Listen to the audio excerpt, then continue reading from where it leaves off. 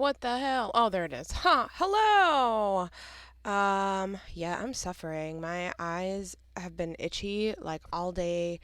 I always take my jewelry off because I hate that it glares, and I forgot to do that. So I'm gonna take my rings off. Yeah, my eyes have been bothering me all day, so I'm not wearing any makeup. Hey Shan, welcome. Welcome in. My allergies are wrecking my life, and I keep scratching my eyes even though I shouldn't, because it really does make them like puffier, but it just feels like such relief. It feels so good when I scratch them. But yeah, I've been really like boogery and sneezy, combination stuffy sneezing all day, and I'm still dealing with it. But here we are. Hey, there's a Pokemon in the chat. Try to catch it. Um I have no idea. I went to the allergist, and they did that like crazy test where they like poke your arm like a bunch of times, right? And it was like 60. They did like 30 on one arm and 30 on the other. And I just look like a drug addict, but basically they determined I have like super mild reaction to fallen leaves, but basically they were like you'd have to be like jumping in a leaf pile or like rubbing a leaf on you to kind of like notice the allergy, like it's mild. So they don't think that's what I'm reacting to. But they were like there's just something like in the air that's not a common allergen and you're allergic to it. And it happens a lot now, and I never used to have allergies when I was younger. Um, but I don't notice it as aggressive, if at all, when I travel.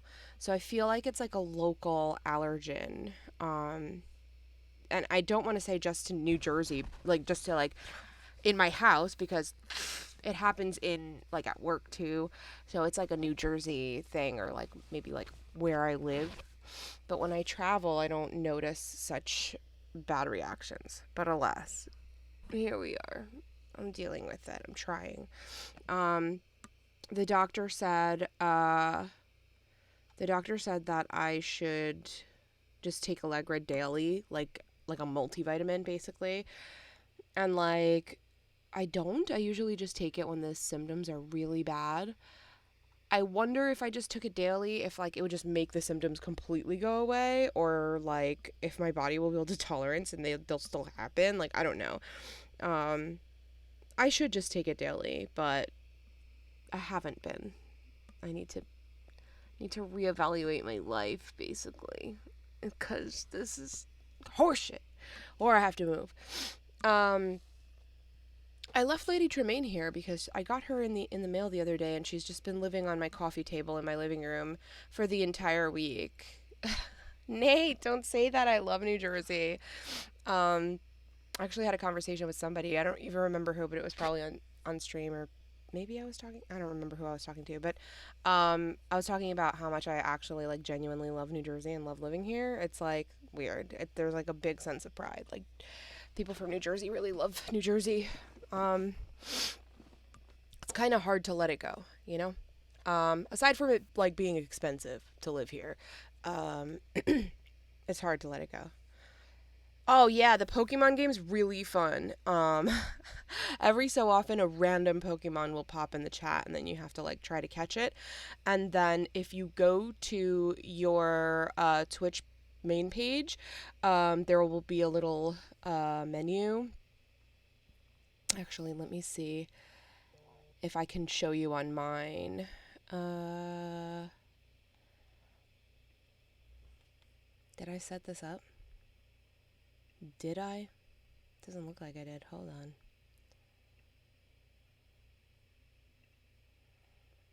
I should have done that sooner. Hey, you know it'd be fun if you freaking worked. I love technology. There it is. It's working. All right. I'll show you on my page.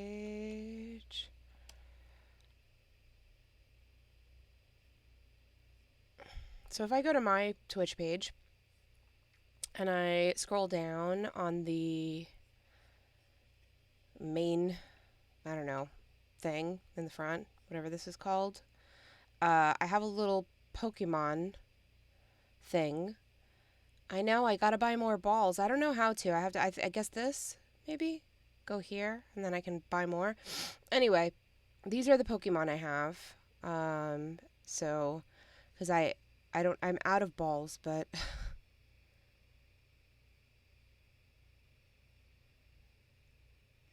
is there somewhere to put out of context chats?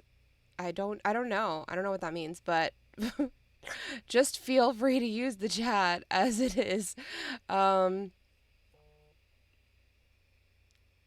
Yay, you're doing it. I'm gonna go back to this. So, um, yeah, no, just chat. I will go on tangents and I will talk to chat all the time. It's fine, just chat. I gotta buy more balls. So good. Um, so I bought Lady Tremaine. She's my favorite Disney villain. I just really love her. And if you look super close, there's like a little Lucifer in the back. I love Lucifer. He's my favorite like sidekick.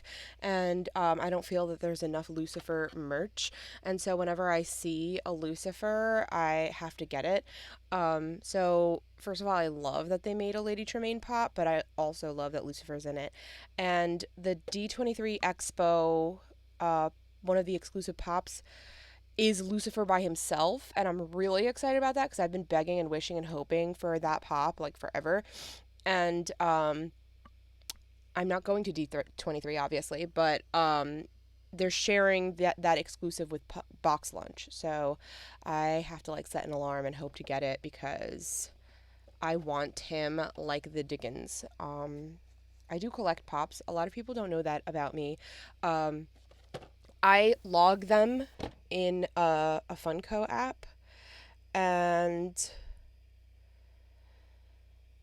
at the moment, this will surprise you because I never talk about pops ever, not on stream or on Twitter or anything.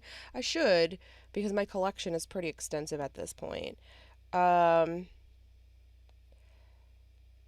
According to what I have logged in my collection, I have a few more coming that I have not logged. I have 735 logged. I haven't added this one, and there's like a box of like 10 or 12 that I bought when I was in Seattle, when I went for Command Fest Bellevue last month. But I have a friend who's local out there who was like, leave them with me and I'll just ship them to you. But he was in the middle of moving when I bought them. So I was like, look, I have a bunch of events that I'm going to, so I'm not in a hurry. Just send them when you can, you know. And so now that he's like kind of settling in, he's probably going to ship them soon. So I do have more coming. So I have roughly around 750 pops. Um, it's a lot. So people are always surprised by that number because I never talk about them, but maybe that's a thing that I will post more about. Anywho, I just wanted to share with you because I'm really excited about her, and I finally brought her into my office space. So, excuse me. So, I also have a Jace Bellerin pop that just always lives next to me. He's very cute. So, he lives on my desk in box. I don't always keep everything in box, and I don't always keep everything in my office. The hallway right outside of my office, just outside this door right here, I have bookshelves with doors on them, so that the pops don't get dusty. And anything that's like super expensive or rare or exclusive, I keep it in the box in the back. And then in front of those boxes, I have like tiered shelves, and I put my unboxed pops there. But I do keep all the boxes. I just like flatten them, and I keep the inserts as well in like basically like a little crawl space room just in case they become super valuable. Then I'll rebox those. But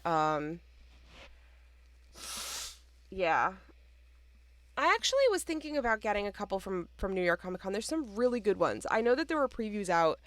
Um, the Funko line is one that I always hit up at New York Comic Con. There were some that I saw posted that I was really eager about. I'm gonna have to look up the whole list because I don't remember which ones they were right now.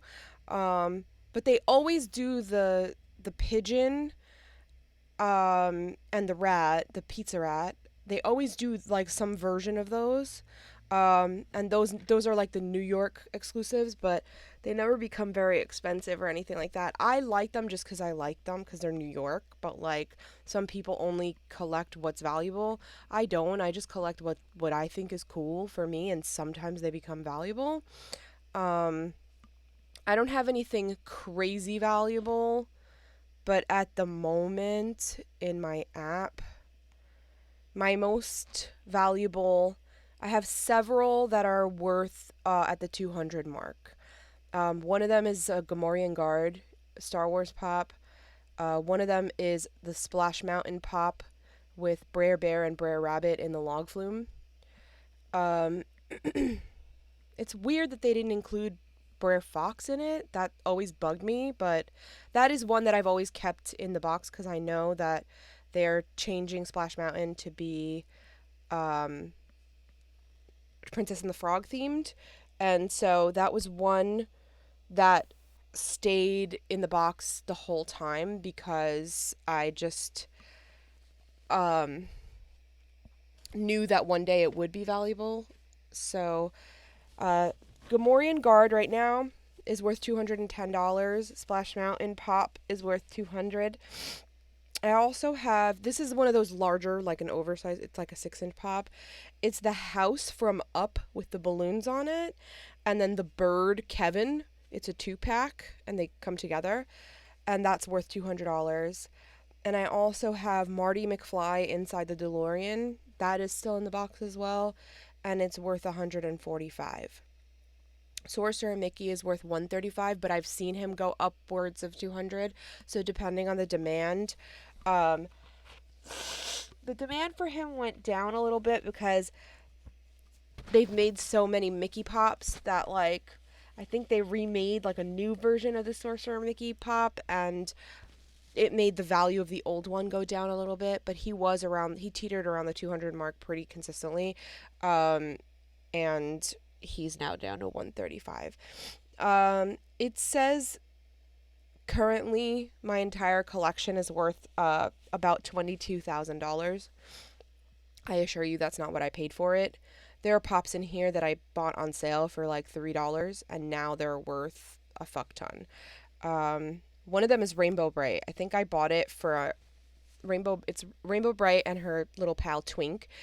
And I bought it for like $3 in like a clearance bin and I bought it for like nostalgia. I bought two actually. I bought one for my best friend. And now Rainbow Bright is worth $110. So, you just never know. You never know what's going to become desirable. So, yeah, they go upwards of thousands, Andy. Welcome in. Good to see you. But yeah, they go upwards of thousands of dollars, especially like some exclusives that like that you can only get at certain events like the New York Comic Con or San Diego Comic Con. If they don't share an exclusive with a store and it's like you could only get it if you were there in person and it's like 500 in quantity, they become worth thousands. Just like magic cards. Like people collect them and pay a lot for them. I am not that deep into the collecting that I want to spend hundreds or thousands on one piece. I usually just buy them at like their retail and if they increase in value, cool. Um, and I don't like have a strategy for buying them. I just buy ones that make me happy that I want to see when I walk by them, you know? So I just buy what I like, and sometimes it becomes valuable. I don't really have like let me buy this just in case it becomes valuable, because you just really never know what's going to trigger that. So, um, yeah. Like I bought one that's like a little White Castle slider box with like a happy face on it. And I was like, this is adorable. This makes me I like White Castle. A lot of people don't have White Castles in their states. This is cute. So, I buy what I think I'll like. And sometimes it becomes valuable and sometimes it's not, but it makes me happy to see it. So, yeah, I've got a lot of pops. Anywho, We are opening a bundle and a set booster box tonight. So, is there anything? I think I'm going to start with the bundle if everybody's okay with that. If everybody, I don't know if anybody has a preference or something that they're really, really feeling they have their heart set on seeing first. But I think I'm going to go with the bundle if that's okay, if there's no major objections in the chat about that. um, And I remembered to bring a garbage bag and put it under my desk today. So we're already off to a great start. Okay. So first of all, I really, really like this box. I do keep the bundle boxes and kind of like use it to sort cards. So I love this like rainbow emblem from this set. And I love that one side is Ajani. He's looking extra daddy, extra tough. And the other side is Liliana. Awesome, Nate. I'm glad. I will do the bundle first, so you'll get to see it. All right, well, it comes with a really big insert, lots of punch outs, 1/1 counters. I pulled her in my last, actually in a collector booster. I should take it out and show you. I went to Magic. Normally I go to Friday Night Magic, and I'm at my LGS on Fridays, so I'm not usually streaming at this time because I'm usually playing. But I didn't go to my LGS last night. I didn't go to my LGS tonight. I'm probably gonna pop in at some point tomorrow, but I went to one of my other local LGSs last night because I had met a couple guys. Oh gosh, sorry, my allergies. When I went to LA a couple weeks ago to film for Tabletop Jocks, I met a couple guys at Cash Cards that were visiting from New Jersey. And I was like, shit, we're both from New Jersey. Like, what are the odds? What part of New Jersey? And they work like the next town over from me. And they were like, we never play in person except with each other. Like, where do you go? So I recommended them some LGSs, and they texted me yesterday that they were going to one of them for Magic. And so yesterday I said, okay, I'll meet up with you. And because I went yesterday and my allergies are so bad today, I just decided not to go today to the LGS, which is great because I didn't miss my in-person day. Hey, I haven't started yet. I've just been talking, so you haven't missed anything. I only just pulled the cover off the box. But I won my pod game yesterday. I played Lulu Far Traveler. I played against Lathril, which is my most hated deck. I hate that deck. Hey, thanks for following. Welcome in. Please be patient with my laggy screen every time. I love the emoji blast, but my computer can't handle it. I'm swapping computers soon, so that won't be an issue forever. But it is an issue right now, and I apologize. But thank you for following and welcome in. I'm just talking about cracking packs. I played. Hello, KJ. Welcome. I played with against a Lathril deck last night in my paid pod, which is my most hated. Somebody gifted me that deck when I was learning to play Magic, and I couldn't get it. I just didn't like it, didn't enjoy it. I couldn't get it, and it wasn't doing the thing it was supposed to do for me, and I just had a hard time as a new player piloting it. And then when I got the Strixhaven Orzhov deck, and that's the deck I learned on, and I loved it. I swapped the commander. Instead of using Brina, I used Felisa, and I loved that deck. I still to this day have not taken it apart because I just love it as is, and my win rate with that was so high. So I later played against other Lathril decks and still hated it. Whether I'm playing it or playing against it, I always hate it. But of course I didn't want to say anything yesterday because I didn't want to make this guy uncomfortable, and I didn't want him to think I was like a fucking bitch. So yeah, I just kept quiet and let him play the fucking elves. But elves don't have many responses for all the fucking flyers that I put in that Lulu deck. So, um, he was no match for me. Somebody else played. Gosh, this is so sad. Oh, somebody else played like something mono black. It was like a zombie something or other, a zombie deck. And the other guy next to me played something else green. I don't remember who the commander was. I just remember talking a lot about the Gitrog monster because it's in one of my other decks and as like a hidden commander in the 99. And that was like all I can think about. But he played something else. So anyway, we played in our paid pod and everybody got a pack. And this is what was in my first pack. I got a Saproling token, Juniper Order Root Weaver, Nimata, Danatha, Wrath, Mossbeard Agent, Founding the Third Path, Relic of Legends, Battle Rage Blessing, Furious Bellow, Coalition Warbrute, Llanowar Stalker, Foil Swamp, and the art card. So that was my first pack yesterday, and then because I won a collector booster, and the token was this, which I actually like haven't even seen. The tokens are double-sided. So I have a soldier and a Stang twin. I haven't seen that. Forgive the glare. It's hard to focus when they're foil, but we have the Argivian Cavalier, Lightning Strike, Geothermal Bog, Charismatic Vanguard, Dragon Whelp, Balmor, the foil Full Art Mountain. I got Braids, which was really exciting. I got Jaya, which was really exciting as well. Roboran Mercenaries, Tura, Tobias. This is like the foil etched. The Ever-Changing Dane. I hadn't even seen that, so that looks fun. Maria and Drag to the Bottom is an extended art foil.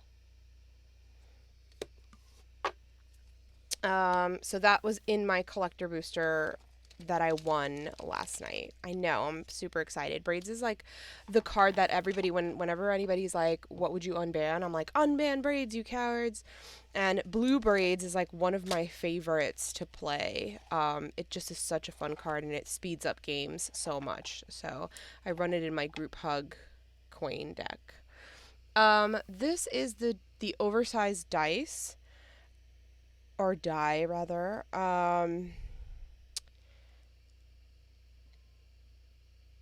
I feel like Logan pulled a prettier one. Mine looks a little murky. Mine looks like a cloudy dishwater or something. But it is really pretty. I like blues. And I like, fun patterns and fun dye, but mine looks murkier than Logan. Logan sent me a picture because he was like, wow, this is so pretty, and I was like, wow, that's really pretty, and then I was excited to get one, and this is what I get. So yeah, down with Lathril. I just saw that comment. Thank you. Yes, I appreciate another Lathril hater.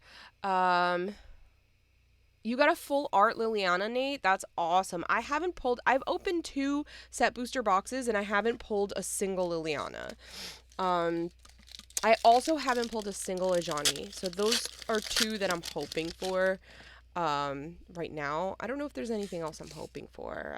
I think there's a couple things that I didn't get, but we'll see what I get. So I just opened one of these. We have Herd Migration. Oh, you have blemishes on yours? That's weird. Does it look big? You know what? It looks bigger in my hands because my hands are really small. I actually, look at my useless pinkies. Like, what am I holding on to with this? Nothing. My hands are shockingly small. So, this is what a magic card looks like in my hand for scale. Um, my pinky is about half of a magic card. So, just about. So that's why the dice looks bigger in my than the one you got, because my hands are small, so it just looks bigger in my hand. And that's not a dick joke. We're still talking about the dice here. Bert, I hope you heard my dick joke. I hope Bert came in right at the dick joke. Dirks. Thanks, Bert. Welcome in. I miss you. I'm all puffy. I have allergies. Anyway, herd migration. Mountain, mountain, forest, plains, island, swamp, mountains. I don't know why the mountains were separated like that. That's so strange. I was like, there's only 2 mountains? That's weird. But no. So, herd migration is the card. Thanks for laughing. Appreciate it. And the next one. Oh, that's pretty art. The islands, swamps, mountains, forests, plains, and another fucking separated weird card. Who's putting these packs together? I need to speak to somebody at Wizards.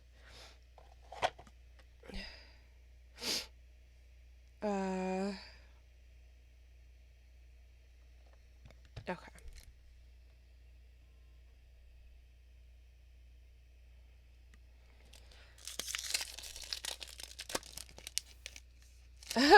Whispers. We're besties now. I love to see it. I love the love in the chat. I love it.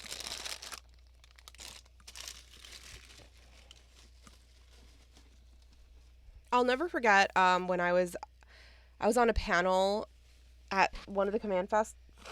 I think it might have been Indie. I don't remember which Command Fest, but I was on a panel. Well, it wasn't a panel. It was like a Family Feud style game show. And our team was Talia Vess and I, and we were trying to guess the answers. And then she's like on the mic and she's like, oh God, like, what do we say? What do we, what's a good answer? And she goes, what do you think, chat, to the audience? And this was like an in-person audience. And she's like, what do you think, chat? And then she's like, oh my God, I just called them chat. She's like, I fucking streamed too much. And like, that just became the running joke of the week. Like, we just kept like, I think like every time we were on a panel or we were on the stage, we were like, what do you think, chat? Welcome, chat. Like, just we have like Twitch rot basically from like streaming, that we have no concept of in-person audiences anymore. You like the paper wrappers? That's so weird. Hey, Matats. All right, so this is the art card. The art card is pretty cool on this, actually. Sometimes I stop and appreciate it because they don't get enough love.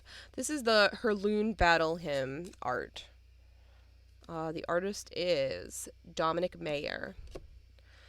All right, we're starting with a foil mountain. Impulse, Llanowar Striker, Argivian Phalanx, Raff, Braid's Frightful Return. This is the one that Logan calls unhinged art.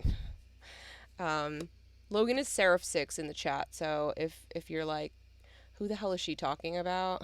I don't know that name. It's Seraph6.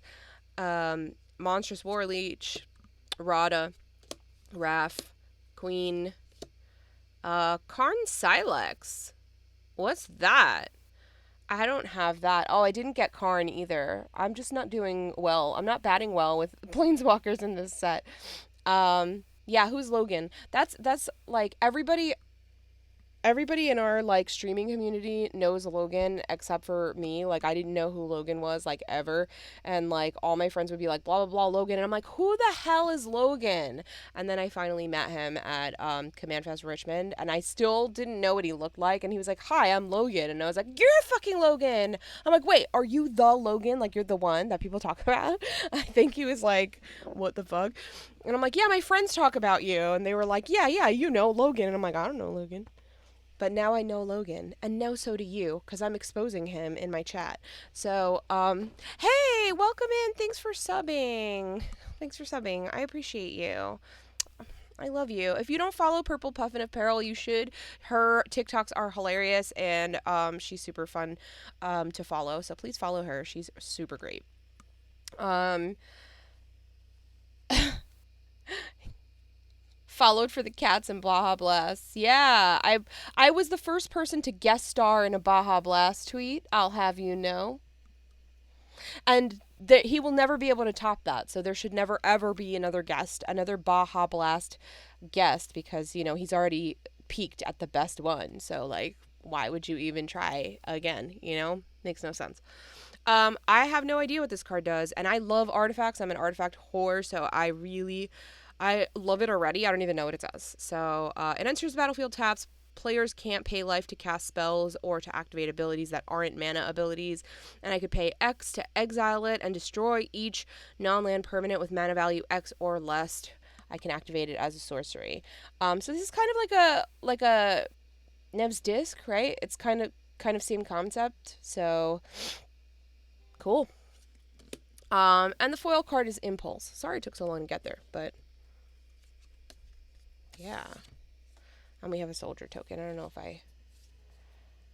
You are not an awkward butthole in real life. You actually are really nice.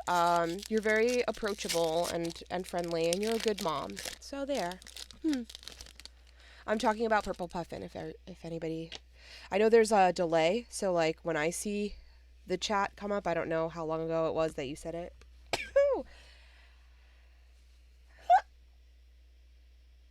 Oh boy. Allergies. Sorry. I'm dying. Take that. I'm older than I look. I'm considerably old, so and anytime I say something like "take that," I think of that movie.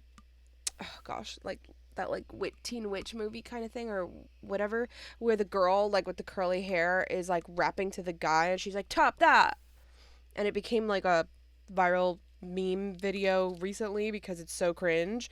But like people who are as old as me like and grew up watching that are like, no, we know this is like our childhood, and like we thought like back then we thought it was like the coolest, like we thought she was kind of cool, and we were like, oh, what a great best friend, and she's like blah blah top that, and I'm like, oh man, seeing it now I was like, oh, she doesn't have enough melanin to be doing all that. It's like there was no flavor in that rap, and like I love that we call it the rap battle, but like there was zero flavor in that battle. There was no battle. But yes. Oh, so good. I'm so glad people in the chat know what I'm talking about. Thank you. Appreciate it. The art card is Mana Cannons. Forest, Tala's Lookout. I love the art on this card. I think it's really pretty. I love like her hair texture and like the movement of like the clothing. It's just really, it paints a picture of like what she's doing. It's really cool. Viashino Branch Rider, Sunlit Marsh, Mesa Cavalier. Ooh, an ETB gains 2 life. Nice. Phyrexian Warhorse, Shieldred's Restoration, Rona, Shieldred's Faithful, Rona's Vortex, Nile, Squee! Yay, I don't think I pulled a Squee, so I'm pretty excited about it. Knight of Dusk's Shadow, and a piece of garbage, but actually I keep it because I proxy on those garbage cards.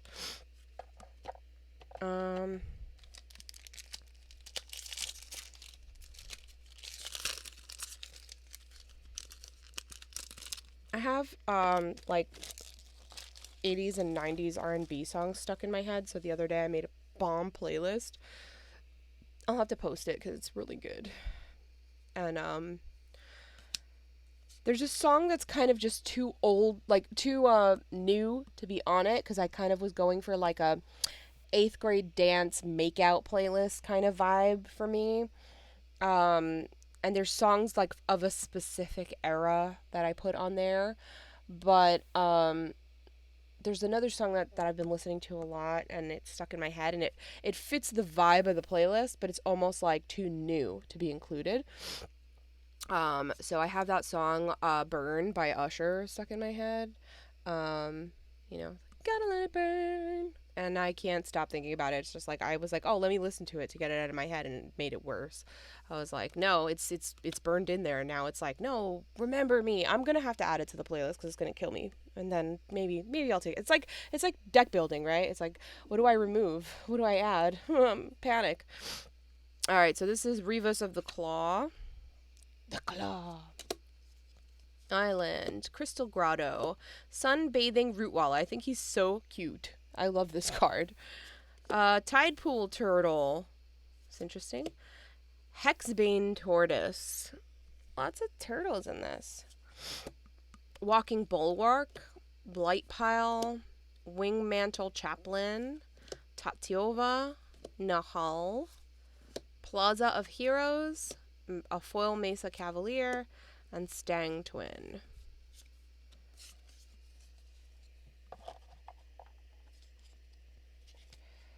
Whoop.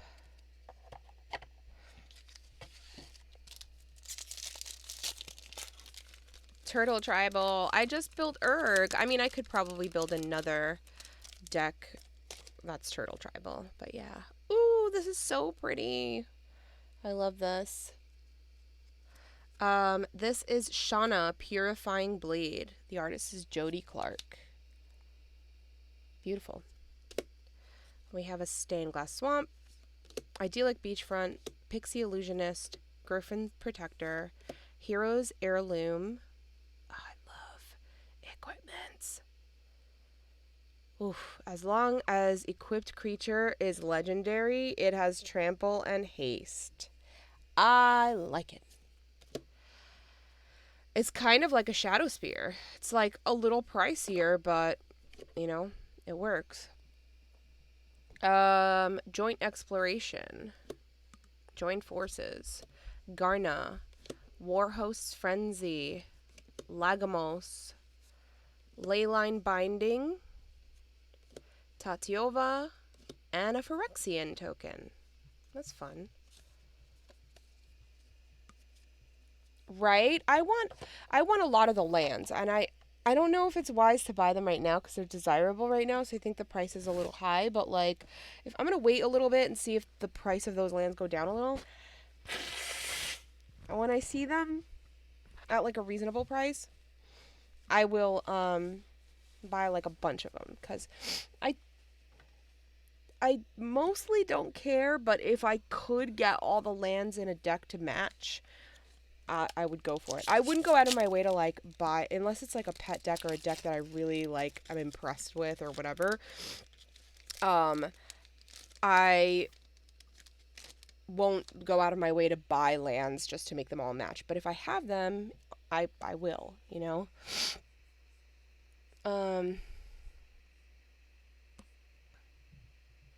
Yeah, Leyline of Binding is a really, it's a good one and it's a desirable one. So I'm proud of that pull. I have a couple pulls that were really good.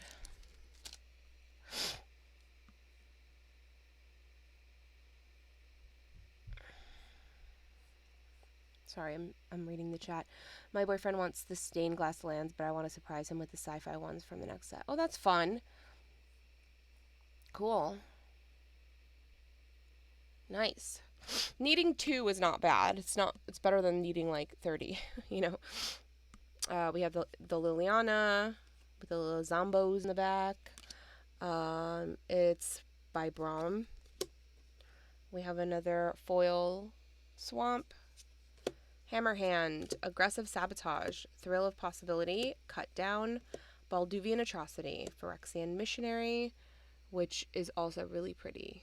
Sorry, I'm not letting you see it. She got that like World's Longest Nail competition going on, but she's pretty anyway.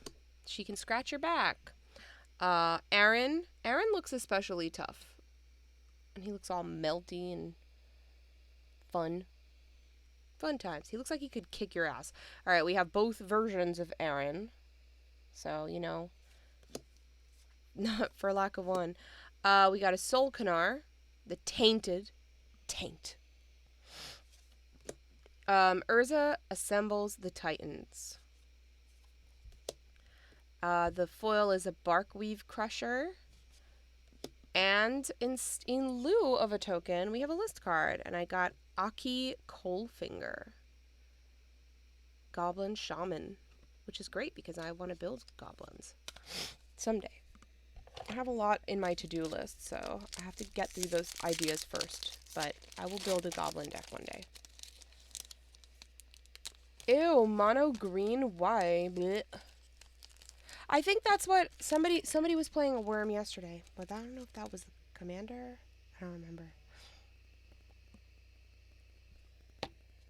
Oh, Lord. Jesus Christ. My allergies. That's why I'm not wearing like an ounce of makeup, because what for? I just keep rubbing my face and blowing my nose. I'd have like no makeup right here. I'd be like, hello. This is Prayer of Binding by Wiley Beckert. It's pretty, but it looks a little like blurry to me. Like I like a crisp detail. It's beautiful art, and I don't want to discount that, but not my favorite. Here's a Stinky Forest for your stupid worms. Argivian Cavalier, Heroic Charge, Keldon Strike Team, Elas Il Core. I actually think this is great. This is kind of like, hey Candy, welcome in, thanks. Good to see you. I think this is almost as yucky as Shieldred, and it's not getting enough attention. Everybody like keeps harping on about Shieldred, but Elas is a 2-drop to cast, Orzhov. He's a 2/2 with Death Touch. Whenever another creature enters the battlefield under your control, you gain 1 life. And whenever another creature you control dies, an opponent loses a life. Like, all you have to do is, like, Ink Shield for, like, a fuck ton, and it makes, like, that many 2/2s, and, like, they all have flying.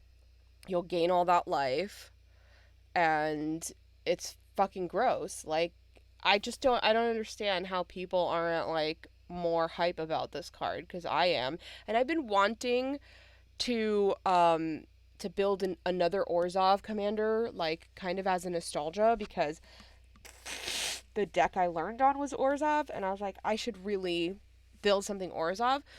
Hey Atria, welcome in. Thanks for agreeing with me, Candy. I appreciate the support, because I don't think he's getting enough attention. But you know what? That's fine. Don't pay attention to him. Better for me. I'm probably going to build him. So, spoiler, when I say I'm building an Orzhov, it's likely going to be him. I have a really good feeling about him. So, he's on my list. Balduvian Berserker.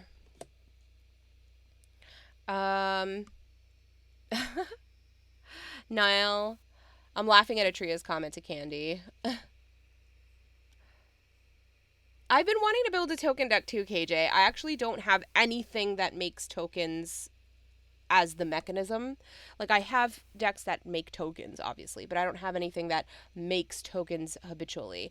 I actually was thinking about doing that for E Honda, because E Honda, let me look up his description, because I don't want to be wrong. I have Scryfall open on the other screen. So E Honda says, as long as it's your turn, each creature assigns combat damage equal to its toughness rather than its power. Whenever E Honda attacks, up to 100 target creatures get +0/+X until the end of turn, where X is the number of cards in your hand. So you want to have no max hand size, you want to draw a fuck ton of cards, and you want to have 100 creatures on the board and fucking go boom. So I think I am going to have to have some kind of token creation mechanism for him, but it's mono white, so it's a little tougher, because there's not a lot of like infinite token combos in that color. None that I could find anyway. So thank you. Good luck on your polls when you finally get to it. So yeah, I'm still researching for E Honda, but I want to build him like very soon. He's on the very top of my list. He's my next deck I'm building for sure. When the Street Fighter set came out, I wanted to build Dhalsim, even though I hate green. Dhalsim was my favorite character to play in Street Fighter. I actually have an arcade cabinet in my room next door. I have a Miss Pac-Man machine and a Street Fighter machine. And Dalsim is my favorite to play, but I was going to build him even though he's green, but when I saw E Honda, I was like, do I want to make another mono white deck? I think I do, because I've been wanting to make tokens, and this is kind of my opportunity, right? So we'll see. We have Niall Dragon Whelp. Yes, Candy. I am happy to answer your questions. What's up? Slimefoot Survey, Rada, The Cruelty of Gix, a foil geothermal bog, and a badger token. Yay. Badger. Honey Badger don't give a shit. He's a stinky boy. Which I have the level up one. I think it's Street Fighter 2. But it has several games in it. It's not just Street Fighter, I think. That's the one I play the least. But I play a lot of Miss Pac-Man. Miss Pac-Man is my jam. It's my favorite arcade game. I have several arcade games that I do love playing. One of them is Tapper. I've never been a bartender, but I really love playing Tapper. I love Tetris. I love Q*bert. But Miss Pac-Man always tops it for me. Miss Pac-Man is the one and only. And I finally got her cabinet, and I was just happy as a pig in shit. There are other games in that too. There are other Pac-Man games and like Galaga, but I'm like, Miss Pac-Man's all I care about. Like, I want it for that. She's fucking tough. I like Galaga too. I play it now and then, but like when I need to unwind, I go for Miss Pac-Man all the time. Whoa, that's cool. I'm reading the Genesis Street Fighter 2 Champion Edition cartridge. That's so cool. Matats, I hope you feel better. Yeah, keep lurking, and if you feel up for chatting later, come back. We'll be here. Shanna Purifying Blade, and it's by Magali Villeneuve. She's one of my favorite artists. She's probably my favorite like realism artist, the person who makes the artist who draws people well. RK Post is my other favorite magic artist. We have a foil forest, stained glass forest. Tala's Lookout, Viashino Branch Rider, Sunlit Marsh, Relic of Legends, Wrath, Braid's Frightful Return, Tura, Balmor, Baru, Worm Speaker. This would go well in your worm deck, Logan. Yeah, Magali's so good. Guardian of New Benalia. This is a beautiful card. I love this like rainbow stained glass. It's so pretty. Really pretty. Broken Wings, and you can't pull it without saying, "Take these broken wings." You know? It's a necessity. So every time you play it, you must sing the song, or else you can't play it. That's the rule. It's on the card. It says it in the back in like hidden ink.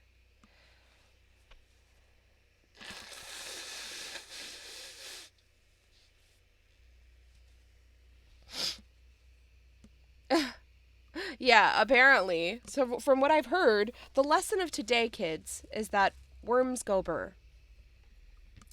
All right, we are on to the set booster. I'm just going to keep this for, organizing purposes. I'll put my collector booster pack in there as well. At the back. RK posted the Thought Vessel too, which is like so unlike his art. He's done my playmat. This is an RK post playmat, and I love that his art's kind of like dark and creepy, and I wish he did more magic cards in like his dark creepy style. But yeah, I'm trying to like remind myself that the glare, the glare spots here. Ian Miller. That's good. Oh, Baru, yeah. I haven't like paid much attention because I always like I never play really rarely. I'm gonna not say never because I do play green now, but I rarely play green, so I don't often pay attention to the green cards because I know that I'm not likely to build in that color. Um, oh, the Dragon Shield art. That makes sense. That makes sense. I just bought a bunch of Dragon Shield sleeves too. At my LGS yesterday, I bought like 5 packs because I really needed sleeves.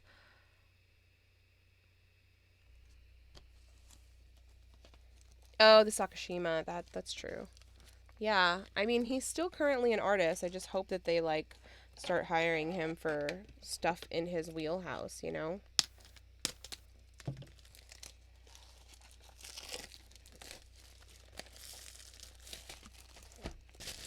It always feels so hefty and beefy at first.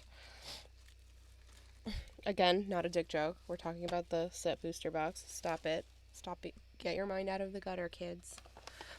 I I hate when people like call adults kids. You know, like even as a joke, I know I just did it, but I just want you to know that it made me cringe inside. Like I hate it.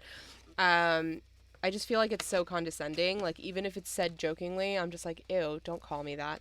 You know. So I apologize deeply because I hated saying it, and I was like, I'm gonna test the waters on this one, and I was like, nope, still hate it. Logan, I don't know what you're shirring about.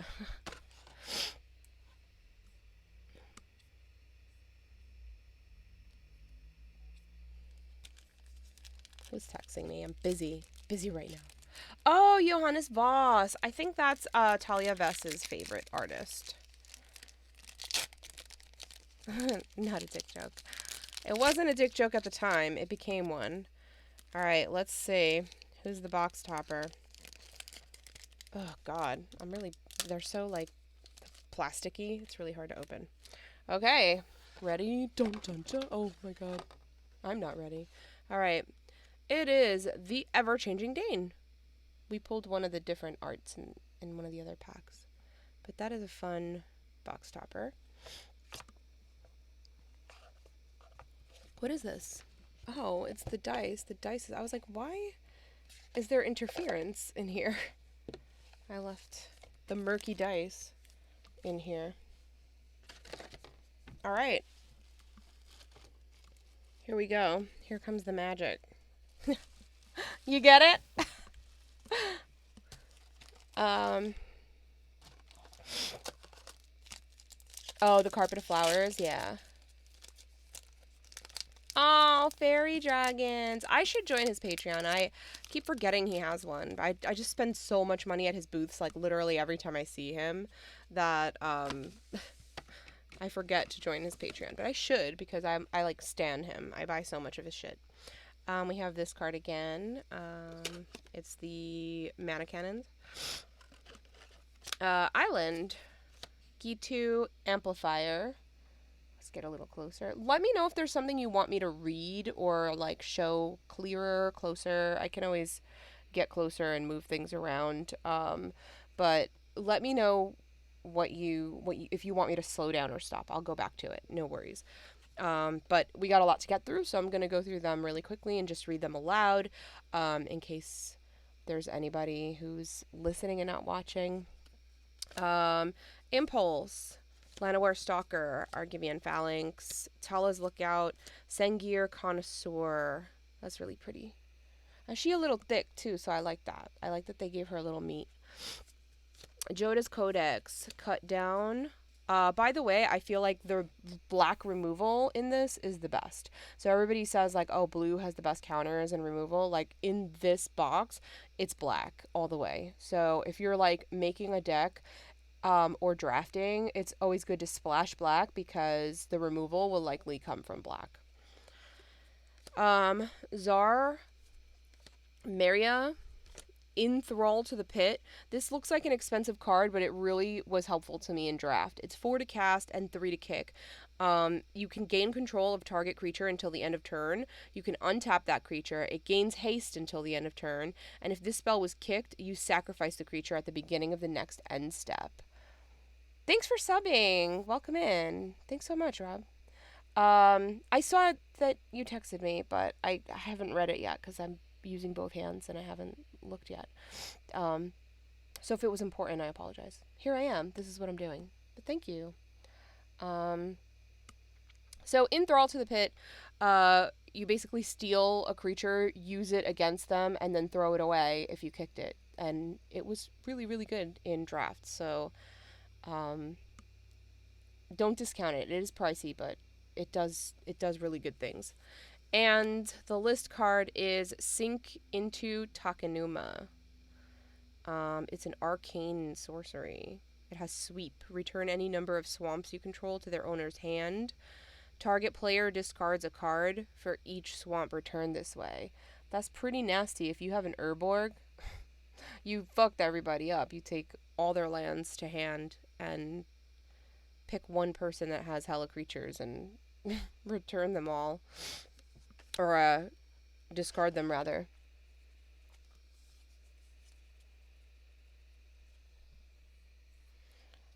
The Gruul card, Maria.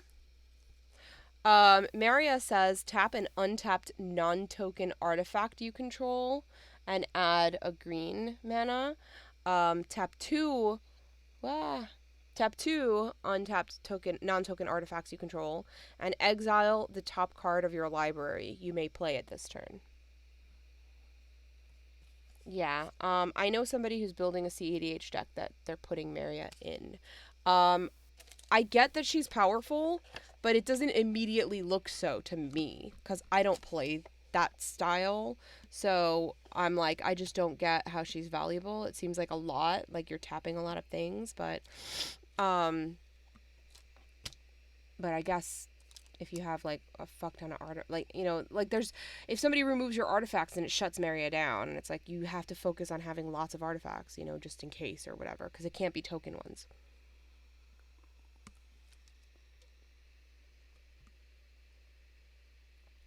Um, Sorry, my eyes are so itchy. I'm like trying to put cold things on them. I have little like cold eye compresses in my freezer right now, and I'm like, I should have brought them. They like don't last enough because my face is like so hot from like rubbing that the cold doesn't last nearly enough. I'm not drinking a beer, by the way. I'm drinking a diet soda, but it's not Coca-Cola because for whatever reason the store had like packs of Coca-Cola for like a bajillion dollars. So I just went generic. It's Diet Sam's Cola. And the box was like $3. And I'm like, same shit, whatever. So, yeah. And I don't even know what I'm allergic to, KJ. That's the fucking worst. I went to an allergist and they were like, don't know. No clue. I'm like, cool, thanks. Good job. How much am I paying you? How much did insurance collect from you? This is the Twinferno art. It's Justina Gill. Isn't there like a Fire NATO or something too? I love these portmanteaus that they put in this set. Slam a Diet Sam's. All right, we've got again. If you want to see something closer, stop me, say it, shout it out in the chat. I will gladly go back and look at it and show it closer and read the card for you. Island Snare Spinner, which by the way is pretty handy. It's a 1/3 with reach, and whenever it blocks a creature with flying, it gets +2, so it becomes a 3/3 if you're using it to block a creature with flying. So it's pretty good in a green deck, considering there's not often a lot of like green flyers. But you want things with reach to kind of counteract for that. Yavimaya Sojourner, Vine Shaper Prodigy. This is a very green pack. Line Breaker Baloth. If I bought this pack at an LGS, I'd be so disappointed because it's like fucking all green. I'd be like, what the shit is this? Yavamaya's Iconoclast. Queen Elenol. Ellis Ilkor, my boy. Zar. Vohar. Shauna. The Purifying Blade. She looks pretty cool. She's 3/3 lifelink. She costs 3 to cast. A green pip, a white pip, and a blue pip. At the beginning of your end step, you may pay X. If you do, draw X cards. X can't be greater than the amount of life you gain this turn. And she has lifelink. Right? It was like hella green. What the fuck? Tide Pool Turtle Foil. And a Phyrexian.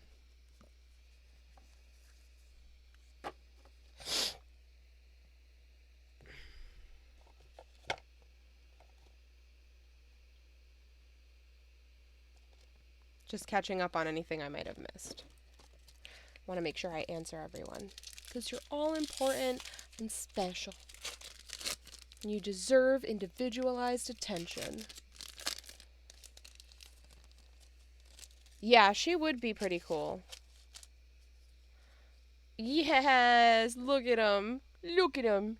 Oh my god, he's so cute. I love the stained glass art. It's just so cool.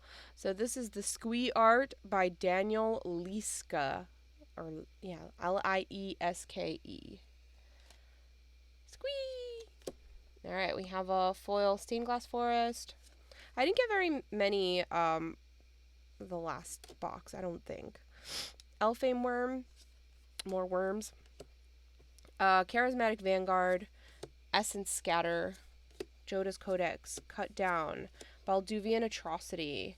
Hey, there's a Pokemon in the chat if you would like to try to catch it. Phyrexian Missionary. Rona. Queen Elenal. Ratadrabic of Urborg. It's a zombie wizard with vigilance and ward. That would be good for the Orzhov deck I'm building. Other zombies you control have vigilance. I've never built a zombie deck, so this might be my moment. This might be my time to shine. My moment in the sun. Whenever another legendary creature you control dies, create a token that's a copy of that creature, except it's not legendary, and it's a 2/2 black zombie in addition to its other colors and types. Yeah, I guess if I include him, I'd have to include a lot of legendaries as well. But, yeah, Orzhov zombies for the win. Barkweave Crusher foil and a zombie token. How handy!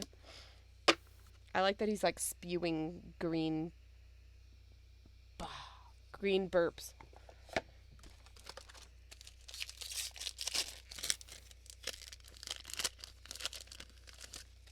All right. The art card, we got one of these already, is Revos of the Claw by Joshua Raphael. Orzhov bees. It's a good portmanteau. Foil Island. Flowstone Infusion. Nobody caught the Wooloo? Fucking losers. Just kidding. You're special to me and I love you all. Thank you. Banalish Sleeper. Negate. Haunting Figment. Combat Research. Yosha Declares War. Inscribed Tablet. Rona. We got a Jared Carthalion. I did get his precon. That is the Painbow precon. And I have it below me just now under my chair. But we pulled another Jared, which is good. Urtai Resurrected. This is only the second Planeswalker I pulled, and the first one was like in my collector booster that I got last night, and I've opened 2 boxes. I haven't pulled any other Planeswalkers, so Urtai Resurrected. We have a Historian's Boon in foil. I don't know if Rob's still watching, but I know Rob was looking for this because it's perfect for his Shrines deck. He's got a lot of sagas in it, so. Beast token.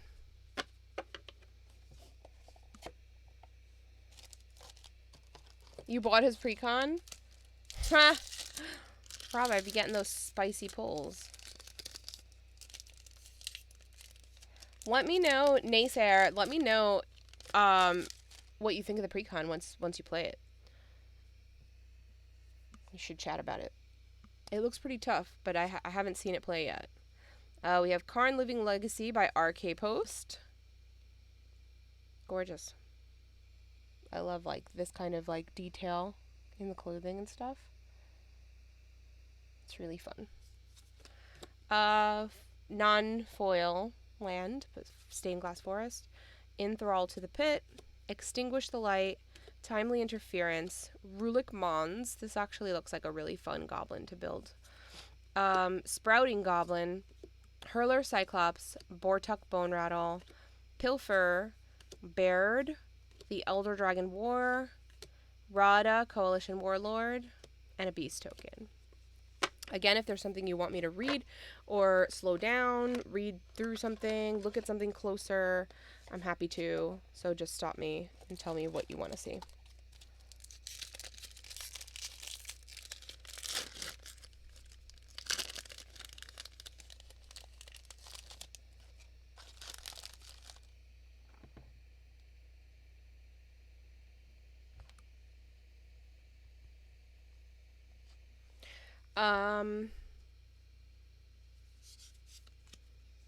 Sprouting Goblin by Uriah Voth. Forest, Vanquisher's Axe, Yavimaya Steel Crusher, Maria's Outrider, Sacred Peaks, Vohar Vidalian Desecrator, Elvish Hydromancer, Djinn of the Fountain, Tatiova, Cosmic Epiphany. Draw cards equal to the number of instant and sorcery cards in your graveyard.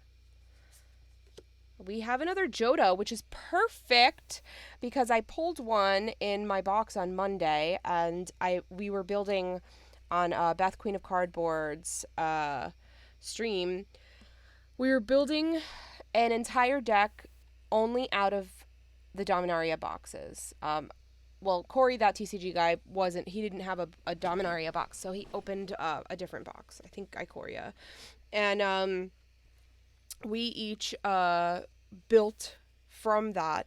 So I built Joda, and I am currently building a Wooburg deck that I thought he might be really good in. So I said, I'm going to need to get a second Joda. So this was perfect. Perfect timing. I'll go back and read Vohar after this.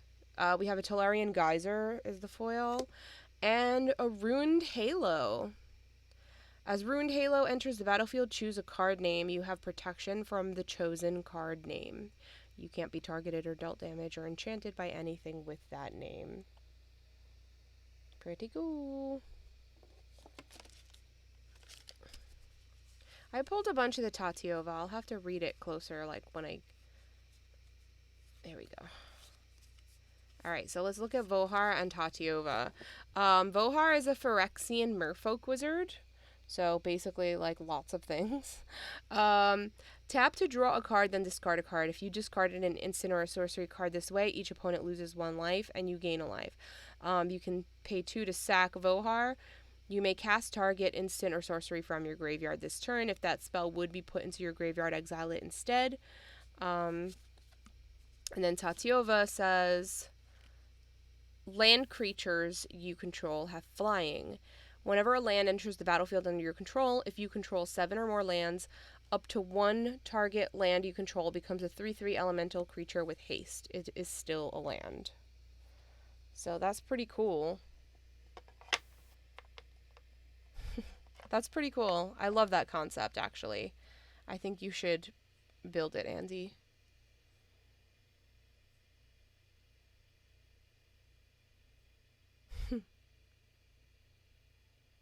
Naysayer says they're putting the Maskwood Nexus in the deck and Sliver Hive Lord. So I give everything indestructible. Yeah, that seems pretty good. Oh, Ashaya is fucking disgusting, Andy. You're too nice to play so mean.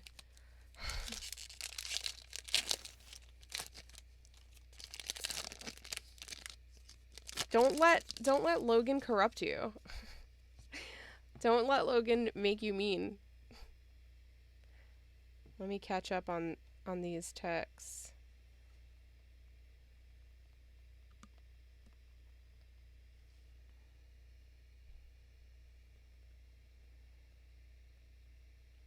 Okay, I checked the text. I have to look at that picture closer. Sorry, I'm catching up with my correspondence because my phone keeps buzzing. I'm like, what is it? Is it something important? And it's just a lot of, like, trash notifications.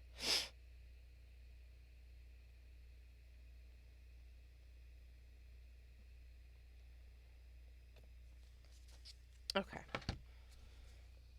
Here we go.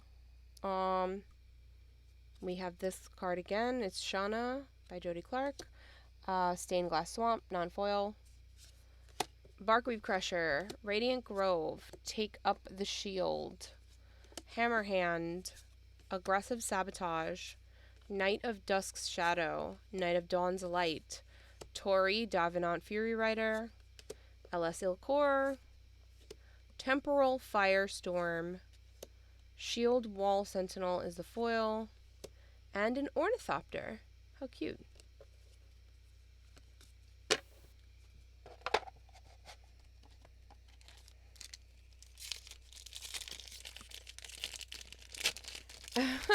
Space meme. We have a signed art card with a little imprint. Rith by Victor Adame Minguez. Foil Plains.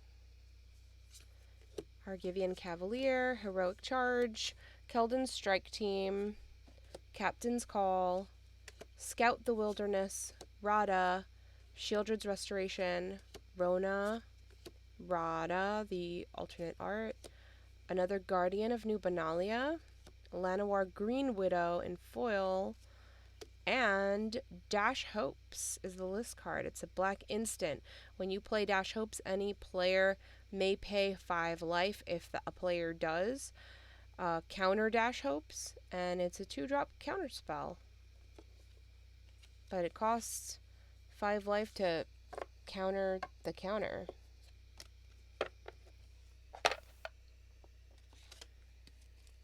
Which could kill somebody. Would be great.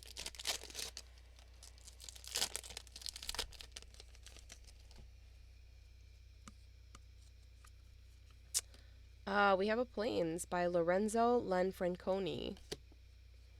A Swamp. Battle Rage Blessing. Furious Bellow. Coalition Warbrute. Coalition Sky Knight. Battlewing Mystic. Balmor. Love Song of Night and Day. Garna. Tura. Nimata. Take these broken wings. It's a foil. Let me move this shit over. And a garbage card that I will eventually print a proxy on.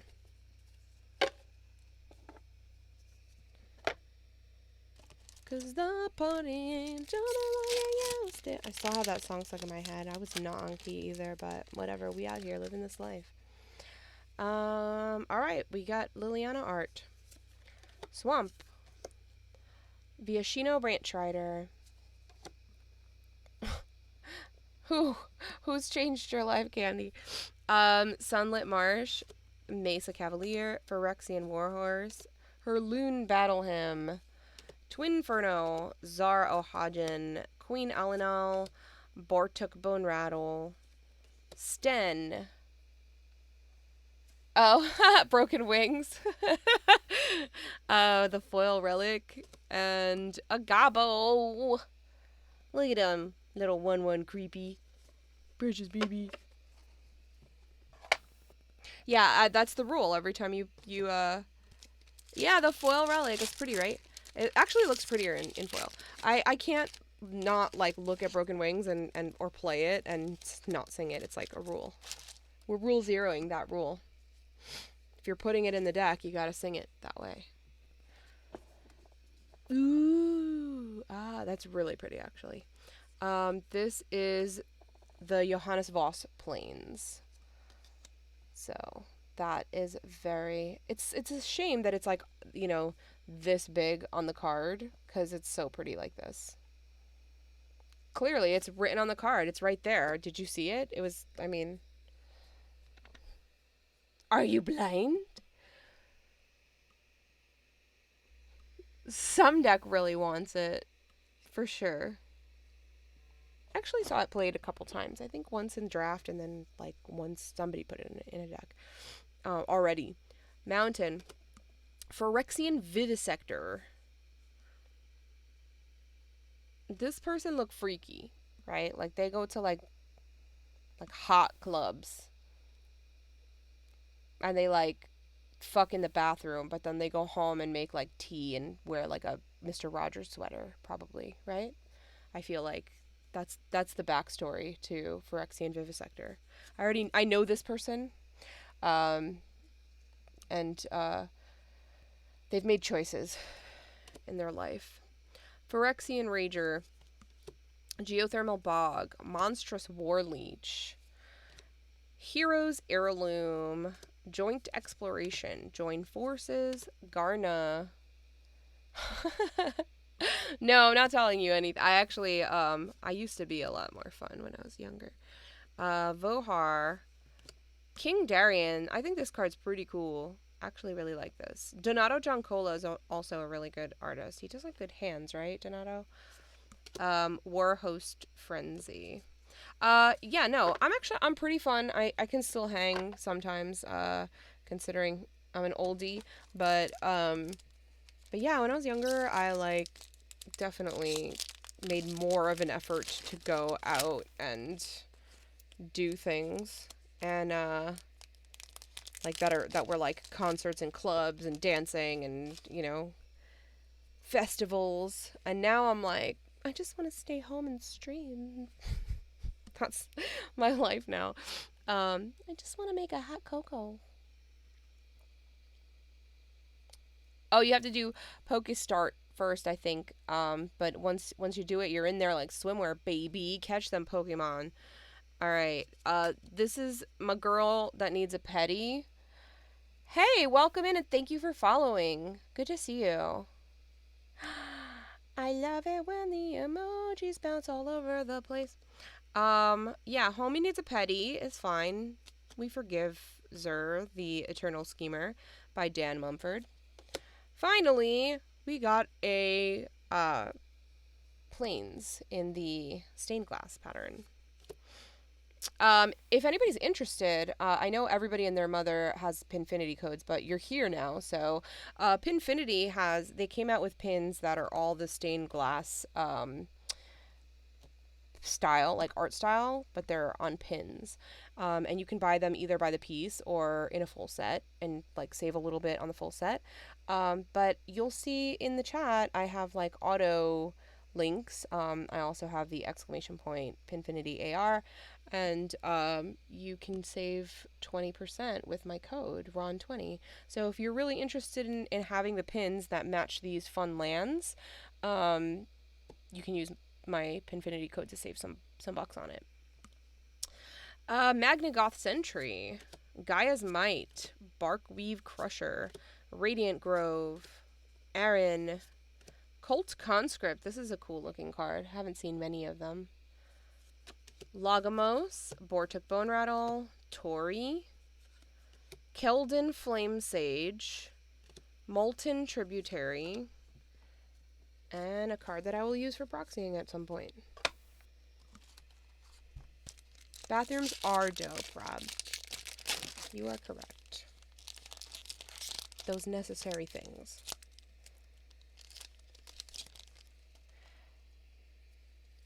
Oh, thank you. I appreciate. I'm sorry, I didn't see. My print is so hard to read Mondays off. But that's a great username. I wish I had Mondays off because I fucking hate Mondays. It reminds me of like Office Space. Like somebody has a case of the Mondays. I have like the case of the Mondays from like Monday through Wednesday, basically. Metal, look at you following me again. It's like I'm like I've seen that name before. But yeah, Monday's off. Welcome. I'm so glad you're here, and enjoy the shit show that is this stream most of the time. All right, we have Prayer of Binding by Wiley Beckert. Planes. Shore Up. Flowstone Kavu. Bite Down. Molten Monstrosity. Battle Rage Blessing, Balduvian Atrocity, Phyrexian Missionary, Aaron, Rulik Mons, the stained glass treatment, Yavimaya Coast, a foil Aaron, and a Whirlpool Warrior is the Merfolk.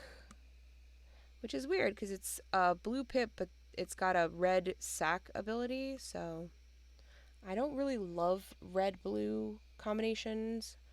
But this is a really cool card.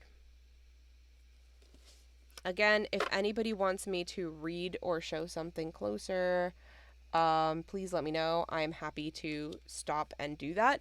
I'm just going quickly for the sake of time and because I don't know how many of these cards you already know, so it would take forever if I read every single one. I'm happy to do it though. So if there's something you want me to go back to or if you want me to read every fucking single one, I will. I've done it before. Awesome. I love this art. It's so cute. Look at the little kid too. The detail is insane. This is such beautiful art. It's really, really, really pretty. And that is Guardian of New Benalia, and the artist is Hernada Souza. We have a Stained Glass Island, Juniper Order Root Weaver, Tangled Islet, Samite Herbalist. I love the art on this too, by the way. It's Alessandra Pisano, and this literally looks like a photograph. The person is just so gorgeous.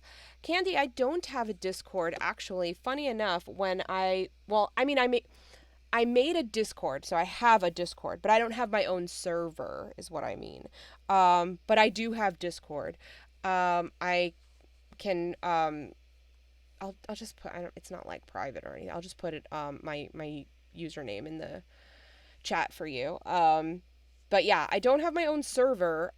I think I might soon, but when I started streaming and when I started guest streaming and using Discord, obviously when you sign up, they like ask you if you want to make your own. And I was like, I just don't want to keep track of another thing, you know, like I have like a social media for my candle company. I have my personal social media like on Instagram, and then I have Twitter, and it was so much to keep up with, and all those pages just like, you know, the pressure of posting and making it fun and engaging was like, I don't know that I want to do that with Discord as well. So I haven't created my own server, but I think I might soon. It's something that I've been thinking about, but I haven't had the time this summer. I've been crazy traveling here, there, everywhere. But I do have a Discord, and I'll put my username in the chat. The chat! I always forget. The hashtag literally has like 4 numbers in it, and I like never remember it. It's like a wonder that I get anything done. How do I do this on the computer? Oh, here it is. Found it. Never mind. Gotcha.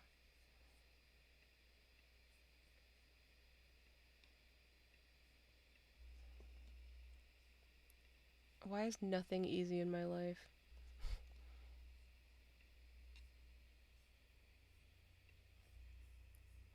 Aw, thanks, Atria. I am a fun guest. I say a lot of shit off the cuff, and like I'm really witty when I have people around me in person. No, Betty, no. I'm so sorry that that you didn't get it in time. That sucks. Rulik Mons, Sprouting Goblin. Thank you, Atria, for suggesting me as a guest. That's really, really sweet. Hurler Cyclops, Bortuk Bone Rattle, Pilfer, Raff, Weatherlight, Threats Undetected. This girl is giving me like Joker vibes almost. Like that makeup's a little wild. Phyrexian Missionary Foil, and a Phyrexian is the token. Oh, thank you, Atria. I really appreciate those kind words. It really matters. Oh, thanks, Candy. Thanks. I'm happy to guest anytime. My schedule's a little crazy, but like, just throw dates at me and I'll tell you where I can make it fit. Rona's Vortex, Dominic Mayer. Pretty interesting art. Oh my god, the flirting between Betty and Rob in the chat. Get a room. Get a bathroom, I say. Swamp. Tolarian Geyser. Volsha Tide Turner. You're hilarious. See what I did there? I'm hilarious! Crystal Grotto, the Weather Seed Treaty, Resolute Reinforcements, Baird, Protect the Negotiators, Nahal. Oh, cool.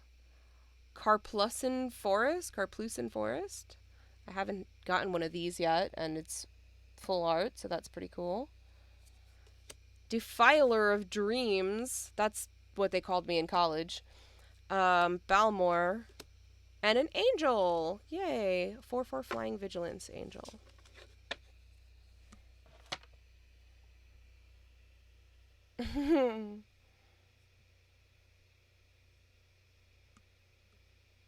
Rona's Vortex is really good removal spell.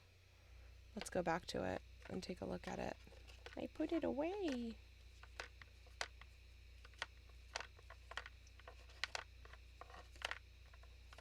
I don't know where it is now. But I'll definitely take a look at it. What happens in the bathroom shows up on your medical bill. That's so right, Candy. That's great. Amazing.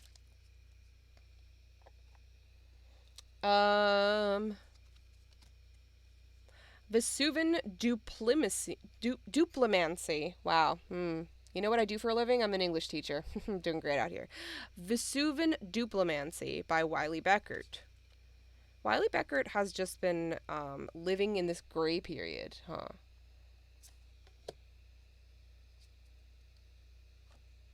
Oh, this set has a lot of kicker, which I like kicker cost. I like paying a little extra to do a little more.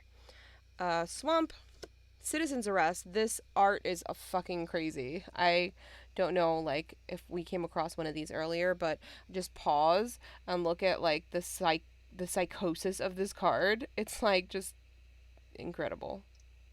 Look at it.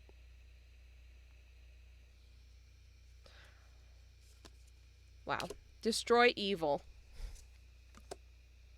Tattered Apparition. This was really great in draft. It did really, really well. It's a 4-drop 2/2 with flying, but you can pay 2 at any time to give it +1/+1 until the end of turn. Impede Momentum. Frost Fist Strider. Mossbeard Ancient. Founding the Third Path. Vohar. Shivan Reef. That's another full art. That's pretty. Bunch of scary people. Ajani, I got him! Oh, this is the card that I've wanted the most. This is the 3rd box I've opened and I didn't get him. So I'm like so excited. I'm sorry I yelled. But I'm so excited because I wanted him so bad. I'm building an all Ajani deck and I just want like all the Ajanis in it, and I love that he's complete. I love it. I love this for his story. I love this for him. I love that he's a little creepy now. And I'm just so happy about my cat daddy. I really am so happy. I love him. Thank you everyone. I'm glad that you're happy for me. This is like my joy, you know. I'm so excited. Anyway, we have a foil Impulse and a Cat Warrior. Look how cool. That's so cool. This was a good pack. I'm really happy about this. This was actually a really good pack because it had that good land in it too. So yeah. Pretty sweet. Crazy cat dad. And I have a theory that like the top cards of any brand new box always just have trash, and you have to like get to the middle before there's something good, and this is about the middle of the box, so like consistently the middle packs are always my favorite. So whenever somebody opens a brand new, like if I'm buying packs and somebody opens a brand new box, I go like straight like 3 or 4 rows down and I pull from the middle. That's like my strategy. And I always tell them, I'm like, please don't be upset that I'm fucking up this box for you, but like I'm not pulling from the top. Hell no. There's garbage up there.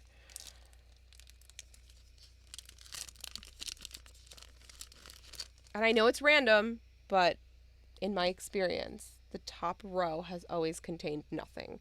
Nothing exciting. This is really pretty.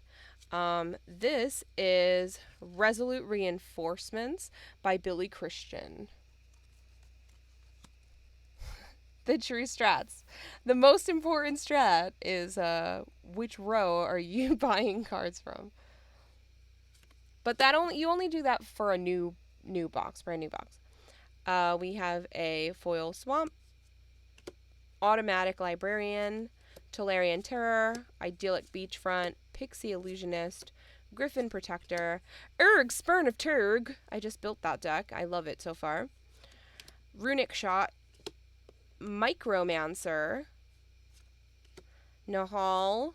By the way, I'm gonna go back to Micromancer. I love the number of dark-skinned characters that are appearing on cards, and that they've made the effort to like include natural hair textures, and the artists are also usually people who are representative of the people that they're drawing. So I don't know anything about Hernanda Souza, but I do know that Souza is a very Brazilian last name, and there are quite a lot of brown folks in Brazil, so there's a lot of people that actually look like this. So if I'm right about Hernanda Souza, which I might not be, but if I'm just, making a snap judgment based on common last names, if this is a person that is Brazilian, it checks out for me in my brain. But I love the representation in the cards, and they're just beautiful. It's really, really pleasing to see natural hair textures. Nahal, Danitha Benalia's Hope. This is really pretty. Haunted Mire foil. And Kobolds of Kerr Keep. This is really cute. 0-1 Gobbo looking guy. Little feller. Thank you, Candy, for popping in. So nice chatting with you. I appreciate you. I'll talk to you soon. Yo, wait. You pulled a borderless Wandering Emperor? That's awesome. I bought a Wandering Emperor because I didn't pull one. And I opened like a fuck ton from that set, but like I never pulled one, so I just bought one. I caved, and I saw one at like a Command Fest or something, and I was like, fine, I'll just buy it because I'm mad that I don't have it. Fungus escaped? How dare you all not catch the fungus? It's the fungus among us. This is the Rada by Carly Mazur, the Rada stained glass art. We have the Pretty Planes, the Johannes Voss Planes. Artillery Blast, Smash to Dust, Shield Wall Sentinel, Gibbering Barricade, Tatiova, Coral Colony, Walking Bulwark, Rulik Mons, Danitha, Shadowrite Priest. I actually haven't seen this card much, so it's clerics. Other clerics get +1/+1. You can sack a cleric, search your library for a black creature, and put it onto the battlefield and shuffle. Tribute to Urborg is the foil, and Elephant Grass is the list card. Elephant Grass. Pretty cool. Pretty cool.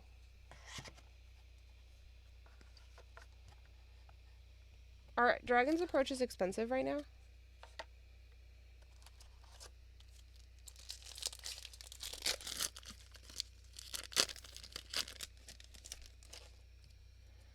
Alright, we have a signed art card. This is Timeless Lotus by Lindsay Look.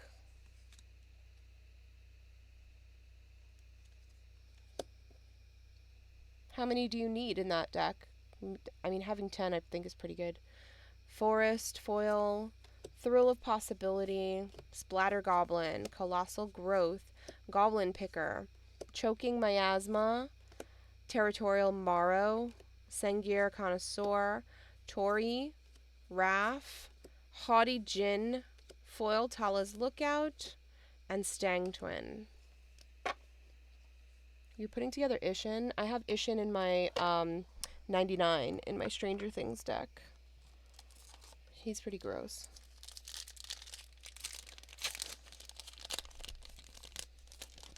Yeah, probably 20.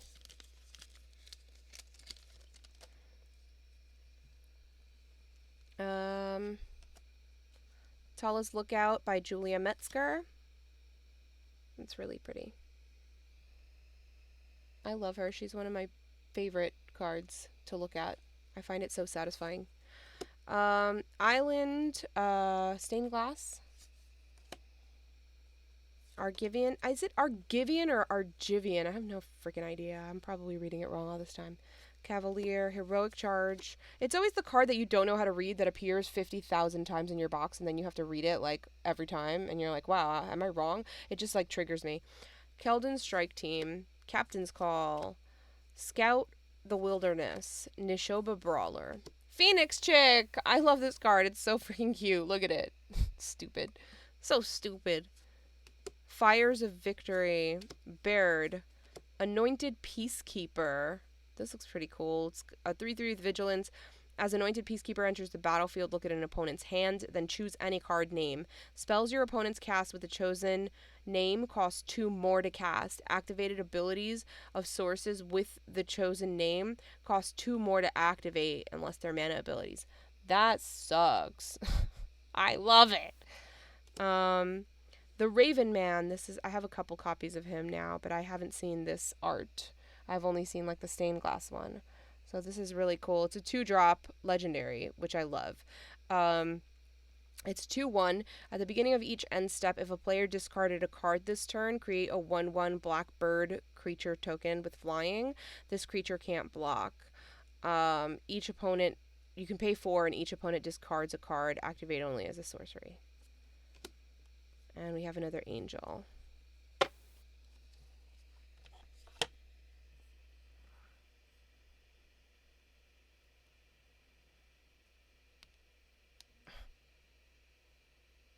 "95 approaches with 5 lands."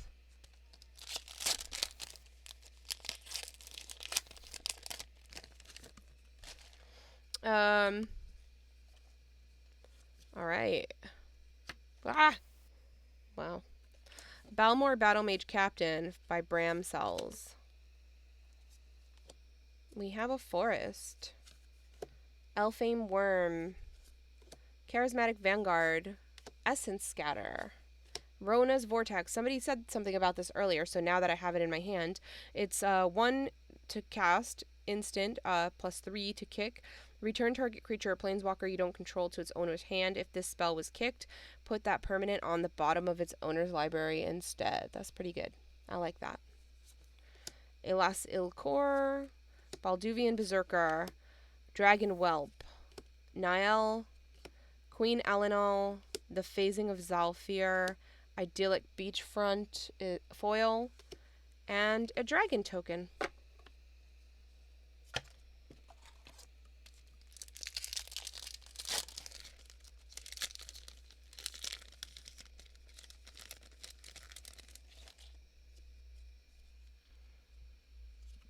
What did everybody have for dinner today? I had pasta. It was pretty good, but it wasn't like super flavorful, but it was fine. It was good. It was nice. Hearty. Haughty Gin by Mike Giordana as the art card. We have a Foil Mountain. Salvaged Mana Worker. 2 to cast, 1 to activate, add 1 mana of any color. Activate only once each turn. It's not tap ability, it's just pay 1, but you can only activate once.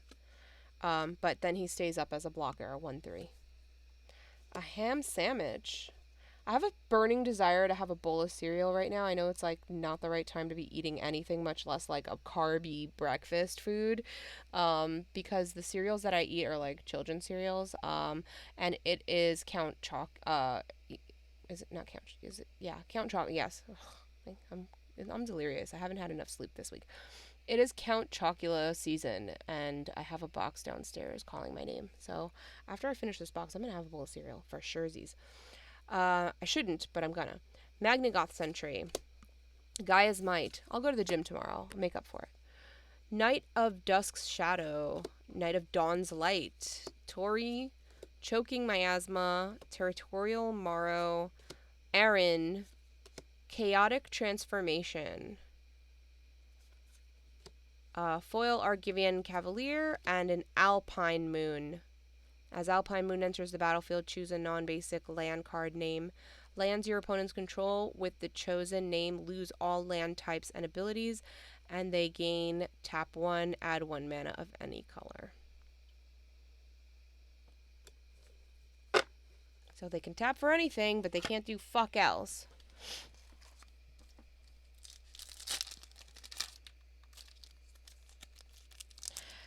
Yeah, Rob, when you used to be extremely fat, which I did used to be, just to put it in perspective, I'm 5'2". A lot of people don't realize that. People think I'm like secretly tall or something, and then when they meet me in person, like the number one thing that happens when I meet online people in person is like they're like, "Oh wow, you're small," and they like expected me to be some like magnificent giant, but alas, I'm 5'2".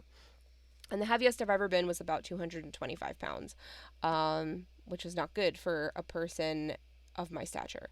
So I had gastric sleeve surgery about like 6 years ago, and I lost like 85 pounds. And now I teeter between like, you know, what I am.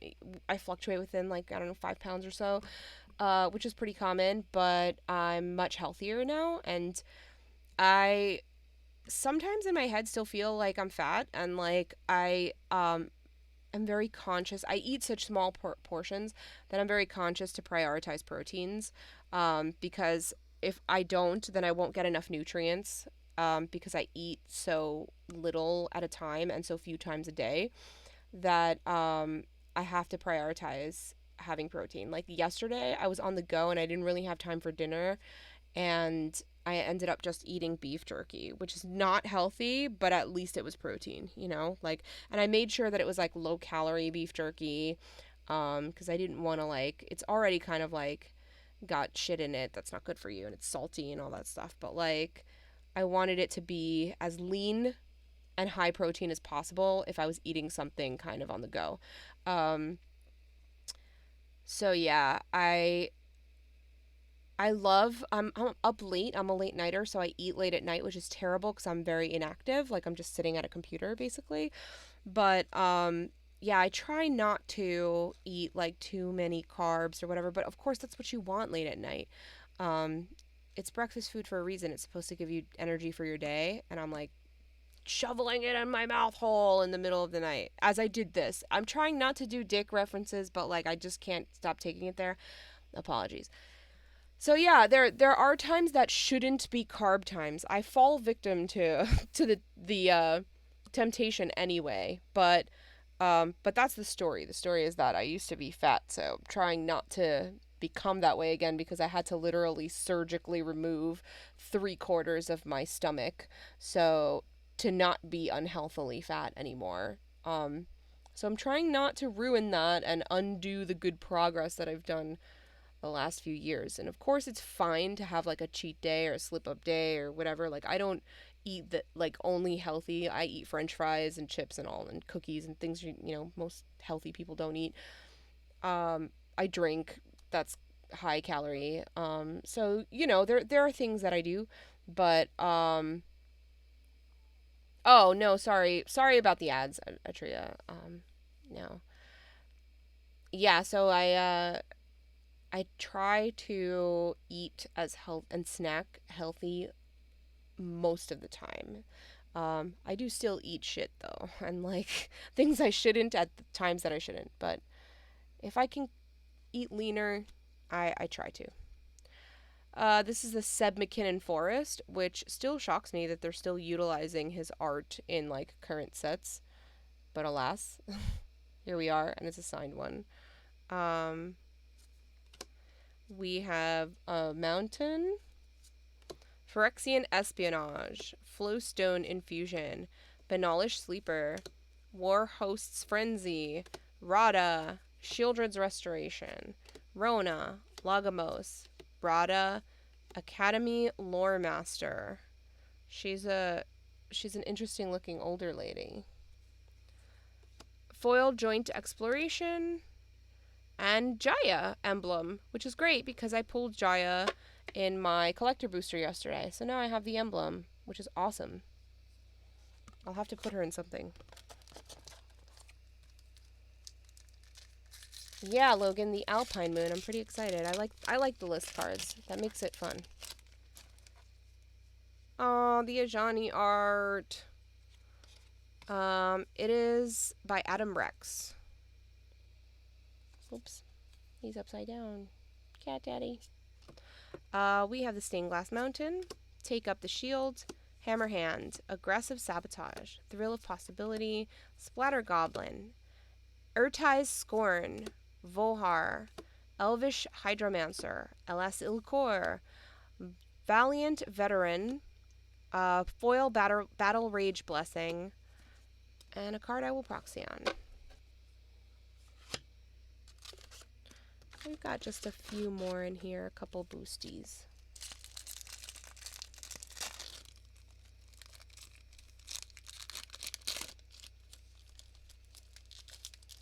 Oh, there's a Pokemon in the chat. Ooh, Tiger Daddy. Rawr. He's got a sword, watch out. It's Jedit Ohanin Mercenary by Ilsa Gort. Look at this power move. Stance. It's the stance for me.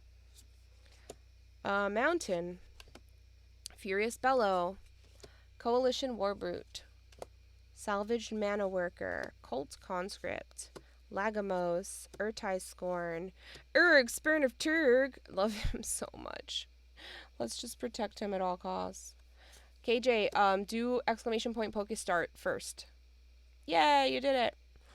Niall, Maria, Llanowar Green Widow, Combat Research Foil, and the Insect. We're pulling fire here, folks. This is the most sought after token. I have pulled an Insect already, but it's still exciting to pull one. He's very cute. What the fuck is this? Get out of my box. Like, so much useless cardboard.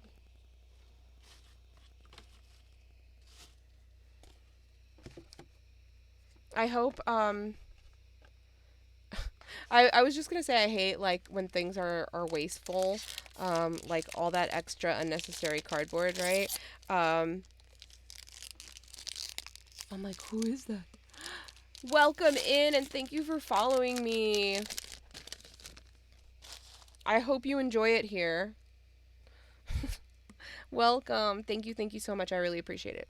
So I was talking about the extra cardboard that comes in all these boxes and like how I hate to be wasteful, but I have my I hope she never sees this. I don't think she gives a fuck about magic well, I know she doesn't give a fuck about magic. She doesn't know any of this stuff. And I know she gives a fuck about me, but I don't think she cares that much to, like, watch these streams. And I don't think anybody in my family will see these streams. So I think I'm pretty safe in saying, even though this is recording and, like, there will be a VOD up, and I'm pretty sure this is, like, late enough in the stream that nobody in my family will ever watch this far or, like, you know, catch this moment. But I have my cousin's wedding invitation next to me, and it is, like, the epitome of, like, ridiculous and wasteful.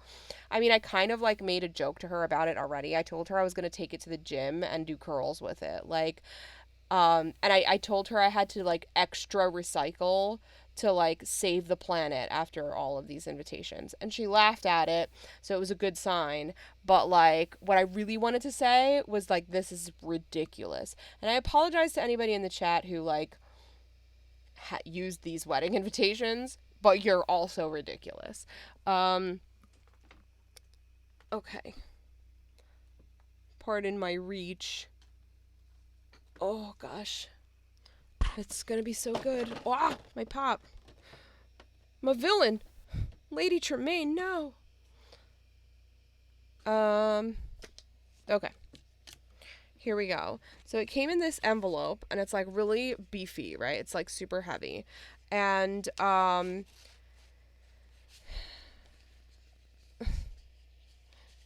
it had, like, an envelope in an envelope. So it was, like, double enveloped. That was, like, the first weird thing. And then this is the wedding invitation. It's, like, an acrylic it's etched on. Um, it's got like, like flowers on it, but it is like a whole slab of plastic. And to just, as if this wasn't enough, they had two little ones in there with like more info, right? So, the wedding invitation just says like their names, the date, the time, and the church location. So that's on this slab. And then on this slab, it says the reception to follow at 6:30 p.m. and the location and address of that. Like, I'm pretty sure they could have fit all that on here, like on the one slab of head-sized plastic. And then on this one, it's the website of where you should RSVP and the date you should RSVP by. But this was their wedding invitation, and it's plastic and heavy.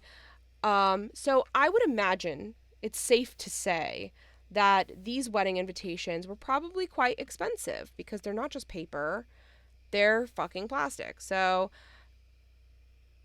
I would imagine she spent a lot of money on each invitation.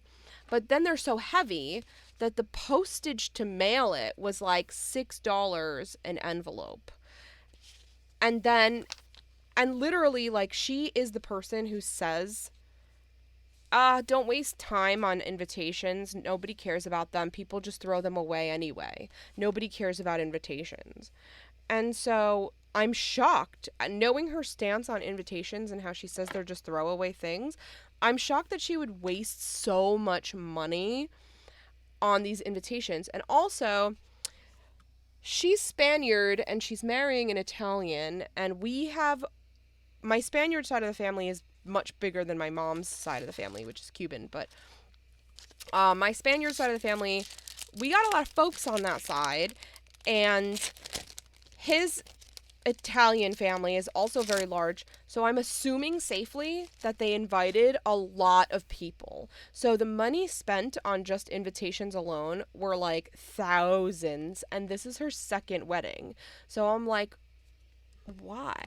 Like, this just seems so wasteful, like, in every aspect of the word. But it's her life to live, and it's her choices and her money. So, I'm not mad at it. It's not my money. It's not coming out of my pocket. But I was just like, what the fuck? So I needed to share my what the fuck moment with you. As I was talking about all the cardboard in the box being wasteful, I was like, let me one up you wizards. My cousin's wedding invitations put everybody's waste to shame. Yeah, it's probably going to be a huge wedding. Yeah, it's a lot, right? It's a lot of effort. Apocalyptic. It's a lot of effort. This is a signed art card. It is Tura by Benjamin E. Very cool. Stained glass treatment. I'll go here, I guess. Stained glass mountain. Sunbathing root walla. He's so cute. Tide pool turtle. Hexbane tortoise. Tura. Coalition Sky Knight. Battlewing Mystic. Balmor. Love Song of Night and Day. Another Balmor. Ivy, Gleeful Spell Thief, Balduvian Berserker is the foil, and an Elemental is the token. I'll sort through these later. Let me get the garbage away. Started to fill up my space here. 1, 2, 3. Okay.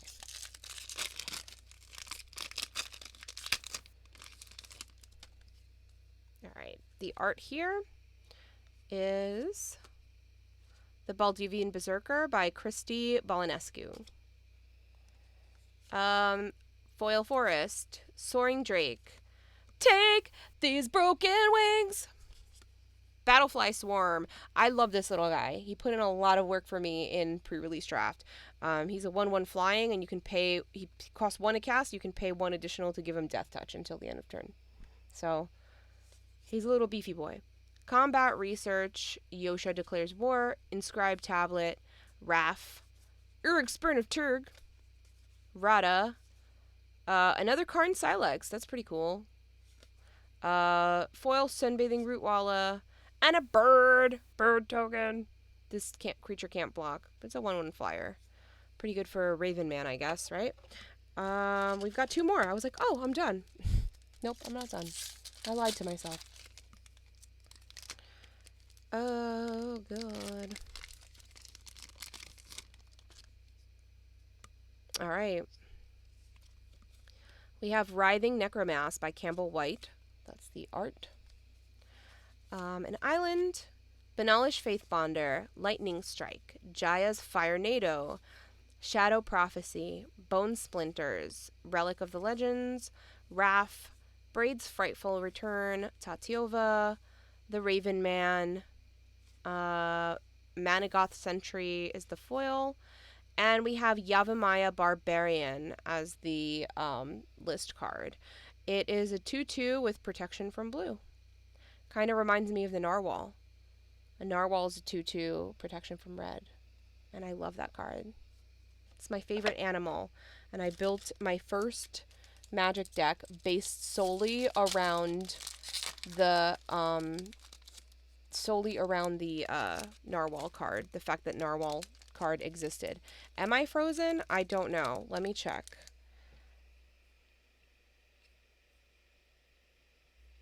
No, I think I see myself pretty normal on my end. If I'm wrong, well then fuck. But, okay, good. I was like, I was like, oh crap. But I think I'm good. Thank you. Yeah, it's definitely you, Rob. Do something with your shit. Do something with your life. Strength of the Coalition by Justine Cruz. We have a forest, Phyrexian Vivisector, Phyrexian Rager. That sounds like a boner to me. Phyrexian Espionage. This is like the Phyrexian pack. Okay, thanks. Thanks, Chris. Geothermal Bog, Slimefoot Survey, Electrostatic Infantry, Nahal, Lagamos, Rada, Joyra, Flowstone Kavu is the foil, and Honey Badger don't give a shit. I will also say that the bottom row of packs is always very, like, not fire. So, the middle is where I live. That's my strategy. The best cards that I always pull are always, like, from the middle of the box. Like, a couple rows down. So, yeah, that's it for me. I also got the 2 precons. The Painbow and whatever else the other one is called that nobody cares about because everybody can only talk about Painbow. And also it was so aptly named that, like, you can't just fucking think of anything else but that name. I do want to stay on stream for a little while and work on a deck if anybody is happy to, like, give me some suggestions and help me work through that, because I want to work on Ramos. And I decided that I'm going to put Joda in it. So I'm happy to work on it if everyone would like to help me. But I'll probably, I think I'm going to put my Be Right Back screen up for a second because I do want to go and get that bowl of cereal. It's still calling my name. But I'm going to go and be right back. I'm going to go pour myself a bowl of cereal. I will be back in literally like 2-3 minutes. And then I want to work on that deck. I've been building Ramos for a while now. Let me pull up that deck and then I'll show it to you. Boop, boop, boop, boo.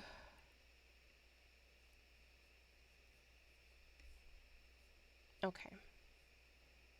Here we go. I think that's the page. That looks right. Who's following me? I didn't hear the clink clink. But thank you if somebody started following me, or I don't know if that's like a back, like a weird, I switched screens when somebody followed me and it's still doing it on the other screen. If nobody's following me, then thank you all for following me. We're fine. Everything's fine. I'm crazy. All right. So yeah, I started building Ramos. I wanted a Wooburg commander, and I just really love colorless commanders. My pet deck is Traxos, so I wanted to make you. I wanted to find a reason to use Ramos, and the fact that he's colorless but secretly Wooburg is like perfect. And I wanted to make a deck that has all backgrounds, so that's why there's 41 enchantments because there's all backgrounds. And I clearly I have 164 cards in this deck, so I have to narrow down, but I'm trying not to eliminate backgrounds. I do want to go through each of the backgrounds because some of them just don't do what I need them to do or don't work in this deck. Um, so I am willing to remove some of the backgrounds in hopes of reducing, the number here. But obviously 18 instants is too much and 43 creatures is too much. So I have to go down to some things. But I did put a Timeless Lotus from the new set because I think it's perfect in this. And I pulled one in another box. So I think this is pretty good. And I will also put Joda in this deck because I might occasionally swap him as the commander sometimes because Logan pointed out to me that all of the enchantments, all of the backgrounds are legendary. And because Joda cascades legendary things, it's legendary spells, not just creatures. If I use Joda as the commander, I could cascade into all these backgrounds pretty easily. Um, and then if I also have like a considerable amount of legendary creatures in here, like if I keep Zur and things like that, um, it'll help me cascade into a lot of things. I do want to keep Ramos either in the 99 or as the commander from time to time. I think either will work in this deck interchangeably. So yeah, I need help narrowing this down. In the meantime, while you're waiting, I will put the deck list in a chat and you can look at it on your own screen, so you're not just limited to my view. Um, but I did put that in chat so you can take a look at it while I'm on the Be Right Back screen. And then I will be right back. I'm going to go get myself a bowl of cereal. So, I'll see you all in a couple minutes.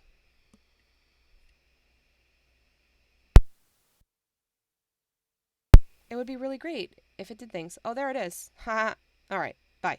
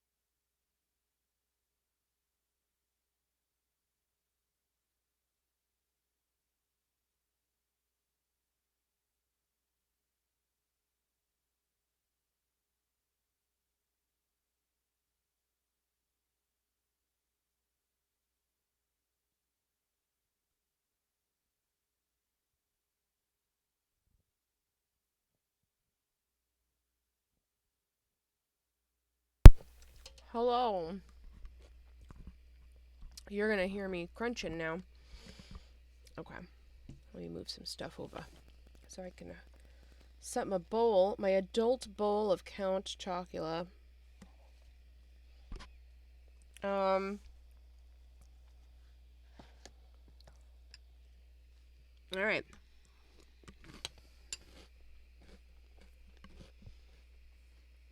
Has anyone taken a look at this? What the hell should I get rid of? Alright, I'm gonna look at the enchantments first, because if I can get rid of some of them, I really did want to, just for the meme of it, include all of the enchantments. All of the backgrounds, rather, from Baldur's Gate.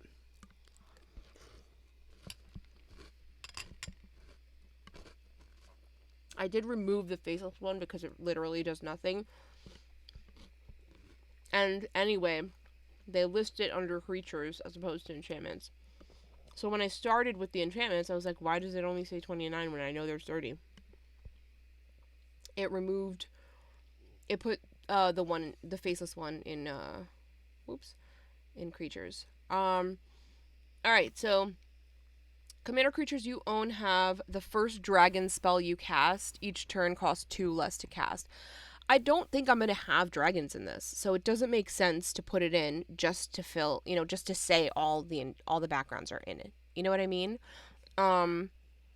Yes, Ramos is a dragon, but it's commander creatures you own, and if it's not on the battlefield, then I can't use that to cast himself, you know?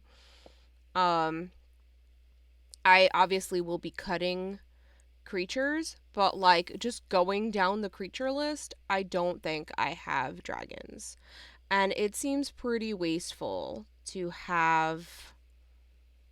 Yes, exactly. That's what I mean, KJ. I'm sorry, I'm not being clear. But yeah, it seems pretty wasteful to have him, to have this background. So I'm going to remove it. I hate to have to, but it makes sense. Whenever an artifact or creature you control is put into the graveyard, each opponent loses 1 life. That's perfect. Commander creatures you own have whenever creature attacks a player, if no opponent has more life than that player, put a 1/1 counter on it. It gains death touch and indestructible. That's perfect because I want Ramos to oh, I can do that. Masculine Nexus or Arcane Adaption, but it seems too niche, right? Like I would need both those cards out at the same time. And I don't want to add hoops, like just to make it happen, you know?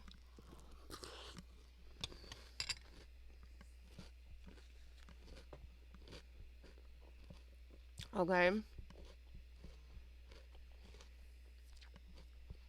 Candlekeep Sage is fine.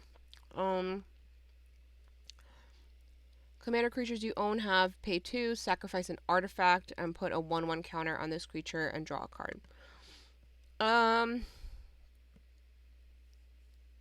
guess I could leave it in because it's only a 2-drop, and like if somebody's doing like artifact removal or something like that, like I guess I could sack it in response and put a 1/1 counter on Ramos, right? At the beginning of your end step, if a creature card was put in your graveyard from anywhere, create 2 tapped 1/1 green squirrel creature tokens. Commanders have Menace, and this creature gets +X+0, where X is the number of creature cards in your graveyard. Cryptolith Rite adds mana. I have a lot of ramp pieces and ramping creatures because this deck hopes to do commander damage because I'm including so many enchantments that affect the commander that I'm hoping to do like heavy commander damage probably. And we want Ramos to be bigger. So since the focus is on Ramos, but it's not necessarily Voltron, what I want to do is protect him, number 1, And number 2, be able to afford to recast him if he does get removed several times. He's already 6 to cast. So I want to make sure that I can afford to recast him, but also have blockers.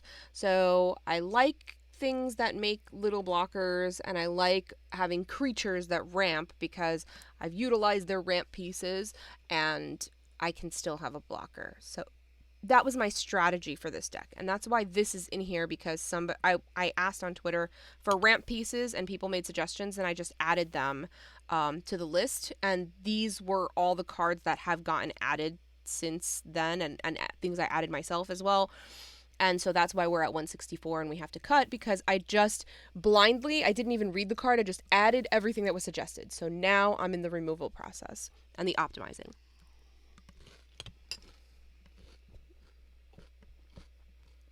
If I feel like there's a lot of ramp pieces, this one can go. But it's a good ramp piece. Cultists of the Absolute, commander creatures you own get +3/+3 and have flying, death touch, and ward, pay 3 life. And at the beginning of your upkeep, sacrifice a creature. Doubling season, necessary. Dragon Cultist. At the beginning of your end step, if a source you controlled dealt 5 or more damage this turn, create a 4/4 red dragon creature token with flying. That's fine because you're creating tokens, not dealing with dragons necessarily. Duelist Heritage is always great. Gives things double strike, including creatures your opponents control and use against each other. Commander creatures have room abilities of dungeons you own trigger an additional time. I'm not doing dungeon things, so I think it's safe to say that this is one that can surely go. Far Traveler. At the beginning of your end step, exile up to 1 target tapped creature you control and then return it to the battlefield under its owner's control. So this blinks things. It's great for things with ETB triggers, but it's also great to just to untap things, you know? Like you can bounce something back and have a big blocker. Feywild Visitor. Commander creatures you own have whenever one or more non-token creature you control deals combat damage to a player, create a 1/1 blue fairy dragon token with flying. I love that. I think that's very cute.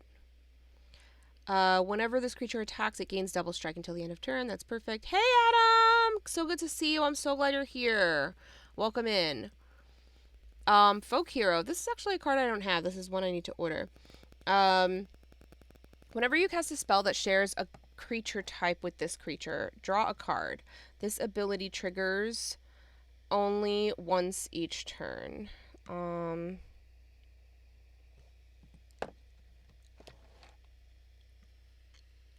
Yeah, we're narrowing down, Adam. I just did cracked a bunch of packs, and now we're narrowing down my Ramos deck.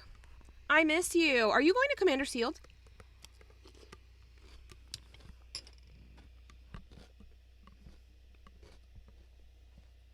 Or are you going to Oktober?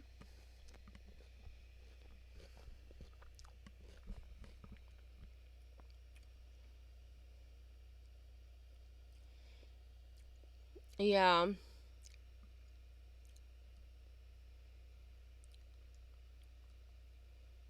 I agree with you all with Folk Hero. I guess I could have went more Dragon Tribal with this. Maybe I'll... I just can't decide. Fountain Watch.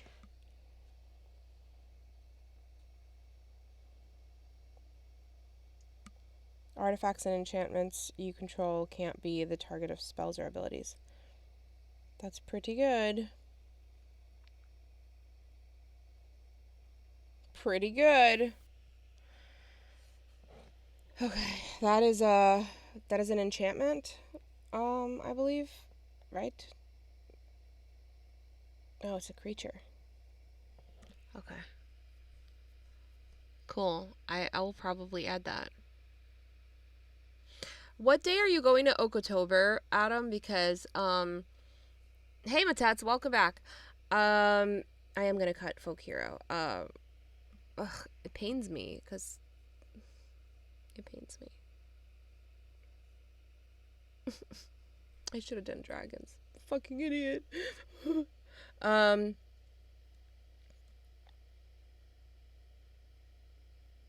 yeah, probably Saturday for me too. So I'm already going to be in Philly that weekend. So I already have like a hotel booked, but I'm going for a completely different event. I have friends that are running races in that weekend. Like there's a different race on different day, like I think the half marathon on Friday and a marathon on Sunday or something.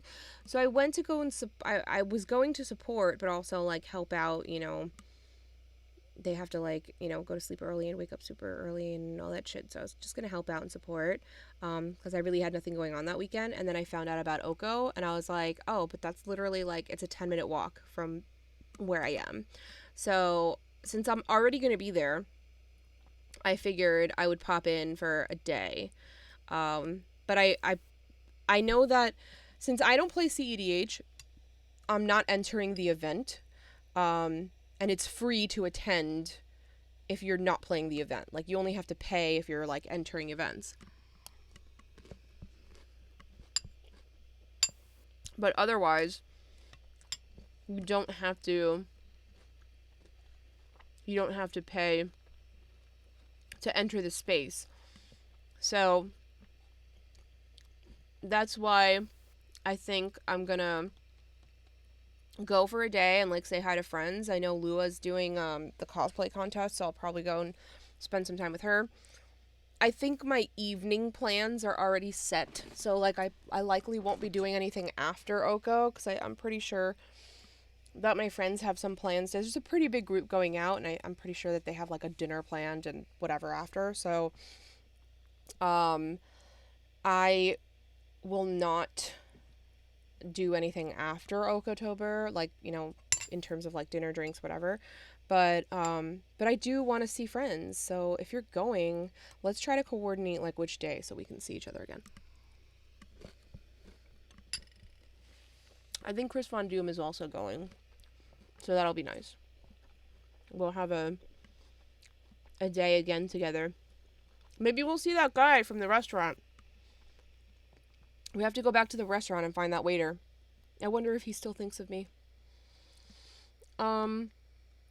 Whenever this creature attacks a player, if no opponent has more life than that player, you create 2 treasure tokens. That's good. Hardened Scales is always good. Hardy Outlander. Whenever this creature attacks a player, if no opponent has more life than that player, another target creature you control gets +X until the end of turn, where X is this creature's power. That's pretty good because his power is going to be pretty beefy, I think. Ramos.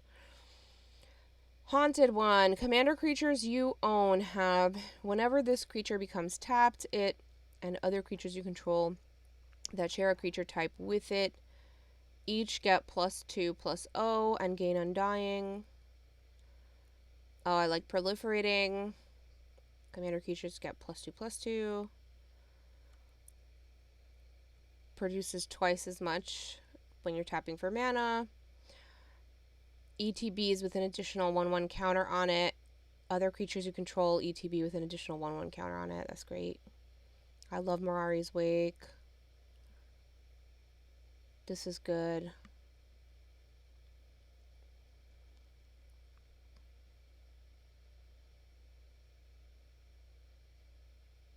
Yeah, it's pretty good. For recasting especially, which I do foresee.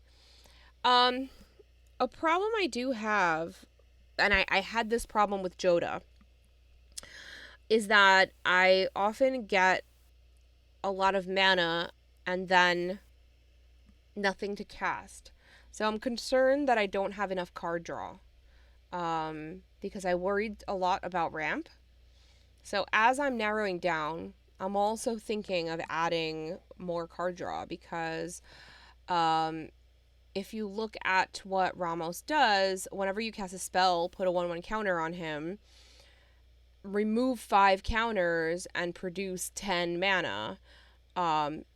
And I want cards in hand so that I can utilize that and fucking go and make, play more spells, play cheap spells, multiple cheap spells a turn, so that I could keep making him bigger and keep adding the mana to cast and go boom, So I'm gonna need card draw. If I use all this 10 mana, I can cast like my whole hand pretty much because there's so much cheap in here. Like even Not of This World, it's counter target spell or ability that targets a permanent you control. It costs 7 less to cast if it targets a creature that's power 7 or greater. So as long as I have Ramos at 7, I can cast this for free even. So like, KJ, if you have a suggestion, please tell me specifically because I don't have a good wealth of knowledge of cards, especially green cards, and I feel like that sounds like a green card to me. But if you know, I could scryfall it, but if you know of something specifically, please just mention it by name. Passionate Archaeologist, whenever you cast a spell from exile, this creature deals damage equal to the spell's mana value to target opponent. That's pretty good. But I don't know that I'm casting a lot from exile. I'm going to just move this to sideboard. I'm not going to move it to considering. I'm going to move it to sideboard. Because I might need that. Did I not do it? It's not fucking doing it.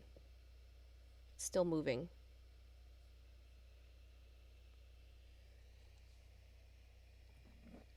All right, I have got suggestions. I've got to, I'm going to take a picture of it. And I'll come back to it. So that way I don't have to scroll back in chat. I'm going to refresh this page because I don't know what the fuck is happening. It's not removing things that I want removed.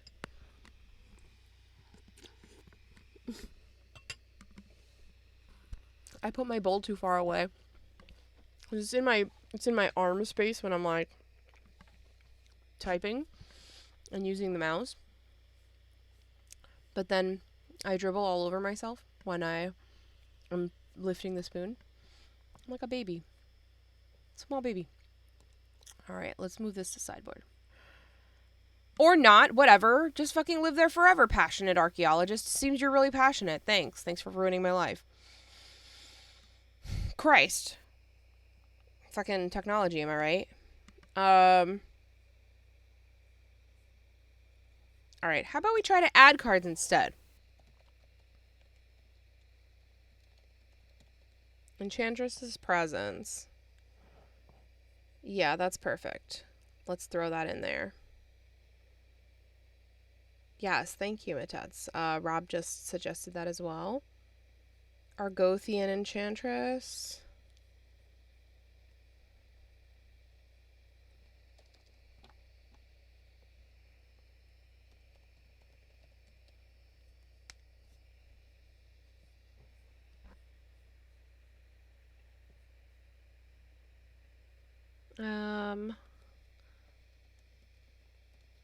Black Market.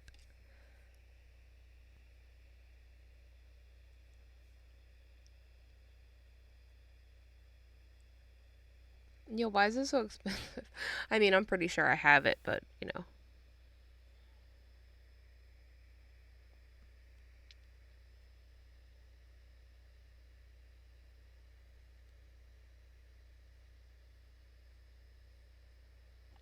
Let's just add it for now. I'll edit down, of course, later. I don't want to do that. Draw a card and lose a life? Baby, is you crazy? Like, life is a resource, but, I feel like I'm going to be targeted a little bit with this. I don't think I'm going to afford life lost.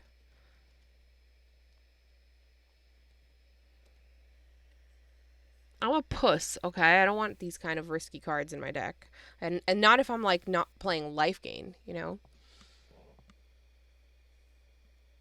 That's pretty good.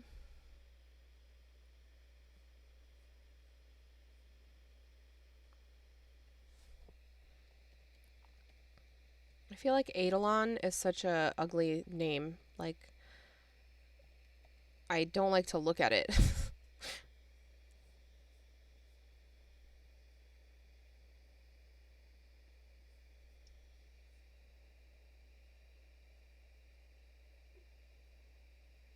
Yeah, it is cracked with Joda.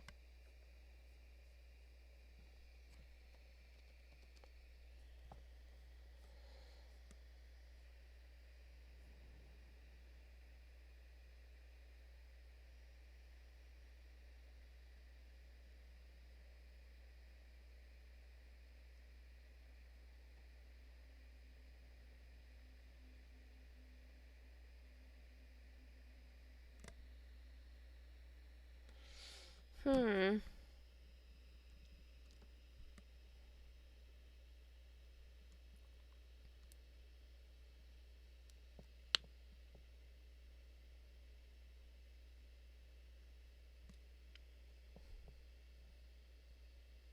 This is such a cute card, though.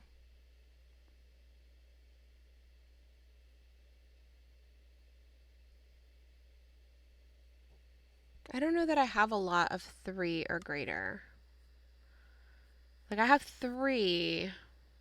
A lot of 3, but I also have a lot of lower than 3. Hmm. Alright, let's keep looking. Let's keep going. The fucking passionate archaeologist. Why isn't it can I move it to considering? Can I move it from my life? I'm just gonna remove it because I'm so mad at it.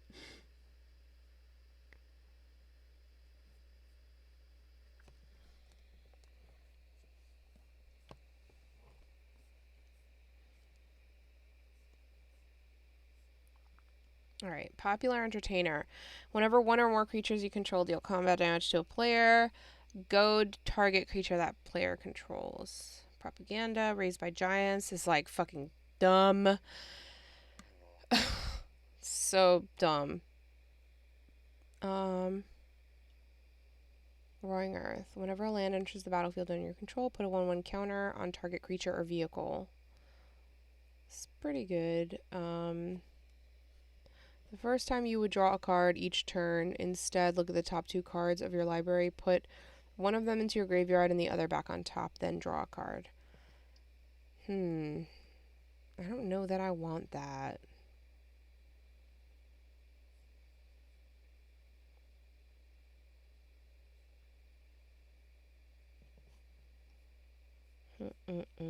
What do you think? I'm going to look up the other cards in the meantime.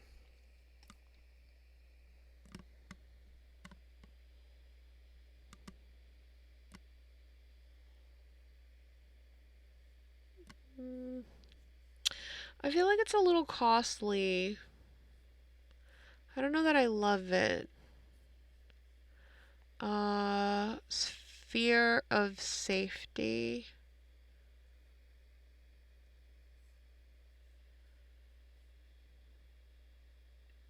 Matets, I added whatever people suggested to me. I added every single card that was suggested to me when I asked a question on Twitter about ramp creatures. And I haven't looked at creatures to remove them yet. But I likely will not have um too many elves, if any. I promise.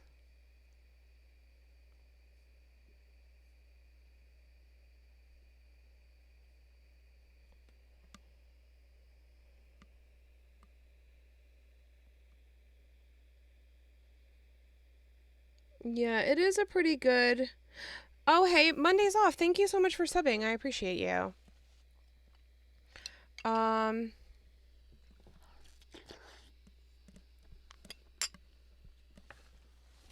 Pardon my slurpy crunchy.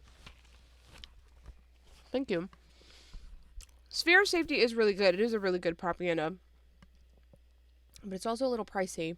I'm gonna add it, but we'll see. Collective Restraint, you say?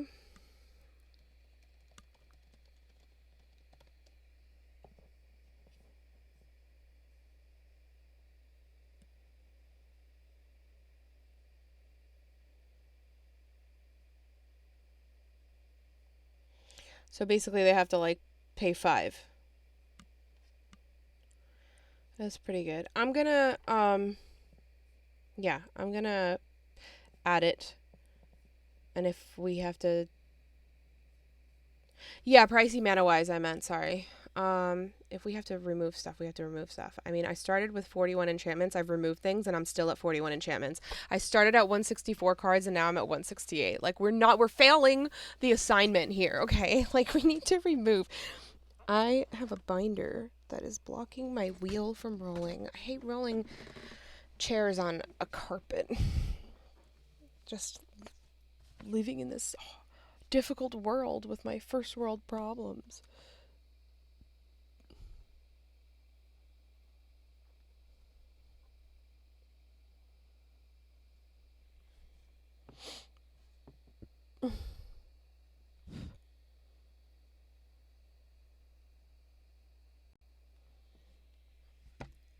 Okay. You're doing great, sweetie. You're doing good, honey. Good job. Okay. Where were we? Okay, I'll look at Uro in a second. I want to get through this list of enchantments. Oh, my eyeballs are burning. Okay, I want to get through this list of enchantments and then I will take a look at that. Uro. Titan of Nature's Wrath. We did Raised by Giants. Roaring Earth. Whenever a land enters the battlefield under your control, put a 1/1 counter on target creature. Scion of Hallister. The first time you would draw a card. Okay. Do I want to put cards in graveyard? I don't really think I have a lot of graveyard recursion. I feel like this is a bad idea.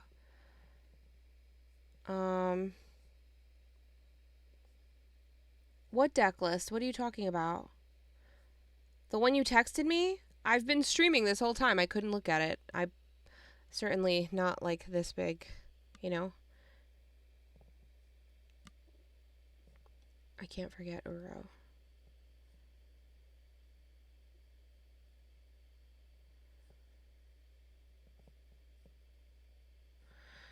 Alright, I need to...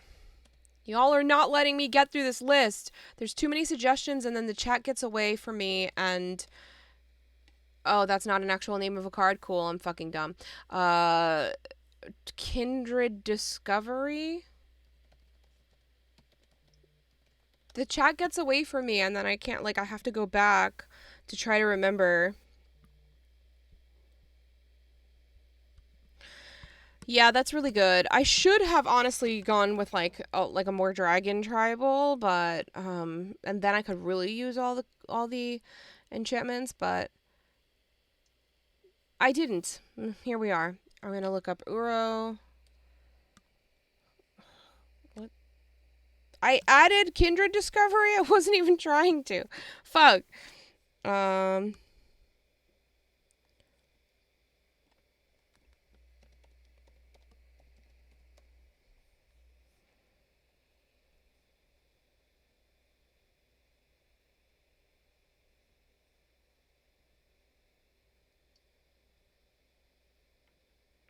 That's pretty good, but I can only cast it once and then it's wasted.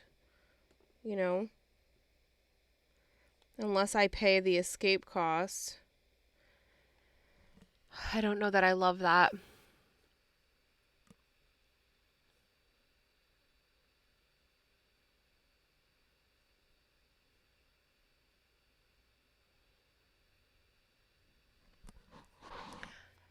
You're right, Rob. I've got to chill sometimes. Okay. Kindred Discovery. Where the fuck did I put you? I didn't mean to put you there. I'll move to considering. I mean, if I draw them. Street Urchin. Sacrifice another creature. This creature deals 1 damage to any target. That's fine. Whenever this creature attacks, if no opponent has more life than that player, this creature can't be blocked this turn.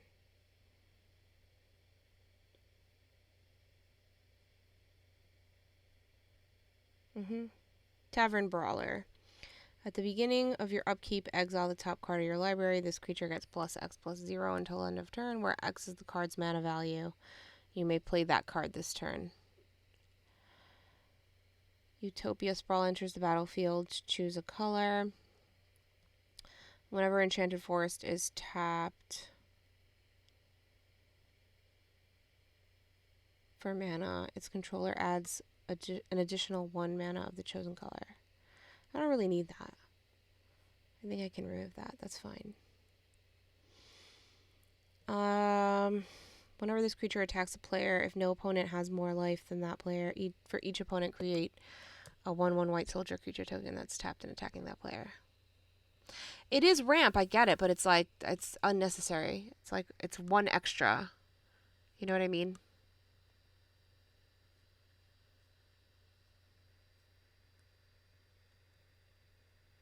It's not corn. It doesn't have the juice for me. It's dry ass corn, that one.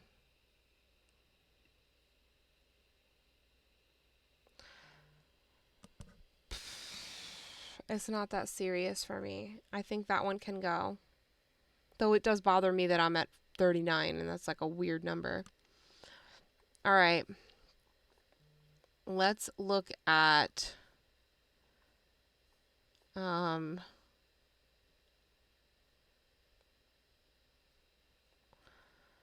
right, I will look. Bonder's Ornament.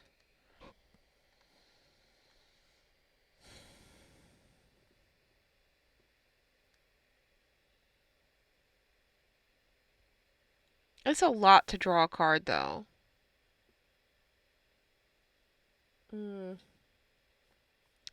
I don't know. I'll have to think about it. I already have 19 artifacts. Let's see what I can get rid of in here. I don't even remember the name of it, Rob, the one I deleted.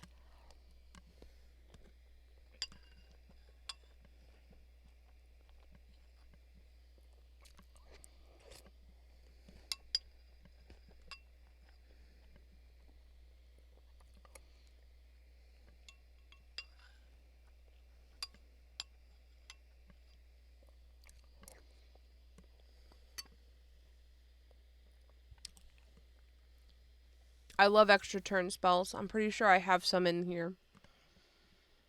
Oh, I thought I did anyway. I definitely put some in something. I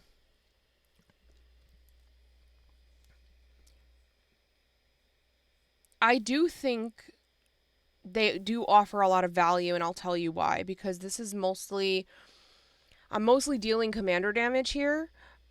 So if I take extra turns, then instead of needing to have a full board state and attacking everyone with the full board state and winning by like big attacks that go to everyone, I'm only killing or one-shotting one person at a time with Ramos, and it would take me 3 separate turn cycles to kill 3 separate people.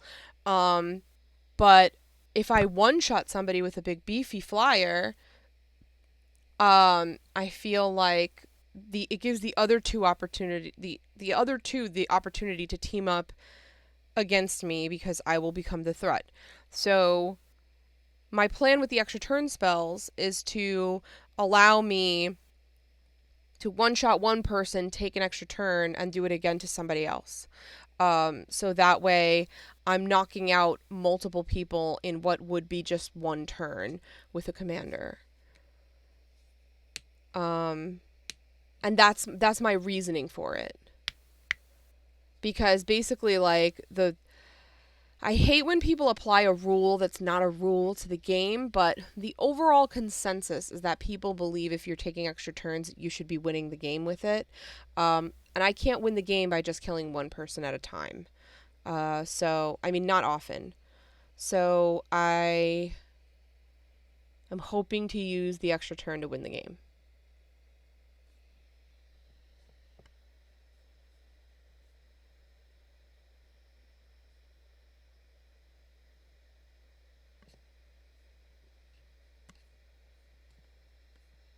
I can't scroll in the chat. All right, here we go.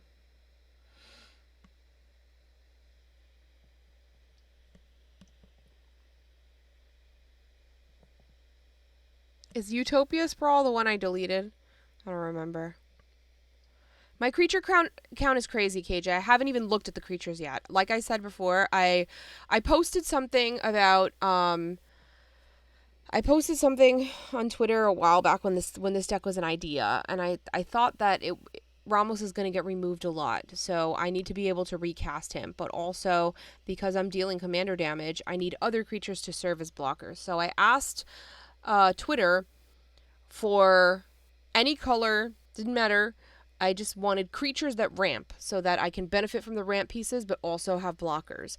I got a lot of answers. I added every single answer to this list. I have not edited down since. I haven't even looked at what the creatures do. So my creature count is insane because I didn't look, I blindly added. And now I'm actually looking at what the cards do and deciding whether or not they do what I want them to do in this deck. But I haven't looked at the creatures. I find that like the most overwhelming, and I feel like that takes the longest for me to narrow down, maybe. Especially if they have a lot of synergy with what I'm trying to do. Like, it's hard for me to cut them. So I kind of save them for last because they're the hardest. Enchantments were easy because I knew what wasn't gonna work needed to be cut, like all those things that deal with dragons and stuff. I can't stop touching my eyeballs. It's so bad. My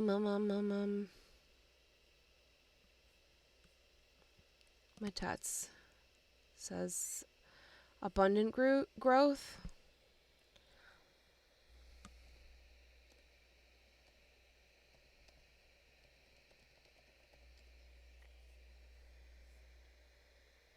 Yay, KJ, you caught Fracture.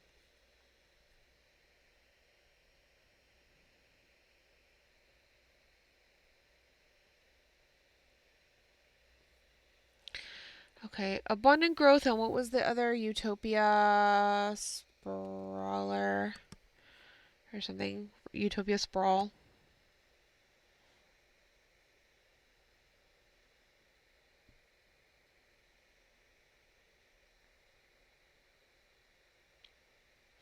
Yeah, but it only adds one. If it was adding an extra to all forests, it would be different. But like, I don't know. I just don't love it. I feel like in a deck that already has so much shit in it and I need to cut down, like it's not doing that much for me. All right, let's look at artifacts. I definitely want the Signet. Bloodforged Battle Axe. Whenever equipped creature deals combat damage to a player, create a token that's a copy of it. Do I really need this? Yeah, it's $10 now, huh? It's 1 mana that taps for 2, Rob. It's not that serious. I don't know. It's like a soul ring, but it could get removed like a lot easier. I'm gonna get rid of Bloodforged Battle Axe. I don't remember why it's in there. Right?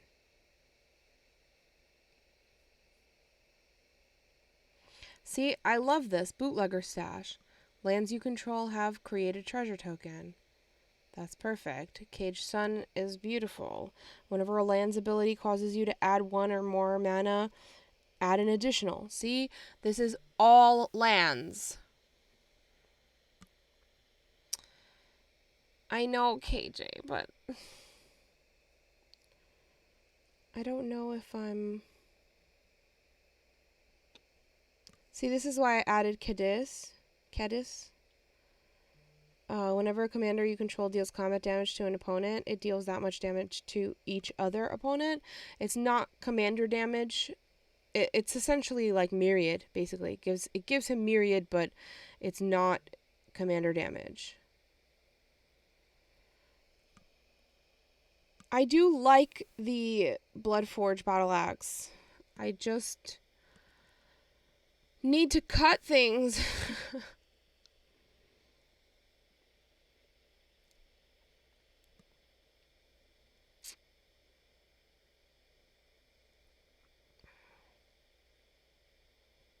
I like that. Door to Nothingness enters tapped.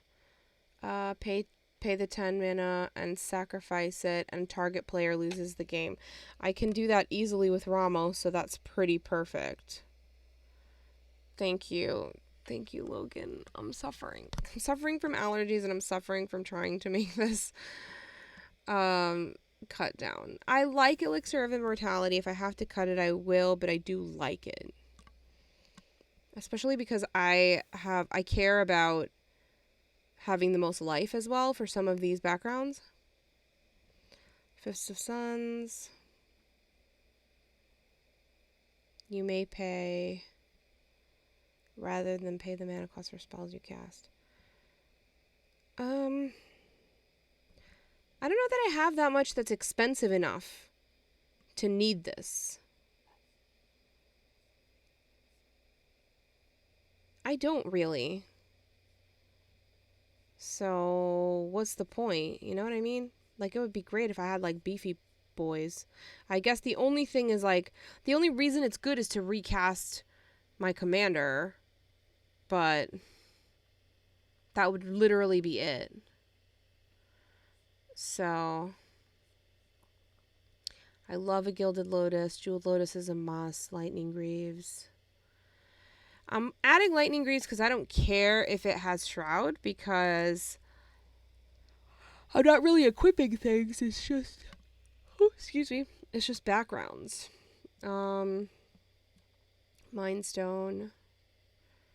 Alright, Netherborn Altar. Put a soul counter on Netherborn. Put your commander into your hand from the command zone. That's pretty good. Right? Yeah, it's pretty good. The Ozolith, Thought Vessel, Thran Dynamo, Timeless Lotus. I feel like these are all great artifacts. I don't want to cut any of them.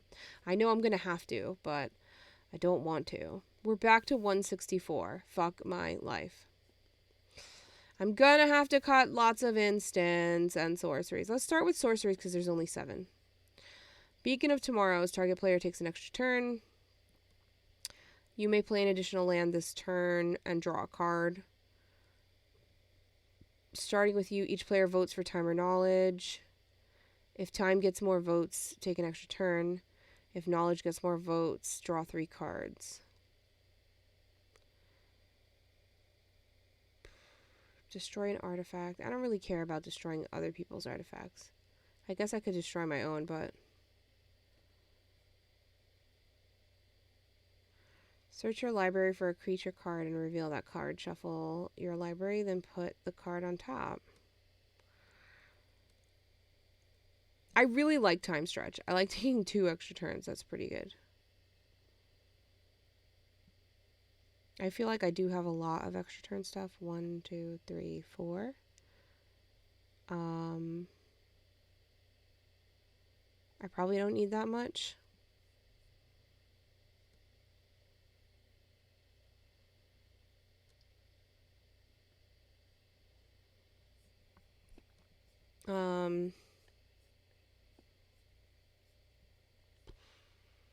Alright, Absent Charm.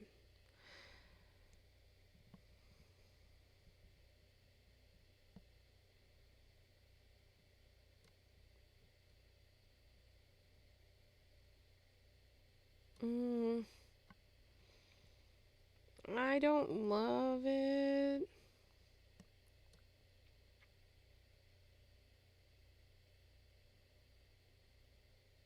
I do love a Dawn Charm, though.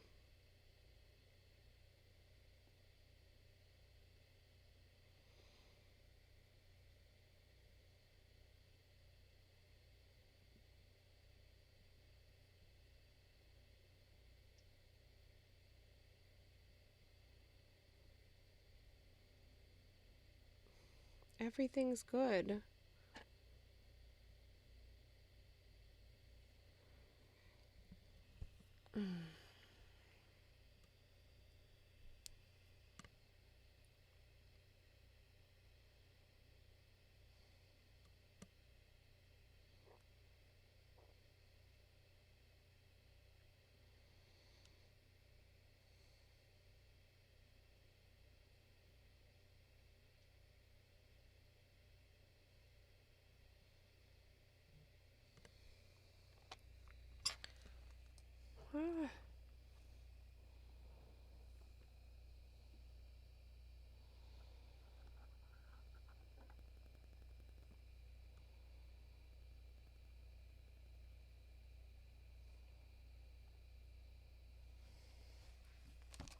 Oh, garbage.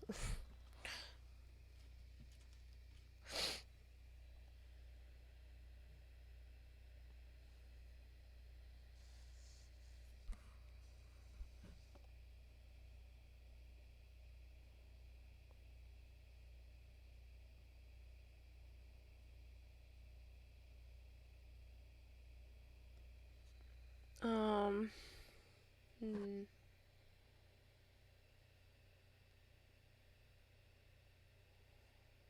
Exile target creature. Yeah, I was gonna cut the absent charm too. The only reason I didn't is because somebody like super trusted asked me to put it in, and I just was like, well, you're smart. I believe you. Um,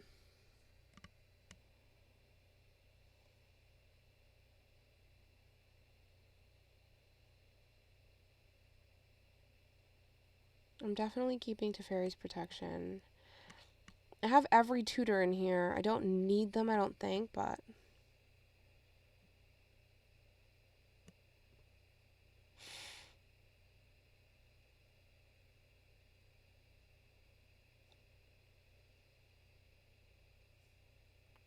I'm probably cutting tutors if I'm being honest, but I have to cut 62 cards, and I've already looked at enchantments, sorceries, artifacts, and instants, and I don't want to cut any of them. This is so problematic. I'm fading fast. I'm feeling tired already, so I will probably not finish this deck tonight, much to my chagrin. I was hoping to. But I think I'm going to at least go through the creatures, try to narrow down these creatures, and then I'll edit down with a clear head maybe tomorrow. Adam, excuse me. Our core theme here is it's all enchantments, all backgrounds. So I put every background from Baldur's Gate in here that could fit. I removed some that just didn't make any sense to be in here. For example, there are some backgrounds that deal specifically with dragons, and the only dragon is in my deck is the commander. So I removed it because it didn't make sense in it. As much as I want to have all of the backgrounds in it, um, I would have to utilize more dragons in my deck in order to make some of those lucrative. So the theme is I want to make my commander big and useful, and because these legendaries, all these backgrounds rather, give him abilities. He's going to be getting bigger and bigger. There's also like some 1/1 counter stuff in here. And he himself, his ability is whenever you cast a spell, put a 1/1 counter on him. And then I can remove 5 counters to add 10 mana and keep casting more things. And every time I cast, he gets counters. So I want to swing with commander damage. I want to cast as many things as possible, especially enchantments. A lot of my board is very low cost things, like 3 and under, so that I can recast I can cast as many things as possible to keep making Ramos bigger. I also put enchantress pieces in it because I want to protect him, because I would imagine that he's going to be like heavily targeted. So I want to be able to recast him and protect him as much as possible. Which is why I also have a lot of ramp pieces and a lot of artifacts. I wanted creatures that ramp as well, so that I constantly have mana to cast things and make him bigger, or to afford to recast him if necessary, but also give me blockers. So like these creatures, this is a 0/1. I don't really care about attacking with it. I care about having a blocker, and I care about the mana. So, you know, we're looking at constantly having ramp or mana, being able to cast lots of things, and putting 1/1 counters on Ramos, protecting him as much as possible, and going from there. I also included Joda in here, which is also a Wooburg commander, and he cares about legendaries. All of the backgrounds are legendaries, and he cascades. So, I want to be able to swap both Joda and Ramos as the commander interchangeably.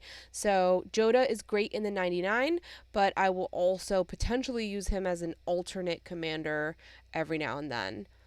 Hey, Miss Eldridge, thank you for rating. Thank you for being here. I am building. Welcome in, everybody. I am building a deck. Well, I am editing down a deck, actually. Shannaball, hello again. I cracked a box of Dominaria earlier and a bundle, and then this deck has been a little bit the bane of my existence to build, and I've been like humming and hawing over it for a long time. So I'm having the chat help me out and edit down. So what I did was I cryptically asked for suggestions on things on Twitter without saying what I was looking for, but basically like I said, hey, I'm looking for creatures that ramp in any color. Like, what creatures ramp? And then I took every single suggestion that I got on Twitter and I just added it to this list blindly without looking at what they do. So now that I've added everything that was suggested and I added things on my own, I am reducing down to 100. I have 162 right now, and I'm having a hard time. I will put the Moxfield link in the chat so anybody who wants to see this list can follow along on your own screens and you're not just limited to what you can see on mine. But I wanted to also use as many of the Baldur's Gate backgrounds as possible. So I did initially start with all 30 backgrounds. I removed the faceless one because it was useless. And then I ended up removing like 3 more that just don't have anything to do with my deck. Like, they care about the number of dragons in your deck, and I don't have any dragons in my deck except the commander. So I've removed some that just really don't make any sense to be there, and I didn't want to just leave them there just to say all the backgrounds are in there. So it's like 25 backgrounds or 26 or so, but it's pretty much all the backgrounds. So now I'm looking at what the creatures do, and I'm trying to narrow down to like maybe 20, and that'll alleviate some of the number of cards that I have to delete. So let me first add to the chat the Moxfield list, so that way you can see it like on your own page, on your own screens, and you can see it as I'm talking about it, and not just limited to what you see here. Please feel free to take a look at the list and add or cut anything. I'm really trying to cut more than add, but some people have been seeing synergies that I didn't, and really feel strongly about asking me to add something. So if you see something that I should add, please let me know. Thanks for following, Draco. I'm sorry I didn't acknowledge that a little earlier, but thank you for following and welcome in. I'm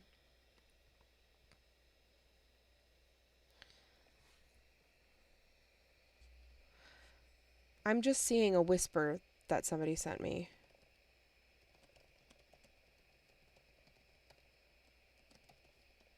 Okay. So I was responding to that. All right. Yeah, so here we are.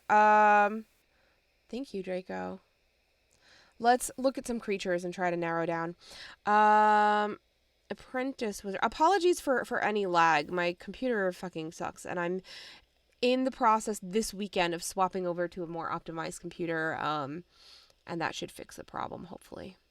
But usually it, like, after something big happens, like a raid, or like, you know, a new sub or something like that, my computer's like, panic, and then I'm like, shh, it's okay, and then it fixes itself after a little while, so hopefully it'll fix itself. But I've been streaming for a couple hours, and I think my computer's like, in panic mode. All right, so I want creatures simply just to have blockers and ramp and things like that. So Apprentice Wizard, I don't care. There's a 0/1. I'll keep it. Ramps for 3. Well, 2 technically because you have to pay 1 to activate it. This is great for casting enchantments. I needed card draw, so this is perfect. Ashaya, because we trying to get gross out here. Power and toughness are equal to the number of lands you control. Non-token creatures you control are forest lands in addition to their other land types. This has less synergy in this deck, so I'm just going to move it. Azusa, you may play 2 additional lands on each of your turn. That matters. +2/+2 indestructible is great. Birds is great. Bloom Tender. For each color among permanents you control, add 1 mana of that color.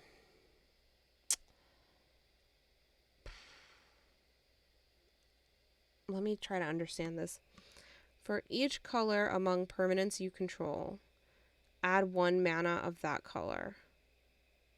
So this is a 5 color deck, so this adds 5 mana? Thank you, Matets. I appreciate it. Thank you for chilling me out. I be getting crazy sometimes. Am I right in saying that Bloom Tender will add me 5 mana? Because if I can cut an elf, I'd love to cut an elf. I fucking hate elves. But adding 5 mana seems like I don't want to pass that up. You know what I mean, Jelly Beans?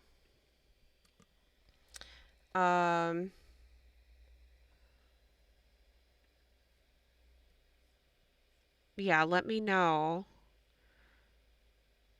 Adds 5. Okay. Yeah, that's what I thought. Shit. I'm on the... Okay. Alright, I'll keep it for now. As long as Centaur... Yeah, no, I got it. Yeah, thank you. As long as Centaur Omen Reader is tapped, creature spells you play cost 2 less to play. This doesn't even look like a magic card. This is so weird.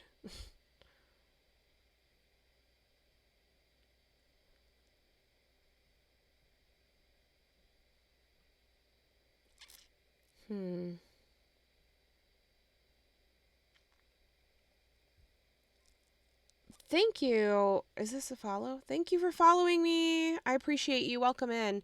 I think I'm going to remove this. This isn't... I love a cost reducer, but it's not doing much for my synergy. Gilded Goose? Okay, I'll get there. Hold on. Add 1 forest for each creature I control. Each creature you control gains tap. Add a green to your mana pool. This is adding a lot of green ramp, which is fine because I do have a lot of colorless, but I'm going to need some other shit. Dockside is just seems like useful. You may play an additional land on each turn. Lands you control are every basic land type and additional. Yeah, that's pretty good.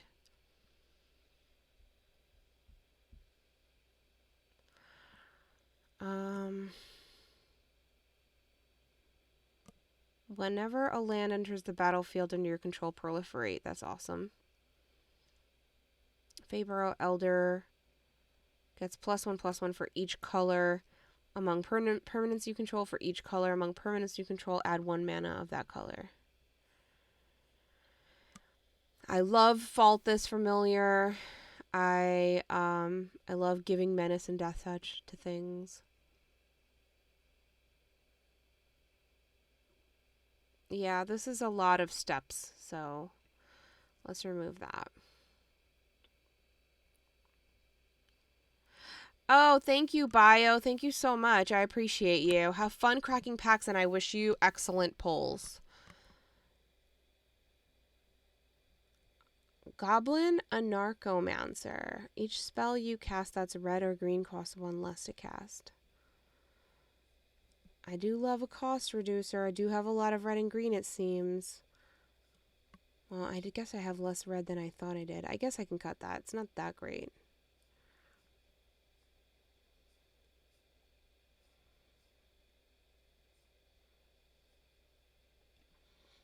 Alright, let's remove. Commander creatures you control get +2/+2 and have hexproof. This kind of has a lot of steps.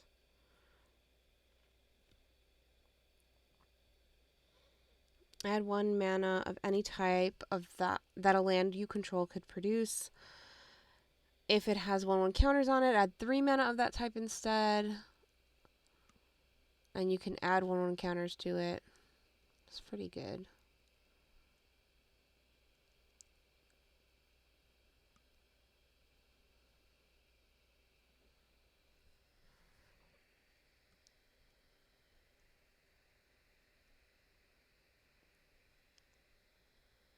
I'm keeping these. Ugh.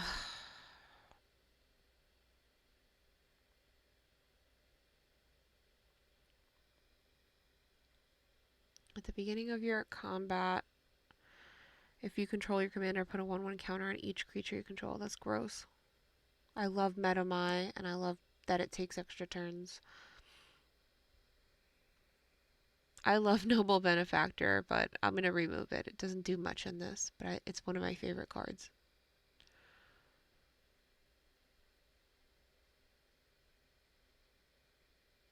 Yeah, of course. Please suggest anything you like. I know I'm cutting, but if it's really worth my while, then let's go for it. I'm happy to look it up. Jesus, if you tap a permanent for mana, it produces 3 times that much. Sheesh. This adds 1 mana of any color. This is like inadvertently and accidentally my most expensive deck. I know it's going to go down because I'm going to cut 50 cards, but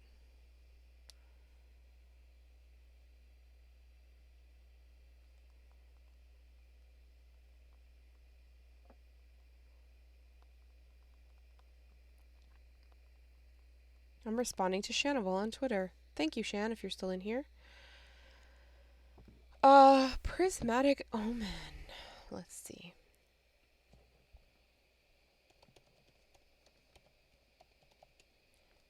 After hovering over my desk for what have I been streaming for 3 hours now? After I've been hovering over my desk for this long, I am now like deciding to sit with good posture. Ha ha ha. 3.5 hours.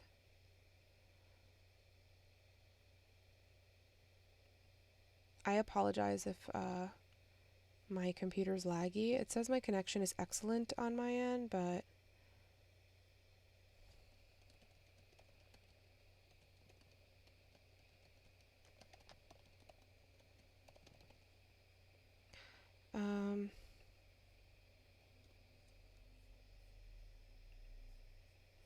here we go. Lands you control are every basic land type in addition to their other types. This is pretty good.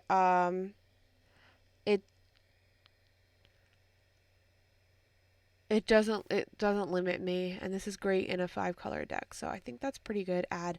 And you know what else I will say? I'm glad it's an enchantment, and let me tell you why. Because I had exactly 39 enchantments, and that was so unsatisfying. It just looked like such an ugly number that I was like, man, I should add something back just to like get it to a nice even number. So now I feel good about it. But now I can't cut another enchantment because like we'll be at that problem again. All right, Ragavan. Do I want a Ragavan in here? I also don't own a Ragavan, so I'll have to buy a $90 card. Do I want to do this to myself? Whenever it deals combat damage to a player, create a treasure token and exile the top card of that player's library. Until the end of turn, you may cast that card. It's so good. Problematic monkey.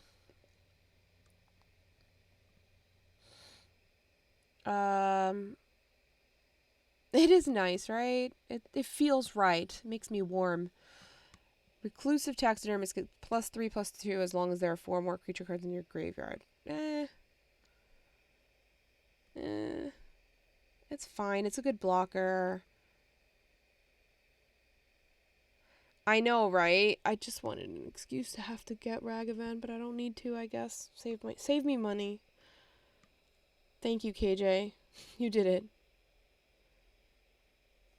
Hey, Proxy Lab, welcome.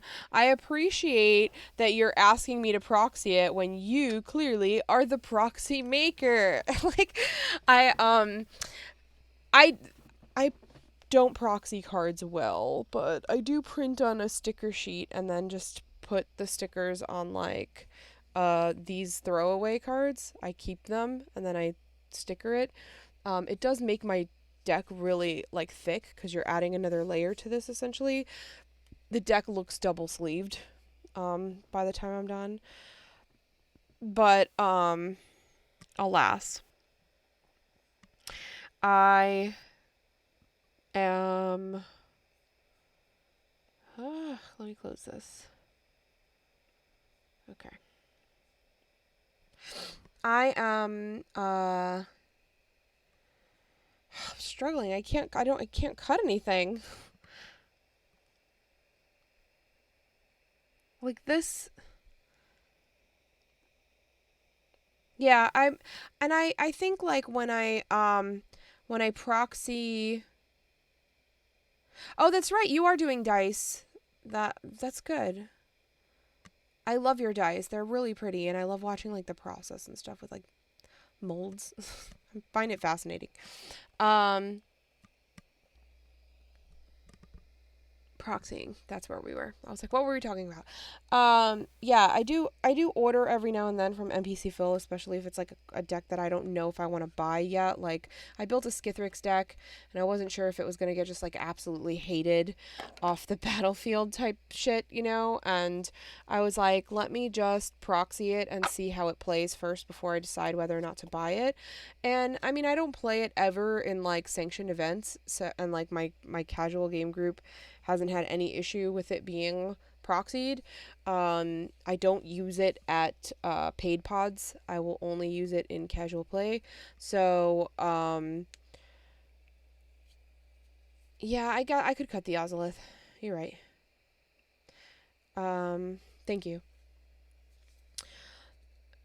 So I usually do like an NPC fill order for something that's like really expensive, but if I find value in it and I'm playing it a lot, then I do like to have all real copies of cards in my decks. And so much so that I have purchased multiples of more expensive cards. Like I have multiple Enlightened Tutors just because I didn't want to just say I have one and like proxy all the rest. I could, but I didn't do that. I try to keep all my decks real. But I do have a completely proxied Skithrix deck, and right now my Erg deck is completely proxied because I just wanted to play test it before I go forward and excuse me, before I go forward and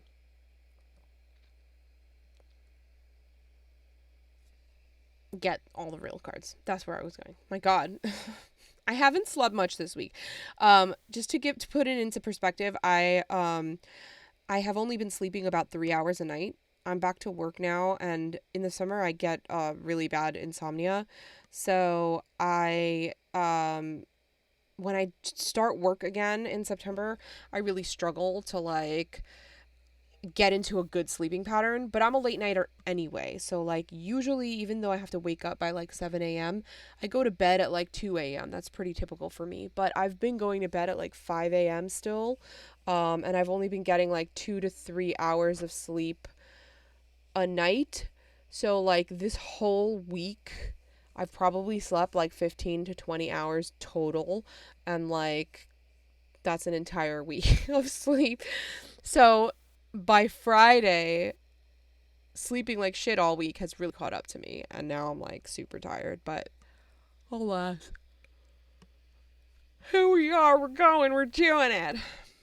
This is for the late nighters. I appreciate all of you being here, and I appreciate all your help, especially because I am starting to lose my shit a little bit. So, and I also have like no makeup on.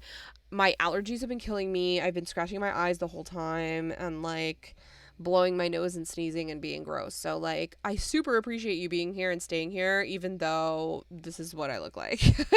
um but yeah, I promise it gets better than this. This is my worst. So if this is my worst, it's not that bad, right? Um Thank you. Thank you for the support. Matats, I will get to it. I know I've got some stupid shit in here. Like I said, I asked Twitter. Twitter made suggestions, and I just added everything blindly. I haven't looked at it. This is the first time I'm looking at creatures one by one. So, um, we'll get there.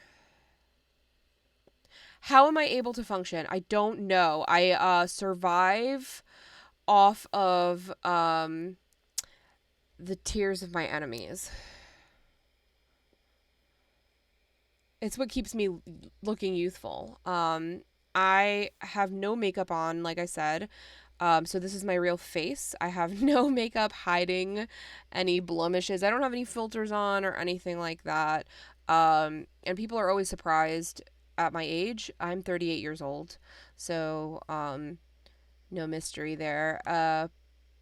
People tell me very often that they thought I was 10 to 15 years younger than that. So typically people think I'm somewhere between like 24 and 28 years old. That is a farce. I am 38. I never drink water. I never sleep. And I have a terrible skincare regimen.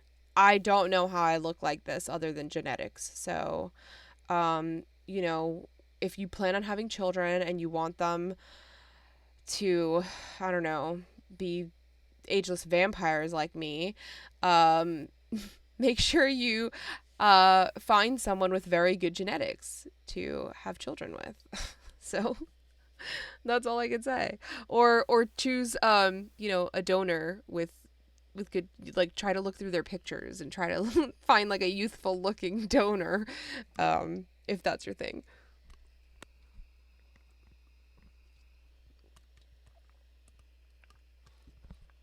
All right. Let me go back. I'm a youngin'. I love it when the fellow oldies come out in the chat.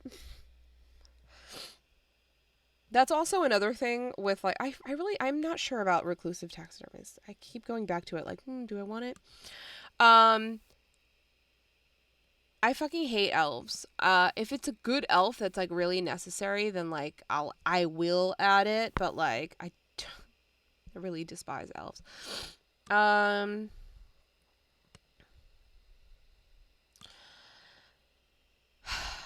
This is a 1-drop treasure token and blocker. I guess it's fine, but it's not that great. You still get carded? I get carded all the time. I'm going to move it to considering. I'm also going to move that reclusive taxidermist to considering. I do like it, but like, do I like it enough? I don't know, and I need to make 50 cuts, so we have to be a little bit more aggressive in our choices. If I have to double think it, I'm going to just remove it.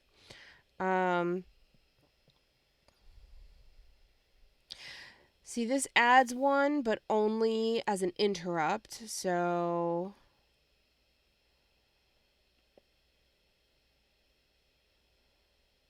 I can only really like play things with flash or instance with it. So I'm going to move it to considering, even though like this is a cool looking card.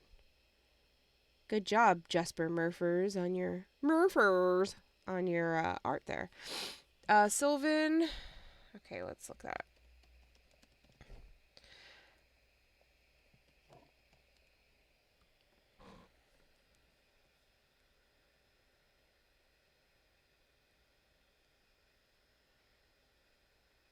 Oh, is that the discourse about like how I haven't seen the new Lord of the Rings show yet because I'm really behind. So like I actually have a list of shows I need to catch up on.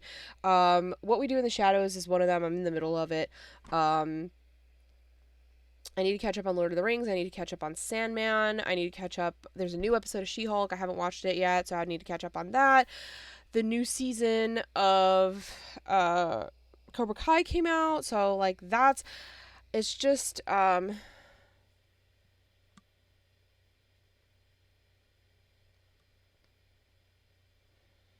got it, Matas. You're right. I'm really tired. I'm sorry. I'm not thinking clearly. It does seem like a meme, though. You're right. So yeah, I have not seen the new Lord of the Rings show, but I have heard some of the discourse. I think people are upset because apparently they cast a black elf. Um, like honestly, who gives a fuck? Why can't there be black elves? I don't understand why. I don't understand why people are so upset about that. Like,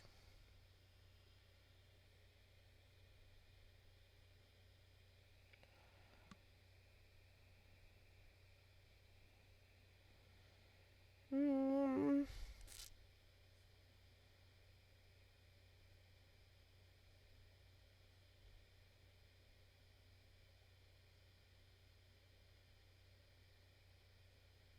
the new She-Hulk is good. I'm caught up with all the episodes except for the newest episode. So I'm sorry, Betty. I'm sorry about the ads.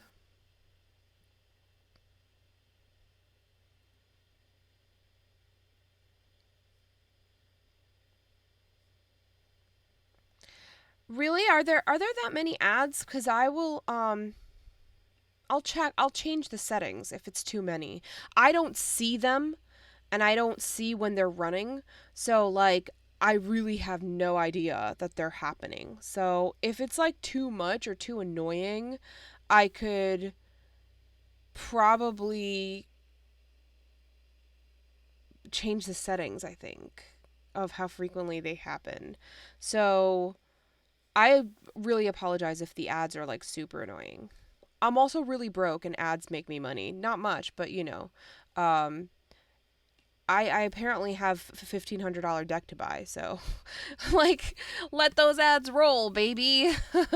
But yeah, if it's really excessive, like please let me know. Yo, I feel like I cut mad creatures and I think I only cut like 3. So, um Roman, I'm bringing the quality thanks. Thank you. I'm bringing the quality content, so you should really just like, sub anyway because you're like, "Wow, she's so cool. I can't even believe I know someone like as cool as this." I mean, we don't know each other, but like what kind of? We've played a game on Spell Table once.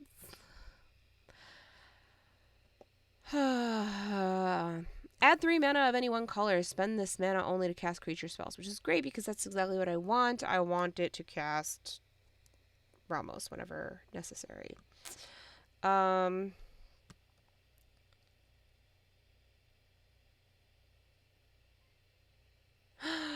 Look at you, you fucking beauty, you little gem. Thank you for subscribing.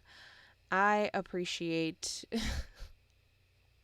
I appreciate you subbing, so I appreciate it. Thank you. Thank you very much.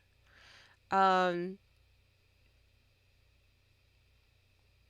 I don't know how much I get paid for ads, but I'm pretty sure it's pennies, so don't worry about it. It's not like the ad revenue is like that high anyway. Sphinx of the Guild Pack. It is all colors, flying, hexproof from monocolored. I just like that there's a 5/5 flyer. I don't know why it was added in here. I don't think I was the one who put it in there. Somebody suggested it to me because I've never seen this card in my life. I like it. I just don't know what business it has in this deck. I don't really think it does have any business in this deck. Um, but I mean, I guess a lot of removal is monocolored, right? So like, wouldn't it be hexproof from even removal? I don't know. I'm gonna move it. Ugh, I'm having such a hard time. I love it, but I don't. I love it, but I don't.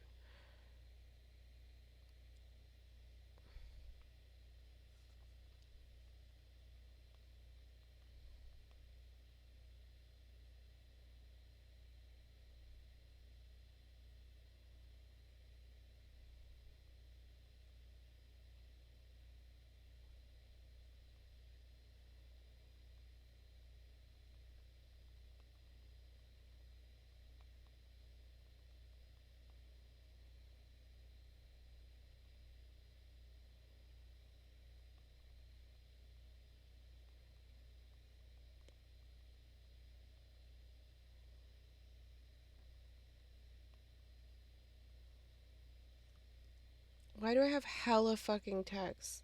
Jesus Christ. I'm in a group chat that's muted, so I like just checked my phone and it says I had like 30 notifications. I'm like, what the fuck am I missing? And I thought maybe there was like some kind of like a horrible thing that happened, but they're talking about like a whatnot stream and what somebody pulled or gave away or something, and there was a lot of talk about it. It was very enthusiastic, so I was like, what is happening? What did I miss? There's so many texts, and the world is not burning down. It is there's just expensive cards being cracked. um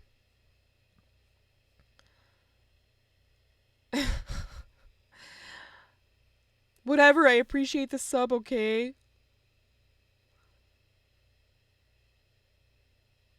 What? Okay, KJ, please. I lost track of where we are. What would give Ramos 5 counters on cast? The the Sphinx that I put aside.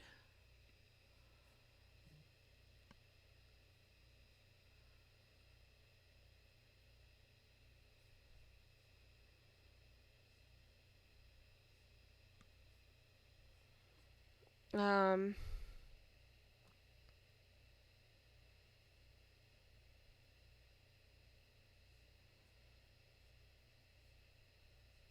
Hold on.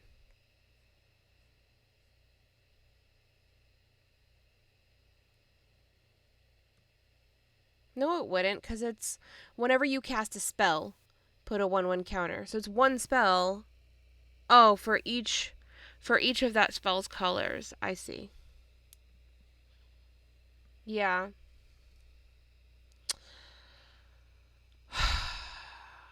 Ramos would care a lot about multicolor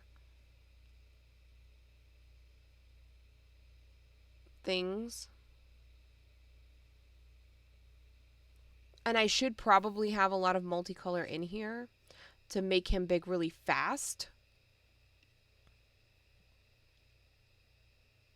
Oh, I feel like I fucked this up. I feel like I have gone about making this deck completely wrong.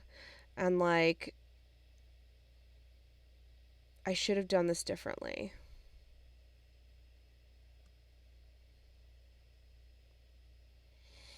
What 5-color enchantment that gives Cascade?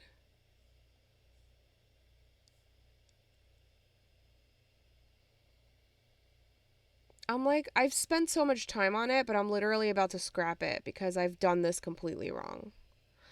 Or maybe I'll just swap it. Like, I feel, you know what's funny is like the deck that I built with Joda, because it uses all the Dominaria commanders in it, and because it's all the legendaries. Um,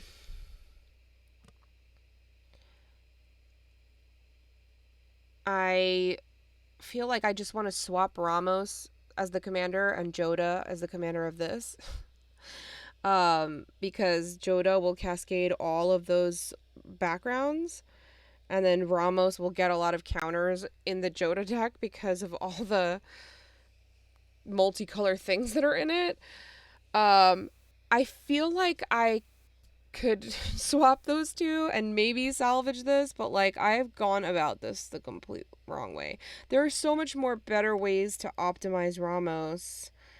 Um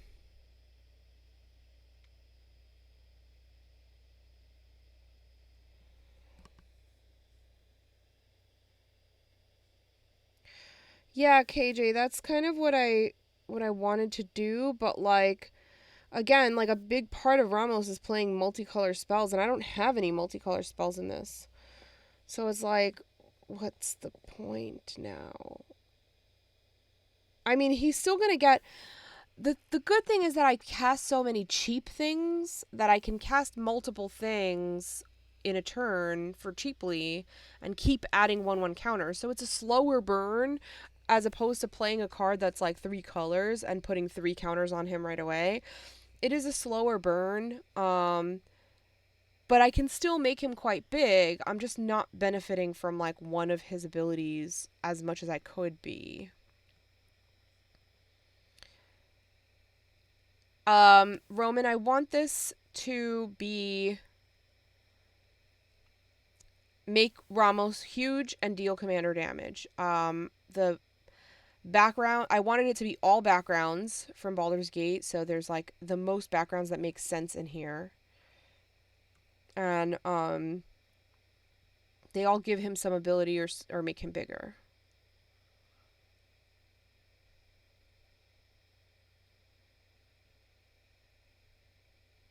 Um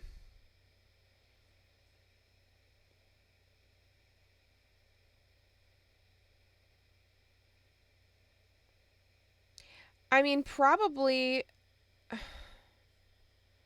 So the whole reason I asked Twitter, first of all, is because it's engaging for your audience to make them feel like they've played a part in helping you build something.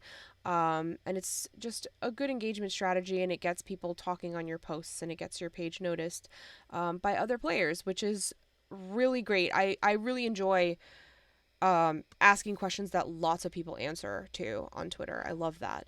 But also, I've only been playing Magic for just over a year, period. So I don't have a wealth of card knowledge. So when people provide input or card names, um, it shows me cards I've never heard of or seen before, which is great. And it helps me learn. So I do like asking Twitter, even though it puts me behind a curve. I don't often get a lot of input on my decks. Like, usually I have a strategy in a way that I want to build a certain deck in a way that I want to go with it. And it doesn't often take me this long. This kind of has gotten away from me. I don't know what has caused it to get away from me so much. I don't really care the reason at this point. I'm not looking to blame something for this going off the rails. It's just giving me a hard time. And every time I come back to this deck, it's not doing what I want it to do. And I'm bummed out about it because I really want it to be good. And I feel like it's not. Okay.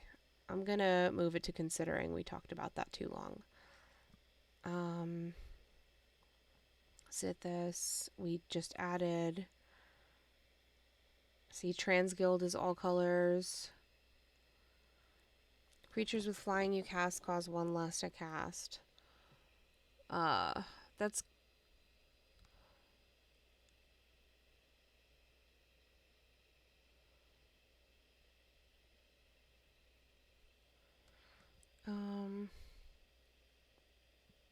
Thanks, Draco. Appreciate your input. I like this because it's a 2/2 flyer. It reduces flyers, so if I have to recast Ramos, it reduces his cost. And it's 2 colors, so I do get 2 counters on Ramos if it enters in after Ramos is out already. Um,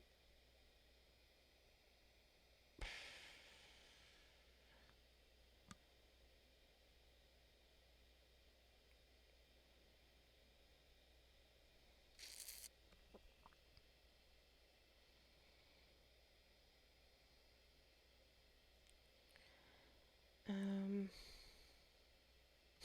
Werebear. It's so cute. I want this card so bad. Human Bear Druid. Okay, I'm gonna move that, but it's cute. I like it. I don't want to forget it exists.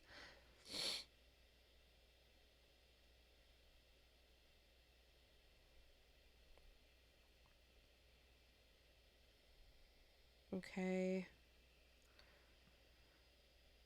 Whenever another non-token creature you control dies, you may return it to the battlefield face down. Under its owner's control. It's a forest land. I don't love this, and it's pricey to cast, so I'll move it. I do like Zur. Thank you, KJ. I do have a lot of protection for it, though I'm still narrowing, but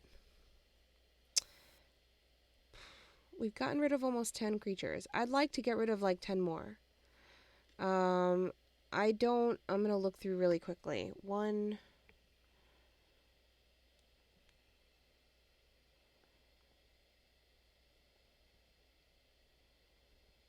2, 3, 4, 5. So I have 5 creatures with 5 creatures with flying, and then there's an additional one. Ramos has flying. So creatures with flying cost 1 less to cast. I don't know that that's enough for it to be in here. You would cut all of them, KJ?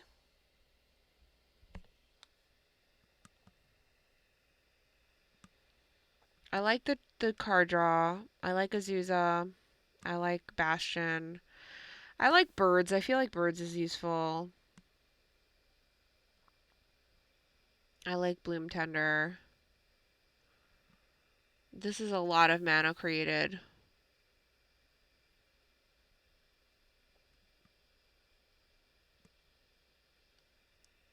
That's pretty good too. Treasures. Lands. Card draw. Proliferate.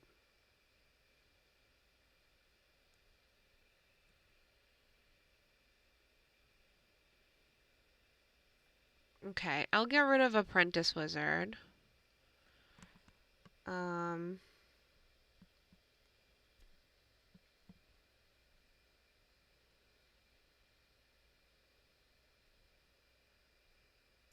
Is this my only elf? No, fuck. I have several elves. I just want to cut the elves. Alright.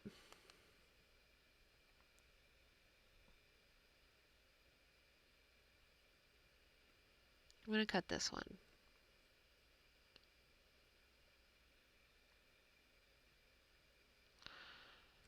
I think I'm gonna cut this one too.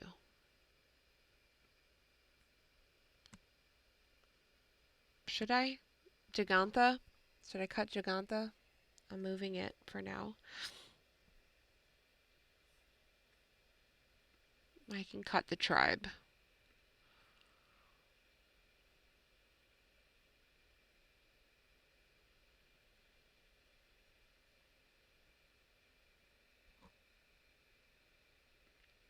I guess I don't really need the Cobra either.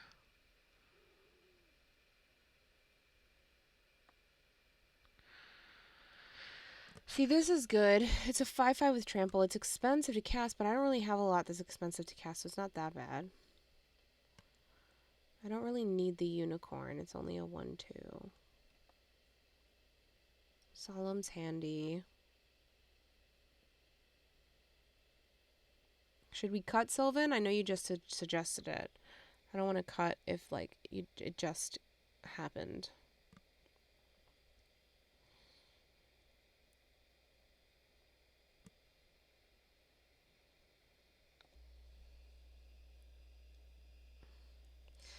I feel like Watcher is not that productive for this deck.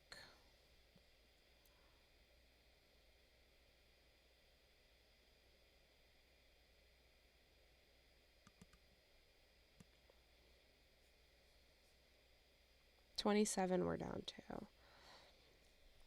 I'd like to cut a couple more if possible. I know that this is a handy amount of creatures, and I don't want to go too low on creatures, but I don't even have a Soul Ring in here. What am I, fucking nuts? See, I didn't even notice that I didn't have a Soul Ring in here.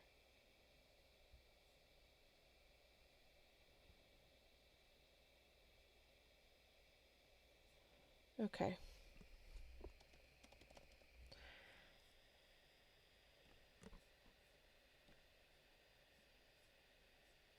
Can't even believe myself. I also feel like this is an excessive number of artifacts as well. Like, I feel like I should cut some things, but... Scott, I'm suffering. I almost scrapped this whole deck. Just because I feel like I've already built it wrong and like I'm having a really hard time. Um,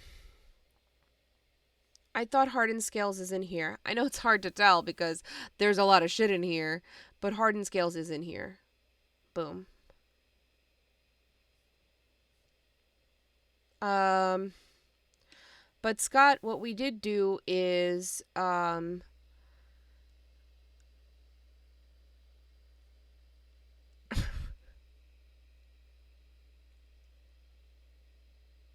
what we did do is we cut, there were 41 creatures and we cut it to 26. I also cut already the enchantments that were not productive or necessary for this deck. So we're down to just like the more useful ones. No worries. It's hard. There's so much in here. It's hard to like see. Um,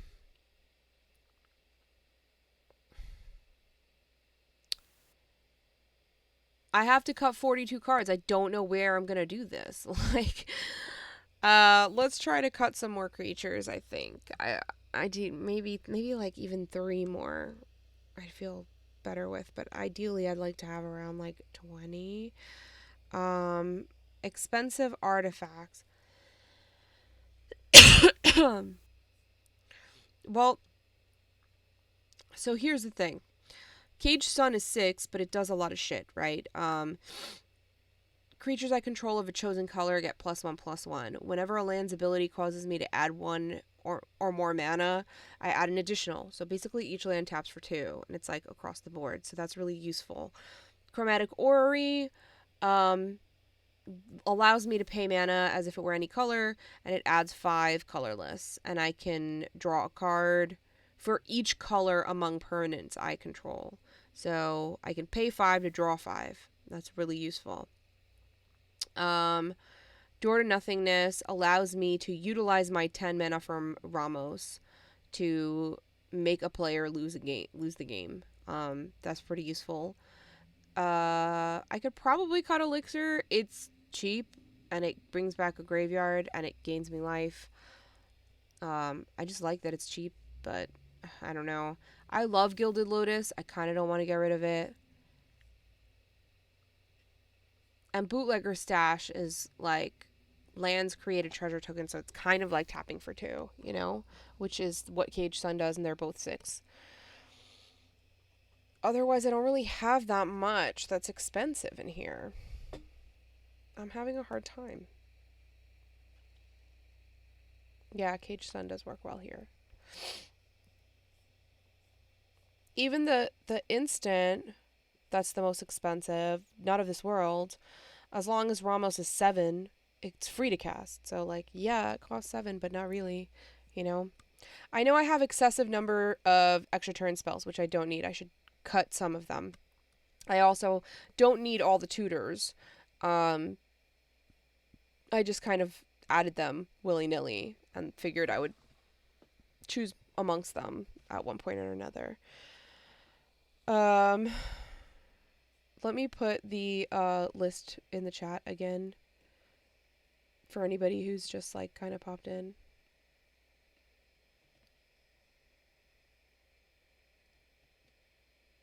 Ah.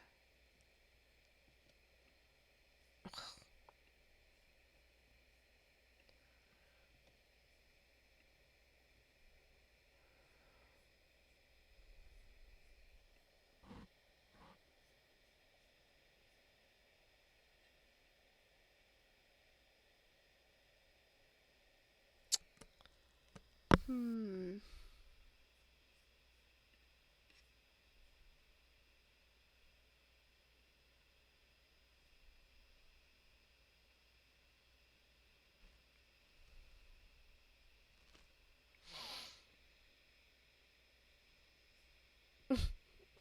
How is Cage Sun good? It makes all your lands tap for 2. And I mean, it makes creatures of a certain color bigger. I would just pick whatever I had the most out on. But I care more about the lands than I do about anything else.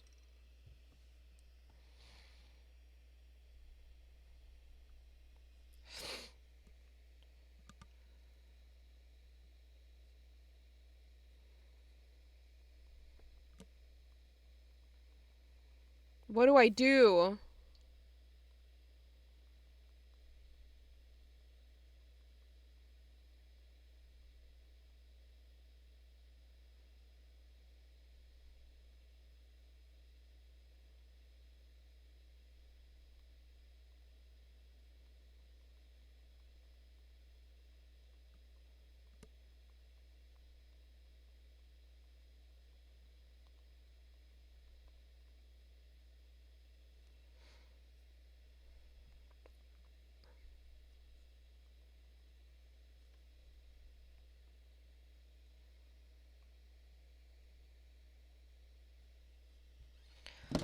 Um.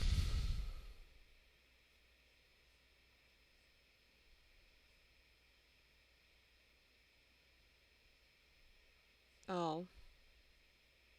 It only works for one color?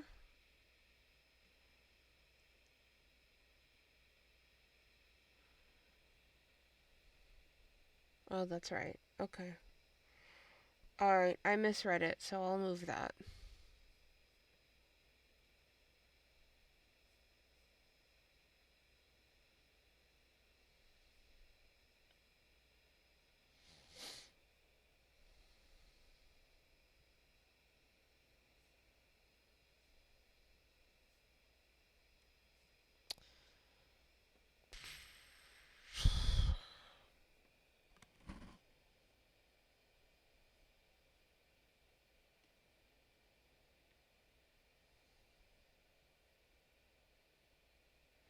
Right.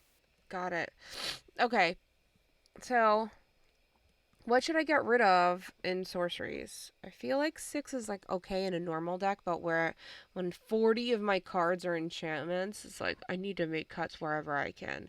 And 17 instants and 6 sorceries is far too much. So, um let's make some cuts here.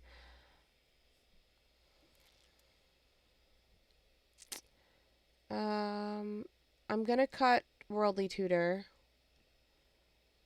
Vampiric is good because you just search for any card. I like Teferi's Protection. I like Rebuff the Wicked.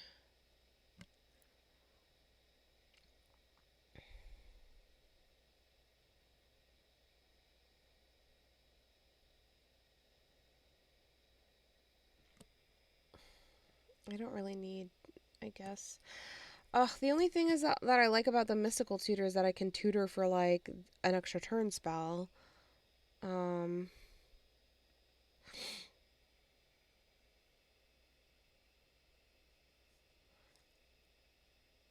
is Idyllic Tutor not in here?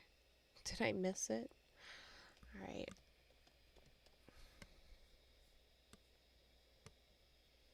Yeah, that makes sense.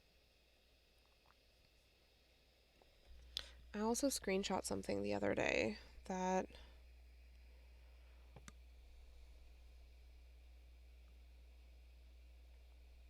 was a tutor.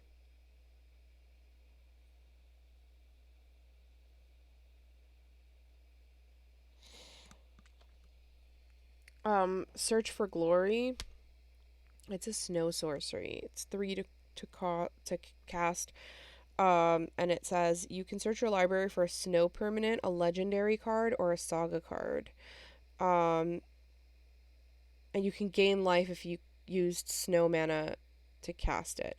I know this is better suited elsewhere, but because all of the enchantments are legendary, I could search for something enchantment based if I needed to, but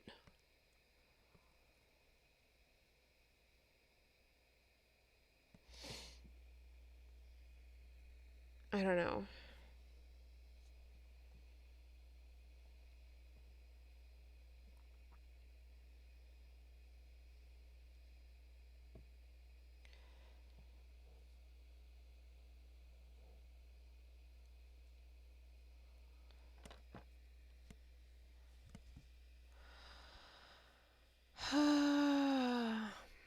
Okay, I added idyllic.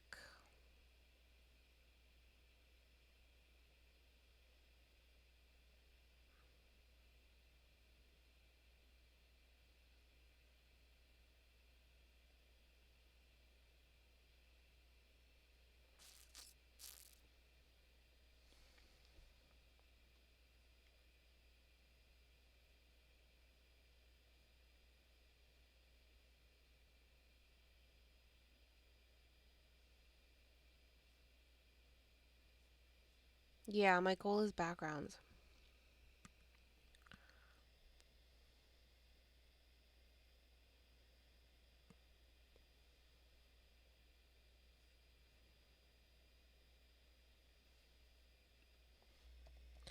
What would you cut? Which ramp pieces?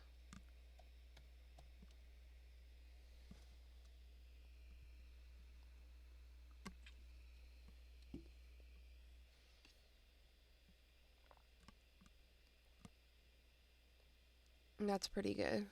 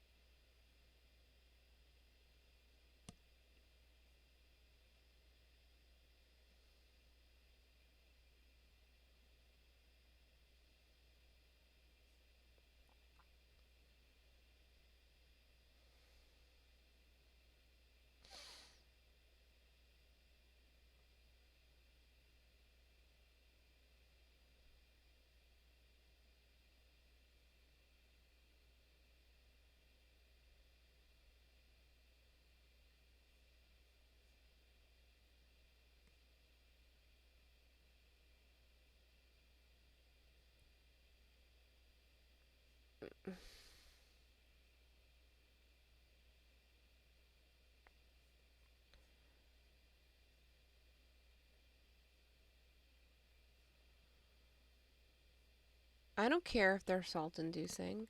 Um, you weren't here when we talked about that.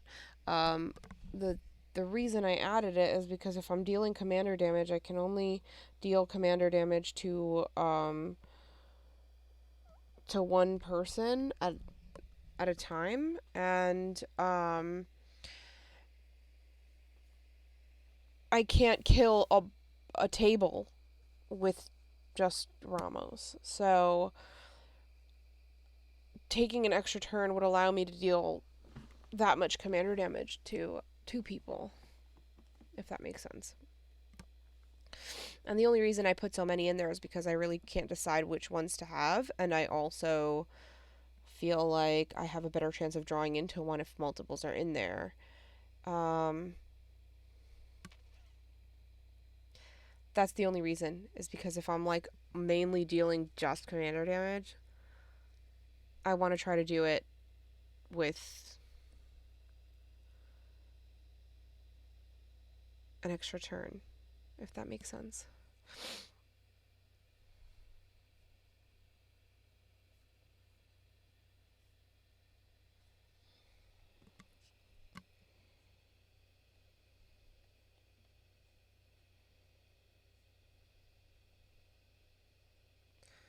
Like, what would you cut? The signet, the mind stone?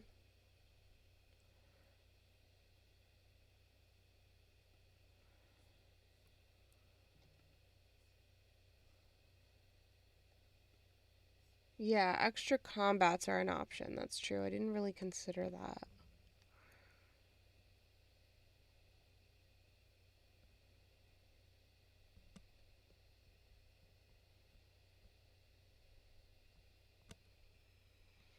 Can I tap legendaries that are like enchantments? What does that do? Nothing. I'm just tapping it, and it still, its ability still exists, right?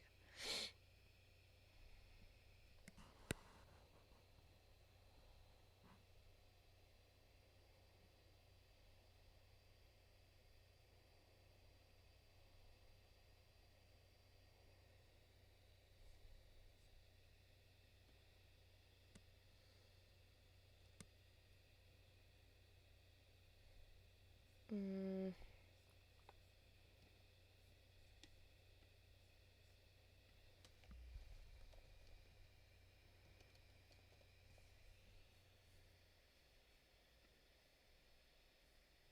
Should I say that it's Wooburg, really? Technically.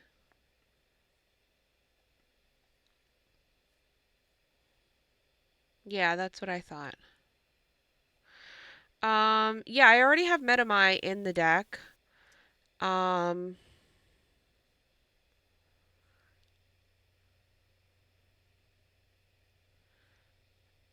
do I have this set to only creatures?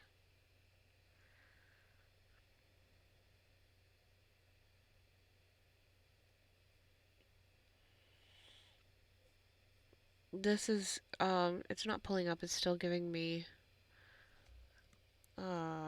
I don't know the wording for it.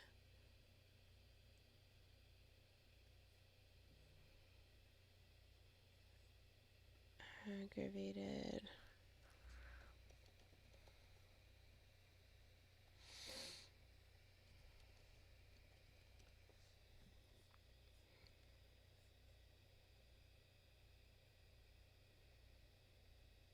Hmm.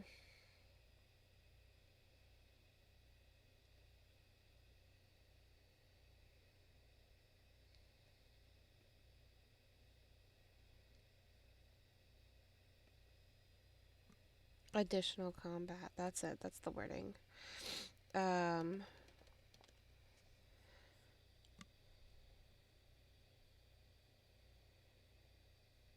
yeah.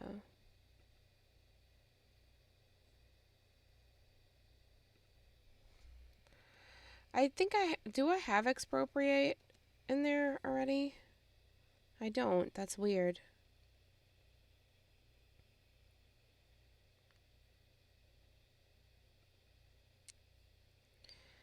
Um,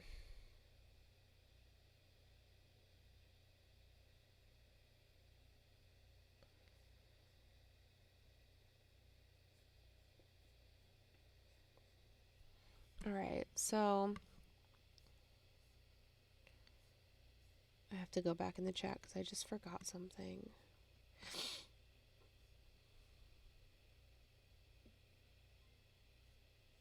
Who's that? What's happening? Hey, thanks for the raid. I appreciate you swinging by and raiding.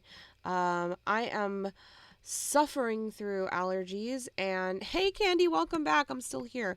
I'm suffering through allergies and trying to edit down this deck. I'm at 143. I started at like 164 and then got up to 168 and I keep adding things.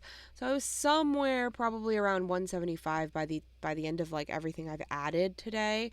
And now I'm down to 143 and I still need to edit down the final 40 cards. I I think my focus, instead of focusing on multicolors, I'm focusing on casting multiple cheap spells, and that they'll just add one counter at a time to Ramos. Because I have a lot. I'm building like a large mana base, but I have a lot of cheap to cast things. Um, I will explain the deck in a second. I'm just going through suggestions from the chat, and I think we were talking about additional combat phases. So I'm going to search some of these. Good night, Proxy. Thank you for your help and thank you for hanging out.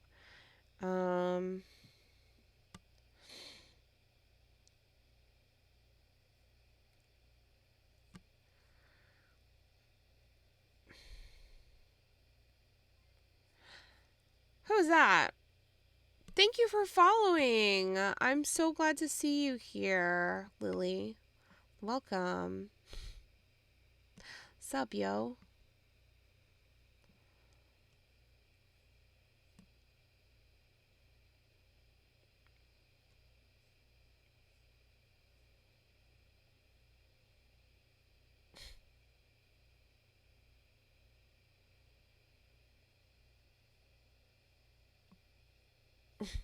Hello and good night. The most dramatic of exits. I appreciate that, Proxy. I hope you enjoyed your wine.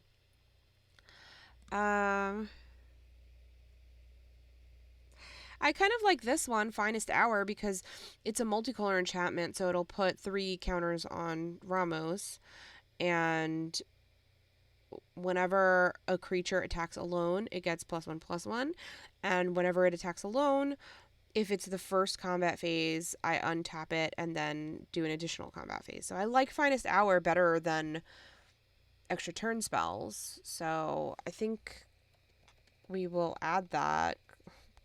Even more fucking enchantments.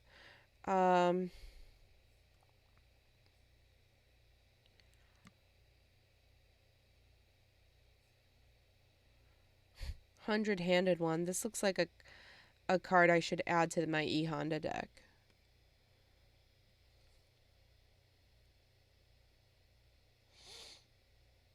Mm-hmm. I'm never going to remember it exists, but so I'm going to take a picture of it.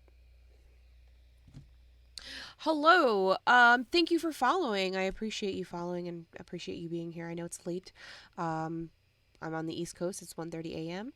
But I appreciate everyone being here. I've also been streaming for like 4 hours now. I did some unboxings, and now I am narrowing down a deck list, and trying to make cuts on things or swaps or something.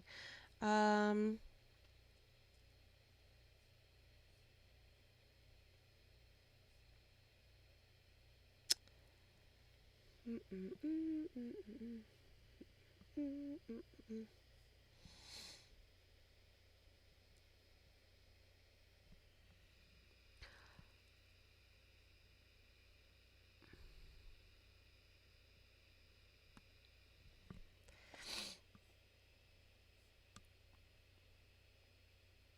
okay. I think we're pretty good there. All right, so what we're building is Ramos. Oops, all backgrounds. So what I did is I have added at the moment 42 enchantments because I put all the backgrounds in here from Baldur's Gate. So there were at least 30 to start with. And then I removed any backgrounds that absolutely made no sense. So there's one that like cares about the number of dragons you have. The only dragon I have is my commander. So that enchantment was really doing nothing for my deck. But I do have like 25 of the enchantments from Baldur's Gate in it. So the commander is a colorless secret Uberg commander. It is Ramos, flying 4/4 dragon. Whenever you cast a spell, put a 1/1 counter on Ramos for each of that spell's colors. You would think that it would behoove me to play multicolor spells. However, I did not really go that route. I chose to play a lot of cheap single color spells with a smattering of multicolor spells. But for the most part, a lot of these enchantments are really low cost to cast. So if I cast multiple in a turn, then that will put multiple counters on Ramos. I can remove 5 counters to add 10 more mana to my mana pool, and I can activate that once each turn. So if I do that, then I can continue to cast multiple cheap mana things and continue to add the counters on him as long as I have the card draw and enough cards in hand. So what I really want to do here is I want to be able to draw through as much of my deck as possible without milling myself.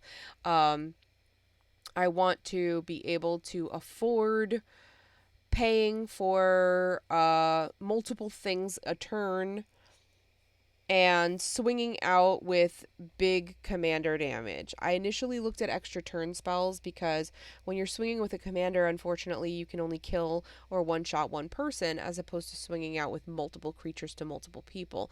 So I wanted either extra turns or extra combats so that I have a better chance of winning the game through commander damage by swinging out repeatedly with the same commander. I also have something like the Door to Nothingness where I could utilize Ramos's 10 mana to sack it and choose a player to lose the game. So I can essentially win against 3 people by attacking one person with a one-shot commander damage, taking an extra turn or extra combat phase, attacking the second person, and then utilizing remove 5 counters after that, and utilizing the 10 mana to sack the door to nothingness and kill the final person. So this is kind of my plan. I also was scared that Ramos would get targeted and killed a lot, so I wanted to have a lot of ramp and a lot of pieces that allow me to be able to afford to recast Ramos whenever necessary. Ardent Plea. So now that I filled you in,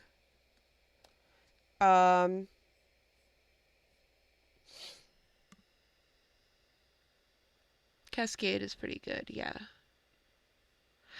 Hi, welcome in. Thank you. Ardent Plea is good. Satyr.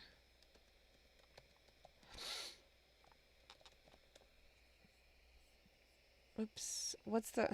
Why did I type it? Like, I just see... I'm so delirious. I've had, like... I said earlier as well that I've had, like, Enchanter. That's it. Like, 15 to 20 hours of sleep total this entire week. So, I'm struggling. And this deck has been nothing but a headache. And I feel like I've just built it wrong. And I almost gave up on it and scrapped it today. But I'm persisting. That's good. Okay.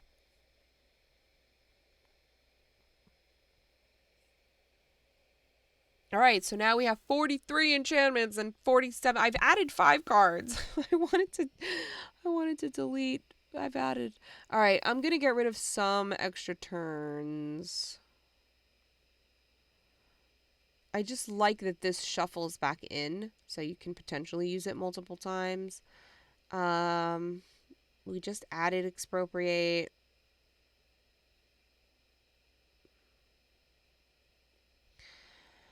This is not bad because it's 4 and you either draw 3 cards or take a turn.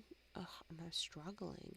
This is 2 extra turns. That could kill a whole table if I'm in the right position to do it.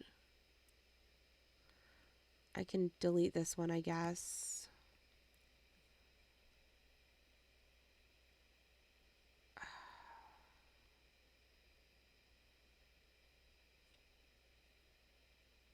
Good night, Lily. Thanks for coming in. Yeah, see, KJ, thank you.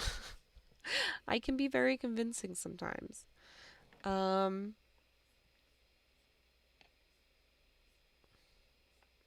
I still feel like 8 sorceries is a lot.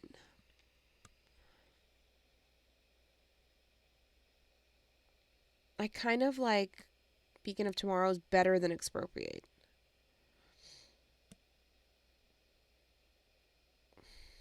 I'm going to get rid of Expropriate. I'm moving it to Considering. I can swap things around.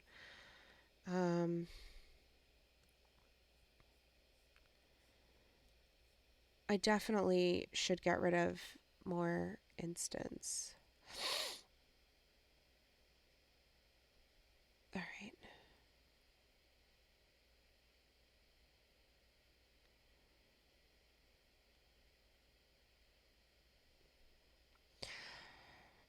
Angel's Grace is cool and all, but like it's not my favorite.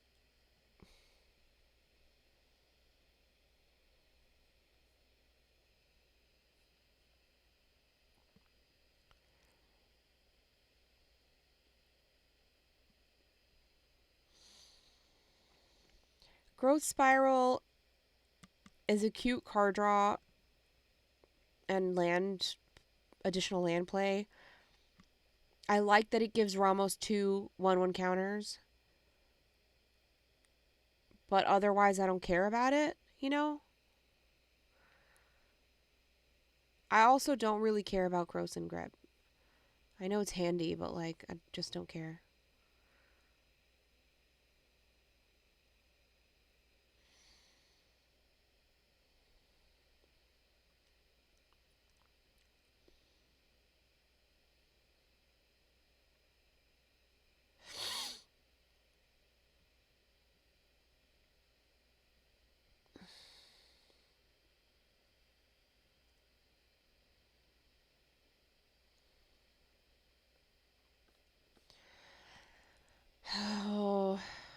I'm struggling, y'all. I'm struggling. I think I'm gonna have to give this a break. I know I'm gonna have to cut enchantments as well, which sucks because, like, that's the point of the deck, but it's literally half the deck, you know? Like, we're at 43 enchantments plus 35 lands, and that really limits me in every other aspect. So, 43 plus 35, we're already looking at 78. That leaves me, like, plus the commander is 79. That leaves me literally 20 cards in terms of artifacts, instants, sorceries, and creatures, which is problematic. So I'm gonna need to make some serious cuts, and I don't even know where to begin. And I keep looking at this and struggling on where to make cuts. I'm going to cut Thought Vessel because I don't think I need the max hand size. I think I'm going to be playing things out of my hand quickly. I like that this puts my commander into my hand so I don't have to pay. But, command tax or whatever. But it's kind of taking up a space that I don't know. Excuse me. That I don't know it deserves.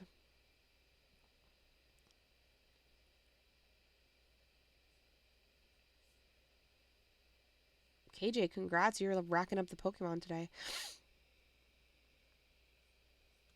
Yeah, my enchantments will need to be low 30s. I'm going to need to make some more cuts.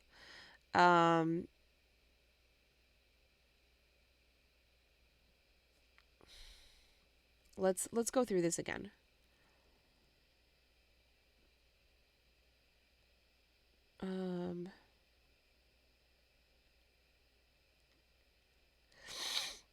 Cultists of the Absolute.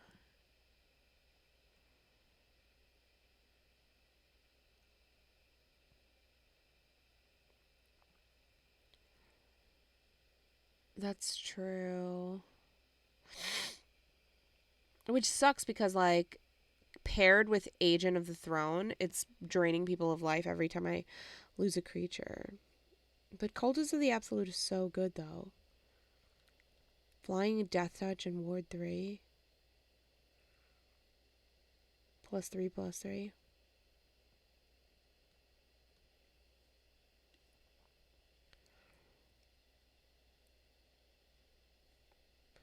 But you're right. I don't want to have to, like,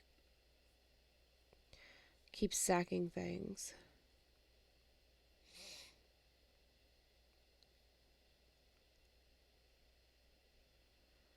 That's really good.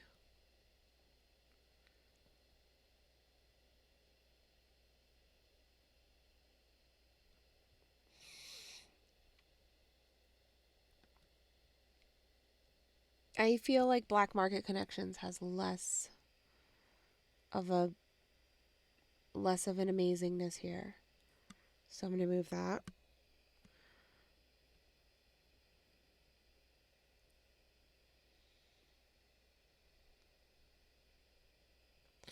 This isn't amazing, but it's good card draw.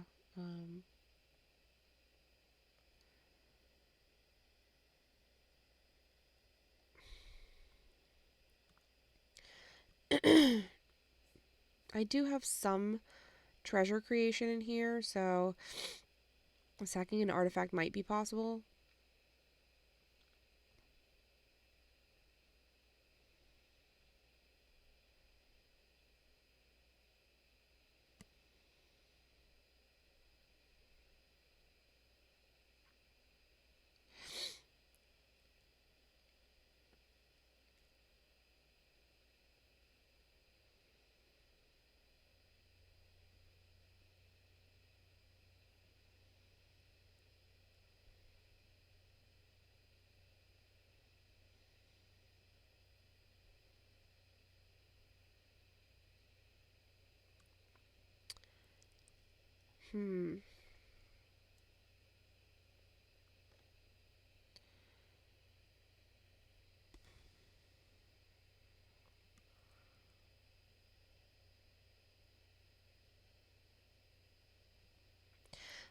I feel like this is good because I'm going to be, like, Ramos is definitely going to be bigger than 5 most of the time. And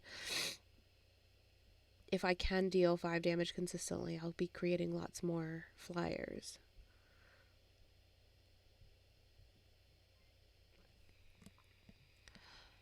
Hey, thank you for following and welcome in. I appreciate you. I'm struggling with this deck. But let's see. Let's see what we can do. We're at 41. Oh my goodness. Oh my goodness. I like the card draw.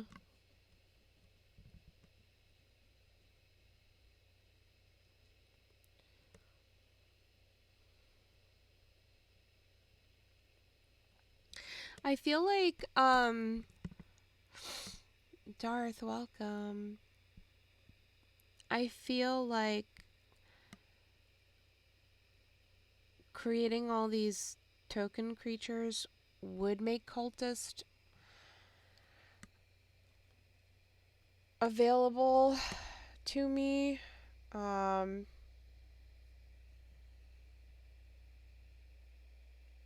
But they don't all have to be there together, you know?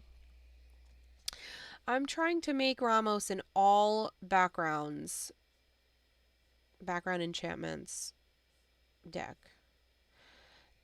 So I've put every enchantment from Baldur's Gate, and I'm slowly removing ones that absolutely don't make any sense, you know?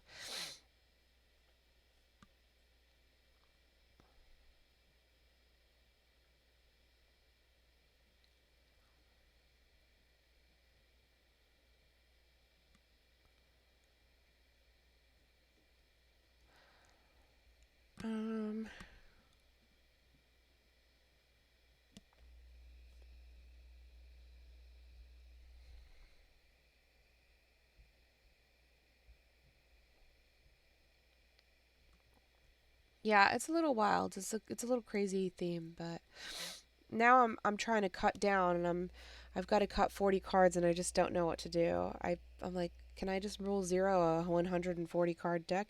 That seems reasonable.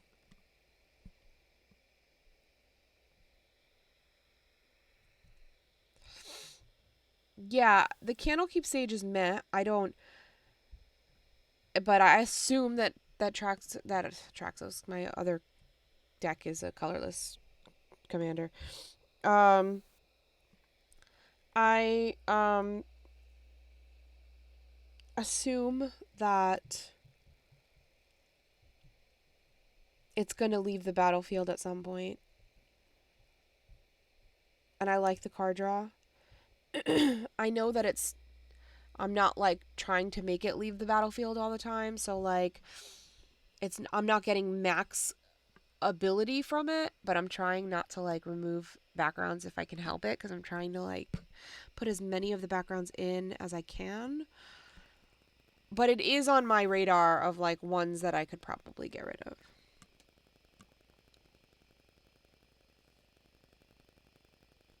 All right.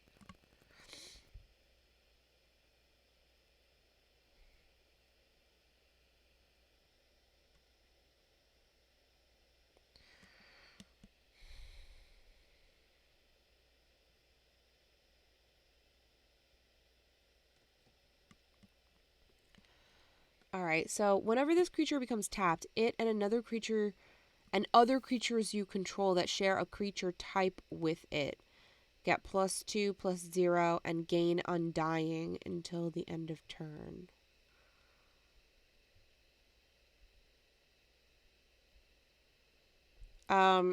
This one probably doesn't make a lot of sense because I don't think I have like any other cards in here that share a type with it.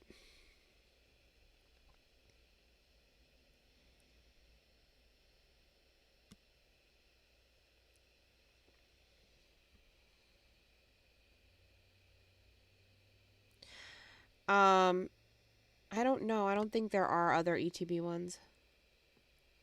Yeah. That's what I thought. I got rid of Haunted One.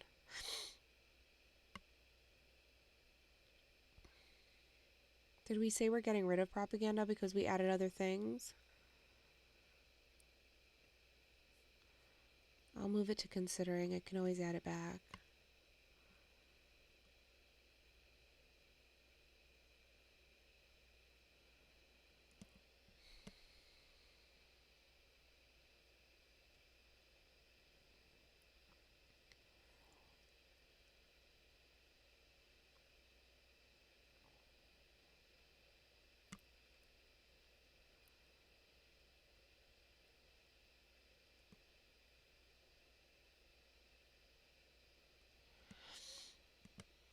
Hmm.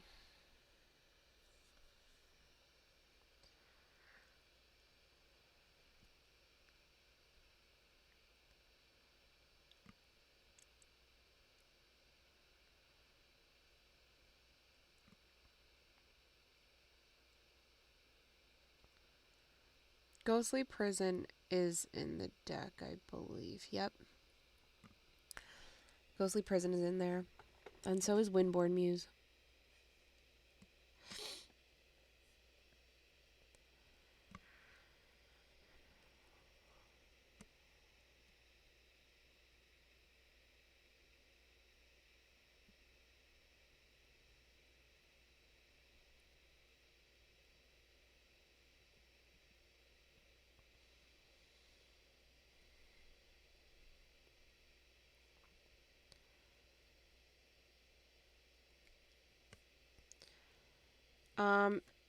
So you think cutting the Windborn Muse? I just like that Windborn Muse is another flyer and it's a 2/3, so like it's a good blocker as well. I'm back to 40 enchantments. Now we are at 139.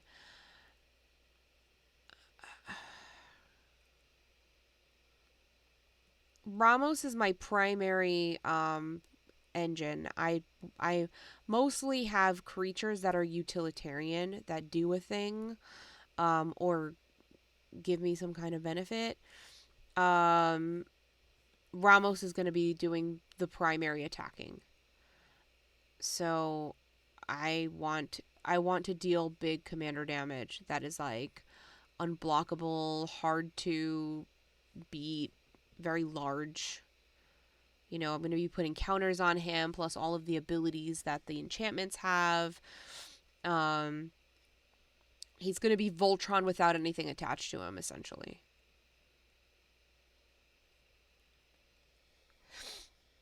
And I've put in some extra turn spells and extra combat spells because I realize that only dealing commander damage is a slow burn because you can only kill one person at a time. So if I'm able to give myself multiple combats or multiple turns, then I can swing out with the same thing twice, and it could essentially be game winning for me.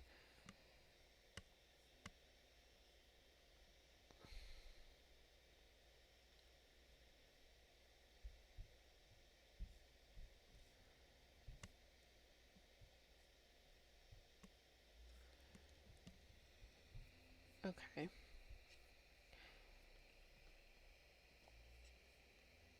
I am actually very tired. I think I'm gonna call it quits tonight. I've been streaming for 4.5 hours. But and I really wanted to get this done, but I'm just too tired and I don't think it's gonna happen. But I put the Moxfield list in the chat for anybody who wants to take a look at it. I am grateful and happy if you leave me comments on the Moxfield or message me on Twitter, Instagram, or anywhere else to help me make some of these cuts or make suggestions. I think I'm not being very productive right now because I've been streaming for very long and I'm very, very tired. So I think I need to give this another break. As much as I just want to fucking get it done, I think I need to take time away from it and come back to it with a clear mind and look at it again tomorrow. I don't have any streams tomorrow planned until the evening. I will be streaming, I believe, at 9 p.m. with that TCG guy, but let me double check. No, actually, with Dad Jokes and Cardboard. I will be streaming at 9 p.m. Dad Jokes and Cardboard. Danny is doing a charity stream. Most of you came in from the raid on that. So I will be on his stream tomorrow at 9 p.m. So at some point tomorrow I might pop on to work on this deck, maybe like 3, 4, 5 o'clock, something like that, but I'll post about it on social media. So I'll post about it on Twitter or Instagram. But thank you all so much for being here. Thank you all for watching and for helping me out. This is a huge help. I'm really struggling with this deck, so I will take any help I can get. I don't know if there's anybody to raid, but I will check. Bear Claymore is on, so I'm going to raid Bear because I just love him so much. Bear and I are trying to work on putting together an all Spanish speaking pod. So look out for that, especially if you speak Spanish and you want to watch it. Or if you just want to watch us speak Spanish, that's fine too. But thank you so much for being here. I will try to pop on tomorrow with a fresh, clear mind and clear out the final 39 cards. But thank you, thank you, thank you. Please stay on for the raid and say at least hello to my friend Bear, so we can be supportive of each other. Thank you so much for being here. I really appreciate you all. I appreciate the raids and all the new follows. And I hope to see you again tomorrow or sometime soon. Have a great night, and we'll see each other very soon. Bye.